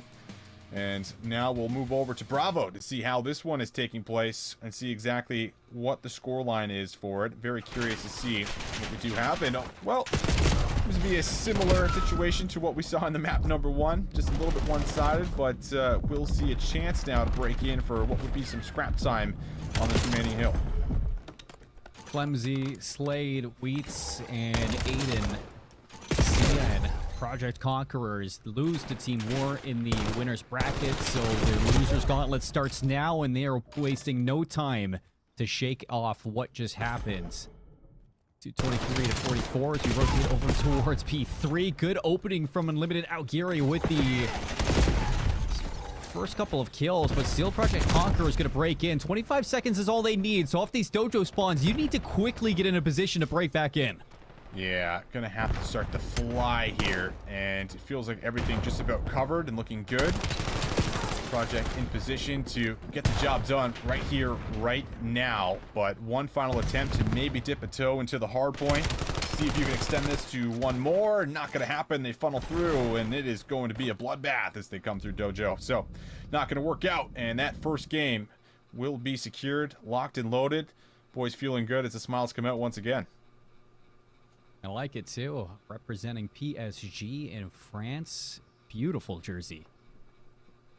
I mean, wouldn't expect anything else with a big match coming up later on in the day too. So, you know, a lot of these French fans, they want to get this done so that they can get ready to watch their match later on today, Austin. As the games, I think this is our last one of the Challengers Pit for the day. We can look back at the scoreline here for Project Conquerors, and 250-47. It's a 50-point club on the Den hard points. And again, I mean, this is a team that, you know, across EMEA, we've seen a lot of flash in the pan moments for Project Conquerors, at least for the roster, maybe not the namesake of organization.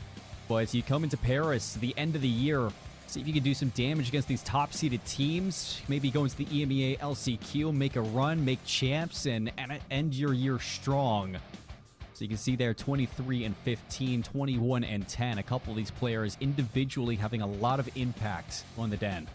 Yeah, without question. Felt like that was a strong performance for at least a few of our individuals as we get ready for that search and destroy here and take a look at the venue again. And still lots of matches going on, at least that you can see in some of the side stations. And again, a lot of what you get in day number 1. Sometimes it gets a little bit late, get a little bit deep into that bracket, but things have moved along fairly smoothly for the most part since players were able to finally get into the venue. And have to see how some of these other matches end up kind of coming together and taking place. But at the very least, there has once again been no real upsets, and I would say things have kind of went to what we expect, I think, coming in so far here, Colin.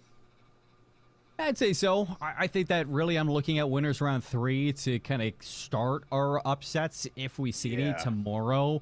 For sure. That's when a lot of these big matches will be happening, and I'm really excited to see what happens when a lot of these top teams do match up against each other. But it's just kind of getting into the swing of things for a lot of these teams. I mean, you look at Project Conquerors here, and I mean, across Europe, or just EMEA in general, I think this Project Conqueror squad, we've seen a lot of them as individuals. I mean, you look at like Clemsy, and you look at Slade, for example. I think that I've seen them a couple times this year really turn up and look good. But as a whole, I think at the end of the year, you feel like right now you're just playing upset to a lot of these teams, and that's what they can do.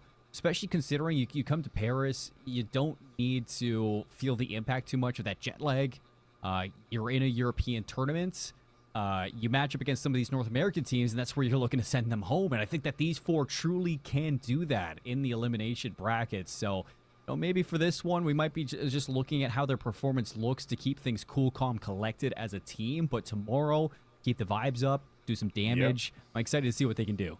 I agree. Yeah, tomorrow's when we'll start to get into some of those matches that will dictate a lot of what ends up happening for the entire tournament. For as far as the teams that are looking very strong, I think there's obviously our standouts that we've kind of talked about for as far as North America, as well as EU with some of our OMIT teams, Project 7, Bush obviously as well. So there is certainly a lot to look out for. And then obviously Team War, I think is definitely one of the other squads that we've name dropped a couple times, obviously being picked up by Team War, coming back into the scene. I don't think we've had them for a little bit, but interested to see how everything will come together with their new pickup icons as well. So a lot to unfold, and that's also the thing too, when you make a change, this early, or rather this late, I should say, going into a tournament, getting just off to the right foot in those first couple matches today on Friday, and then going in and winning your first match on Saturday can make all the difference for how everything's going to gel and come together. So I think those first matches for some of these teams that have made those roster changes, a lot is dictated by that first match and how that Saturday is going to feel for some of those individuals and some of those teams with the new players on them. Yeah, I think that a lot of people can really sit there and say, like, you go to a different country, you go into a different region, and you don't want to have to go back to your Airbnb or your hotel and sit there and dissect your place and try to rewrite your strat book going into the second day. I mean, you're just hoping that everything works out smooth. You can continue to ride that vibe and just keep the morale high for your team. So, I mean, that goes to say whether you're one of our top seeds, one of the bottom seeds, no matter who you are. Want to make sure the vibes are high. Certainly do, but so far, looking at what is now a 2v1 in the opening round, with plenty of time to work with here. Still a chance to really bounce between either bomb site based on what you're feeling, but looks to be presence through mid, and the timing here is almost diabolical. But the finishers are not there. Both players get tagged up. Just not going to get the final bullets in for the elimination. Now has to reposition. And not able to get it done. Unlimited Algiri opening up the round 1 of the Search and Destroy with a beautiful 2v1. Not letting anything get scary towards the end. Closing things out to bounce back after what was a dreadful map number 1 for your squad. So, close out the Den hardpoint. You go into the Den S&D thinking you can just roll over here if you're Project Conquerors, but not going to be the case. So, switch over to the attacking side. Looks like it is going to be more so a default setup. Watch your lanes, see if Unlimited Algiri kind of bites, but it's a triple group up over towards A, and here come the nades. Yeah, a lot of nades bombarded inside the A site, but just able to survive by the skin of his teeth. Smoke's going to follow, create some chaos for a fast retake, but that means that the bomb's going to go down. Meanwhile, knife kill comes through on the opposite side, so 3v4 we go for Project Conquerors. They're in. Smoke's gonna make this one a little bit weird. Oh, man. And you're kind of trapped inside the sites. Everything goes wrong for Unlimited Algiri. Even winning that knife fight back over to Dojo, you thought with numbers you'd just be able to bully your way up, but I think you jumped the gun a little bit. In the smoke, you just allow for the kind of disruption from that smoke to separate you as a team, and on that windowsill with an NPC, you could do so much, and we see that from Project Conquerors. That's a good answer. Well, there's the response that you needed here for Project Conquerors. And Smoke again going to come right out through B, but not going to get an offensive follow-up with it. It is all a decoy, and all the pressure now turns right towards A, where they're going to find that there is an empty site. So have a chance at dropping the bomb, and that will be the play call. 4-on-4. Here comes Project Conquerors on the retake. You do get a player to just bomb his way in through servers. He's first to go down. Nobody to join you. Everybody now funneling on in from one point of view. You get your kill, but it's quickly now getting flanked out, and Unlimited Air Geary going to be able to put away a second round now, as all 3 rounds go the way of our attackers. Very well done. Gotta love just the positioning again that was kind of coming through the rooftops and trying to make sure that you get there as fast as possible. Able to come out with what was a very, very important round here to make sure that you still maintain control, and that's what you want to do if you're going to see an overload potentially come into play here. Haven't seen too many of them on the day, but could have a chance for it in our last and final matchup on Friday. Smokes playing a massive part of a lot of these search and destroy strats, and that nade looks like it will find a connection. That means first blood once again for Unlimited Auguri.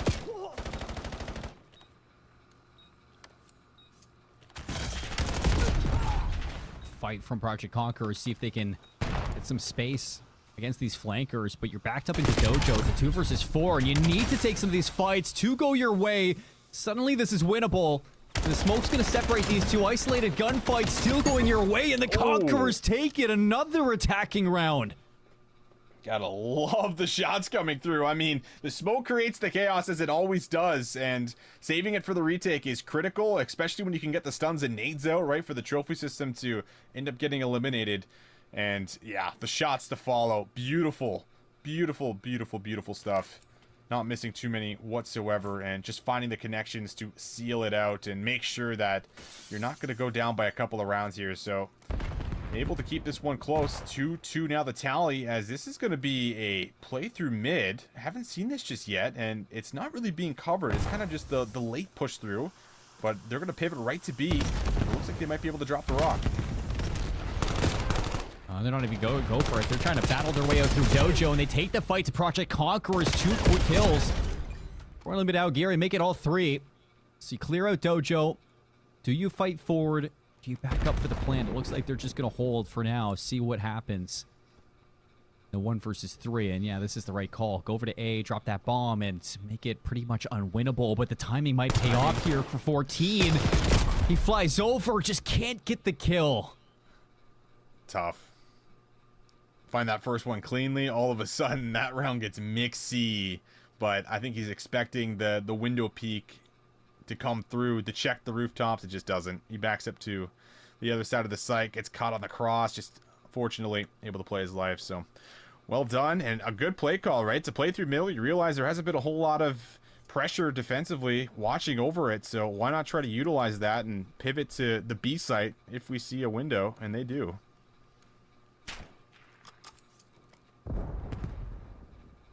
One round difference now. Mid-map control given up to Unlimited Auguri. You even allow them into Broken. So full clearance, full information that this is going to be a B attack. And you don't even have Dojo control. So Auguri going to have a quick chance at this retake. Shots starting to rain out, but no one's going to go down just yet. It's never easy to push through this middle area once the bomb is down. So many headies and angles, and oh, not the best nade. And ends up eating another one in return. Flank though around the outside. Kill will come through. Looking for the follow-up. Not going to be there. 3v2 we go. On the outside, you need to take the player off the bomb. A team kill. It's 1 versus 1. 19 seconds. You get the regen. The chow comes through. And you take the round. Scary, sketchy. The team kill makes that a little bit of a wish-wash, but he's still holding on to it right now. Project Conqueror is going to tie things back up, and I got a little bit worried for them because when you're going for a plant like that, trophies, yeah, are going to give you a lot of salvage on the site itself, but as soon as those trophies are gone and you don't have space to tower or dojo, and you're just giving so much to Unlimited Auguri on the retake. Fortunately, though, you win your battles. You get that space over the tower, you put it away. Gotta be a little careful going too over aggressive yet. Find the nade, find some damage. Don't need to overextend here. You still got players just poking their head in and out, seeing if they can potentially find a pick. But while this happens, you see on the minimap there, player 7 for Project Conquerors has a great look on what could unfold at A. He has this cross completely watched, and you got a lot of panic from some of the members here from Unlimited Auguri of, hey, is the flank safe? Well, no, it's not. The It's a great corner from Conquerors, and you're still alive right now. This is so much time wasted. Allows for the reinforcements to rotate. And you have that now, so you back up towards the rooftops. You can look for another kill and see if you can get away. You need this one, and you don't even kill him. Yeah, you don't get it, and there's no time. They know exactly where this play's going. Falls off the Player map. can't exit, and yeah, you fell off the map. You die going into the site, and I mean, that is just a beautiful play call from player number 7, who really sets up that entire round there for you to make sure that they can't cross safely. That is perfect. I mean, that's exactly what you want from your SMG on defense, too. As long as you can get into P2 for free, you don't need to go for that flank. You get the information from the players in Dojo that everything's at a stalemate. So you yourself, you just wait for the play to come to you. You get yours, you stay alive, you get away, and you just create so much space for the rest of Project Conquerors to take over. That is 3 rounds in a row now. You take your lead, and you're looking for match point.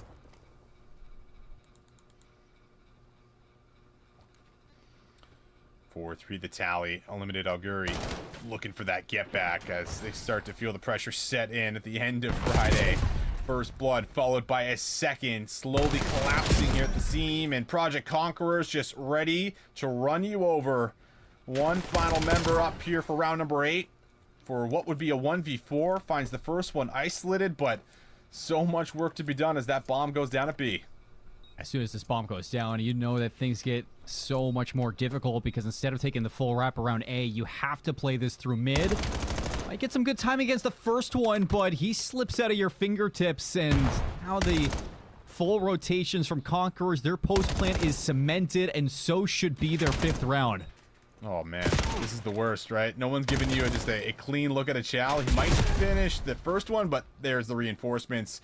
Assistance comes in, and Project Conquerors have really stepped it up in the search and destroy game, starting to toy with their opponents, starting to put it together, and not making a whole lot of mistakes in these later rounds as they get closer and closer to this 2-0.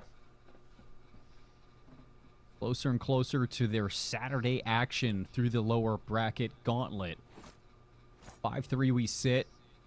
See what Unlimited Alguri can do early on in the search and destroy. They were good for trading these rounds. Had some really good play calls as well, but it seems like Project Conquerors have figured it out. It is going to be a full clearance of B. They don't have Dojo control, though, so this is what I was talking about. Roles reversed. They need to fight for it. Tags, shots, all coming through. No one's going to go down just yet, and looks like they're going to make the play call. Let's just drop the rock at B, and they managed to find that first blood, so Project Conqueror is now down a man. But the timing here, the timing on the exits, does not work out for an elimination, but a lot of information at least given back on what the setup's going to look like. Tells your ARs that you can move back up through Oh, Dojo. brother. What are we doing?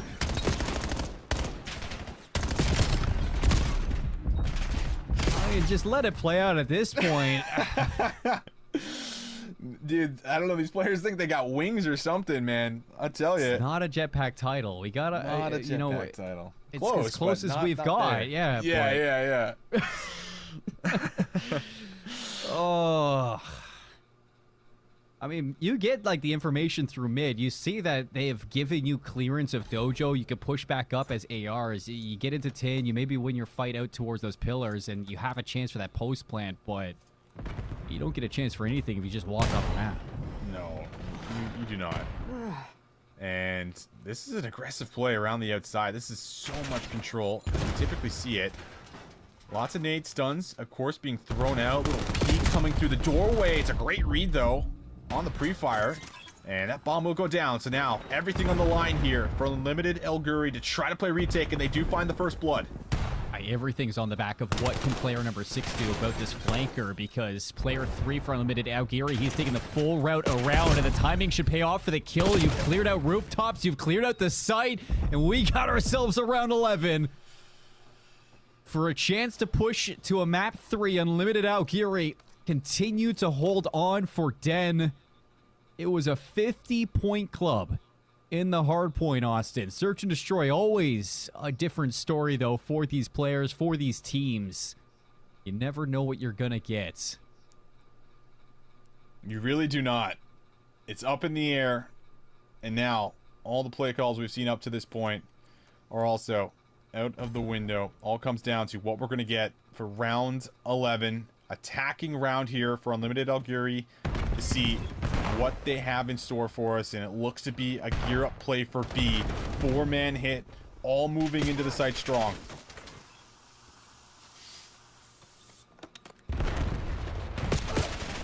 Gotta play it for Dojo, though. Just like we saw last time in the first blood. Again, gonna keep Project Conquerors back for 3 rounds in a row. Is this it? Might just be.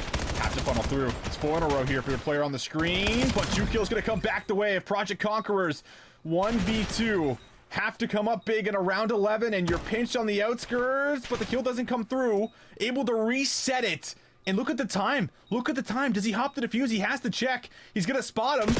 Chase him down. He goes chasing, but he pays the price, and they come back. We are going to a map 3.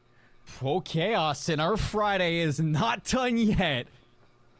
And we get a little bit of a fight from Unlimited Algiri in the search and destroy all the way to around 11. You ring off 3 rounds in a row, and you give yourself a chance to upset now against a squad that looked so comfortable to put this one away and head to their Saturday matches. But you get an overload, we get a chance, and that is just something on Den that you can never see given up too much. I mean, we are just allowing teams in the later rounds of a Den to freely take over that B site without any fight back, without any damage done. You just can't do that. I mean, that is Den 101 at the end of the year, too. You need to drop those trophies. You need to make sure that you're contesting that battle, because fighting through Dojo the way that you were, Project Conquerors, you see how hard it was. You lose the first blood both times, and just trying to get outside of Dojo onto that B side is a task of its own. To do that and find kills a player down, that's another thing entirely. It is. It most certainly is. And man, do you ever feel that? Sure, the map number 1 was very convincingly, you know, in your favor as Project Conquerors. It felt like everybody was able to fry, put up some big numbers. The teamwork was in, and we saw how well it was at least coming together through the second half of that hard point. But now that you've kind of got some momentum, and you just choked that search and destroy, you were up 5-3. That was the closeout. Like, that was what you were looking to do. You needed 1 round of the 3. You don't get it done. So how does that mentally affect a team like this going into what is an elimination game, looking for what could be a massive upset here to come in? We'll have to see, but we are going to take a small reprieve. Get ready for this map number 3 on Overload. Don't go far. We come back. Overload coming your way.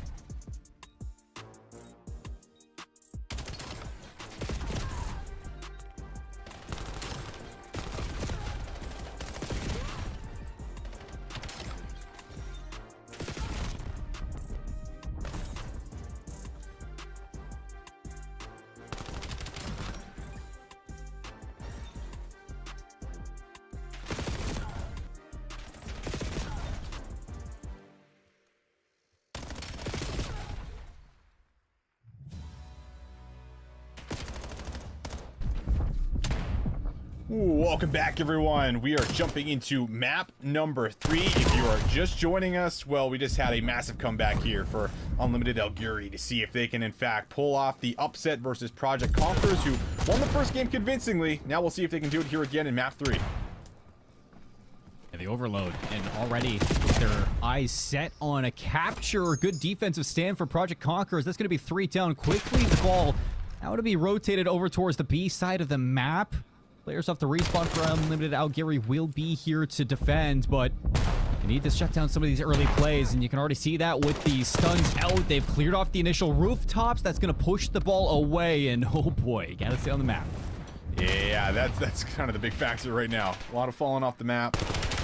A lot of throwing away your life needlessly, but here need to play some great defense. Gearing up for the push, but gonna lose the carrier. To be now picked up by Challenger 13, but we'll see a double up, and that should just about kind of put the push to a stop here and stall it out for Project Conquerors. Now going to regain control and start to shift over to the B side of the map as they start their offensive look.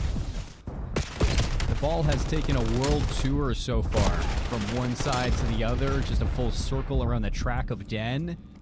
And it hasn't left the dojo just yet. That's going to be a pullback to Throne, so see if Unlimited Alguri actually can spawn up and defend properly, get this one away from their zones, and that's what they're going to do. A good turn and burn to clean up the flanker, but there's going to be some more to deal with. And see if Project Conquerors can get here fast enough to stop the attack on the opposite, and it looks like player 2 will be there. And now as a lead blocker, see if he can help for this capture. Yeah, gonna be able to get forward. First kill, it's going to be good, but not gonna be able to follow it up, and now you got a bit of a pinch play that's gonna come through, so just about everyone cleaned up. Deep spawns also forced over by A, so you have a bit of clearance and a bit of a chance maybe to drop this capture in, but you lose the pushed up member. Doesn't find one that you really needed, so kind of stalling out here for a moment. Aggressive push comes through though from Project Conquerors. They want to just fly forward, and it ends up working out, so they'll start their play again, but with that kill, things should stall out once again as we go back to fighting for map control. And then we wrap back over towards the opposite side. So top of the mini-map for rooftops. Can Unlimited Alguri get here quick enough? You got Surfers, damage done, and there's the pistol whip. So players on the back line looking to hold their zone and get it done. 2 quick kills for clearance, and response to P2. Project Conquerors looking to still put some pressure on, but the ball's going to get picked up, and it's just going to get wrapped back over towards the other end of Dojo again. We don't know where we want to go for these attacks, Austin, and nobody can get the finishing touches on. I think that constantly we're seeing some hero plays really get blown up on both sides, and either team really vying for control. Well, the timing here was crazy. Both players cross each other the back of the A point there, so all of a sudden, still gets out you have mid. to fly forward. Yeah, he wants to try to get the EMP almost out of his side of the map, but you've lost every single member. That's 4 in a row. This feels like it's going to be a capture. A spawn's coming through. You got great positioning set up by B, and it's all going to be about this new spawn at the EMP. You go for the relay, but you take your eyes away from mid, and Project Conqueror is going to be able to deny anything of a counterattack, so working out of the spawn of Unlimited Alguri. See if you can slay out and deny something here. 3 go down, and you do have a flank coming out, but are you going to beat this player? Heads up, you do. There's the tying goal. Still taking some players off the spawn, and players from Project Conquerors need to overextend to clear rooftops. Yeah, I like that, right? Delay it. Make sure you kind of get your teammates a chance to fight for position, but unfortunately, all the gunfights going to be lost. And you also get a very forward player who wins that first battle off of spawn. So deep spawn's going to come through over by A again. Likely to be a capture, and back and forth we go. But now we're resetting back to the middle with at least a 1-score lead here for Project Conquerors. Neither team really knows how to accept the timings that they're losing. And right away, if you're Unlimited Alguri, you need to recognize that there will be a Project Conquerors player inside patio, and that's what you need to deal with first and foremost. You don't, you're down 2-1, and this could have been a tie game right now. However, you still have players in position, so it's not done just yet. 11 seconds left. See if you can rally another fight. You have a player in broken. You have ball in your control. Ready to fly through, and will we get a cutoff? Yes, we will get a cutoff. Will the EMB be picked up? Yes, it will. Play is still alive. Project Conquerors have a chance to try to grab 1 additional point, but Looks like it's going to have to be by way of A unless you can pivot through mid. You got some defenders here. The pistol kill doesn't come through. The stop is there. And we will now switch sides with just a 1-goal lead for Project. Insane stuff coming out from the defensive side of both ends. I will say, you know, a little bit of an over-aggression out of Unlimited Algiri there towards the ends. You had a player in broken. There's no reason you should be full sending an attacking zone before that player does make a pinch. So maybe a miscomm on the timing, a little bit of over-eagerness to get that play finished, but matter in this play where you could be looking at a tight game, and off the break-off into the second round, ball's actually going to make it up into the half wall, so see if you can make a quick dash here. There will be players, and it looks like Project Conqueror is just going to ease it out. Yep. Like the stall out here. Wait for your teammates to come off spawn. You know the defenders are going to get here faster than your attackers. But that first kill might just enable everything here for Unlimited Algiri, as the trades do not tend to go their way, and the last player is actually on the pinch. You need this kill onto the EMP. First kill is there. Follow up with the pistol is gonna follow. Massive double up to really stop the play right in its tracks, and once again the defenders are now able to get here, and they can at least start to play defense and start to hold them back. I mean, you have a flank though. Ball's going to reset to mid, and you're looking to do some damage towards the spawning players. Looking for number 3. You swap back over, and it looks like Unlimited Algiri going to do some damage to break out of their spawn. Ball's looking to make a dash. The stun doesn't connect. That should be ball clearance over towards Tin. Linking member in through mid, looking to do some damage on the setup that Project Conquerors have, and flying right forward, the NPC. Good hip fire. It's 4 in a row. If you can take down this player in 10, then maybe you have a chance, but it's a team kill. You still haven't even gotten that ball through the gateway. You'll lose the player through mid, so you have little to no information while turtling at the back here. With about 3 minutes to go, and you have to make the offensive play at some point. Tie this one up, but that's a massive double that comes through. Need to follow up with a third. Teamwork is there. Now one more 1v1. Not going to be one, and that EMP, had a chance to go through. Not going to happen, but you still don't have it in a great position. Luckily, there's no more offensive members from Project Conquerors to really get here in time, but you're still not on the right side of the map. You got to start to find some kills and push through, and it just has not worked out so far. So many risky plays, and you even pick up the ball and you've left it alone. You get across, you get the regen, and right under your nose, Project Conqueror is going to take a 2-cap game for the overload. 2 minutes and 35 seconds. This one is messy. And I'm not talking football. Playing your spawn long enough, and something like that is bound to happen. But 2 minutes and 20 seconds, still more than enough time to try to make some offensive pressure work out in your favor. You just haven't really seen too much of it so far on this side. It's really been just kind of limited to just fighting out of your spawn, it feels like. And now there's a chance maybe to make something else happen for Project Conquerors. The 1v1 is going to be secured. Another point is going to be locked in. And now Project Conquerors starting to run away with it a little bit. And we are getting very low on time. Yeah, you can see that as soon as you get, like, the instance of progress towards one side, you start winning these battles, and that mechanical still is looking to show off for Project Conquerors, where we know they can excel in this position. Looking for a few more over the top. It's just damage you get. You're still in position to defend, so you don't need to make a play for the ball, knowing that you have a 3-goal game advantage with a minute 30 left on Den.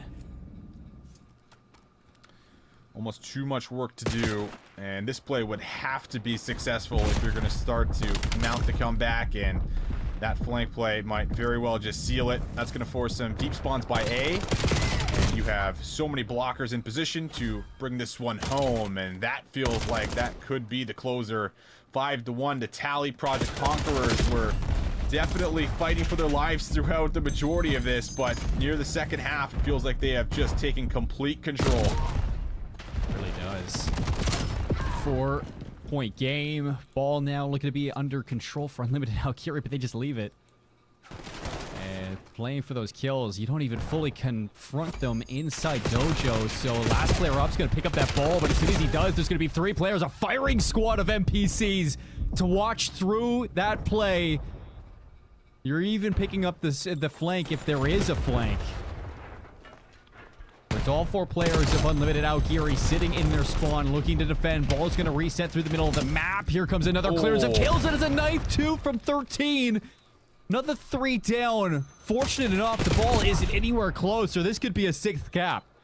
Yeah, bad to worse, and might just be playing for kills from here on out. And Project Conquerors get pushed, they get tested. We wondered how they were going to mentally stabilize after choking the search and destroy. Well, that answer appears to be very well heading into the overload. The respawns were locked in. They'll take the 2-1 victory, and they will advance to Saturday here at Paris. Really messy first half, but as soon as you started to get your foot on the ground in the second half, get those fundamentals rolling on Den Overload, that's where we see this team of Project Conquerors really level up, and not a bad way to finish off your Friday. Definitely a couple things that you're going to look back at this match and hope to patch going into Saturday, going into some higher competition across the Paris Open, but you get the job done, you survive another day, Austin, and that's going to give you some time to reflect, and I think that's really what you're looking at right now if you're Project Conquerors. 34 and 21. I mean, that is a big game coming out from, well, Challenger 12. But Yeah. for the rest of them, too, I mean, it's good damage across the board. You can say that I think for Project Conquerors, just a sound second half, very under control. And that's what you got to look at here. You don't look at that first half. The second half really tells how good Project Conquerors truly can be. I agree. I feels like the respawns looked very, very one-sided for the most part. Sure, there was some pushback, there was some fight back, but overall, you would give Project Conquerors kind of the overall kind of good look at what was kind of unfolding there for the overload. So everything kind of coming together for them. Again, you want to close out that last match on Friday. You want to make it to Saturday, but certainly could have some tough matches coming into tomorrow. And that's where the excitement it certainly picks up for us, right, Colin? Yeah. So we'll have to see how that ends up kind of taking place. But that was our last match. Any final and closing thoughts here before we do, in fact, close out the stream and get ready for those matches tomorrow? Tomorrow's going to be a lot of fun. And there's already a Yeah. couple of winners round 3 matches that I'm eyeing up here, Austin. I mean, we got Rock Esports versus a new look Torn Esports team in that winners round 3 match. That's one that a lot of people are going to be looking at Rock Esports to ease their way into the next round.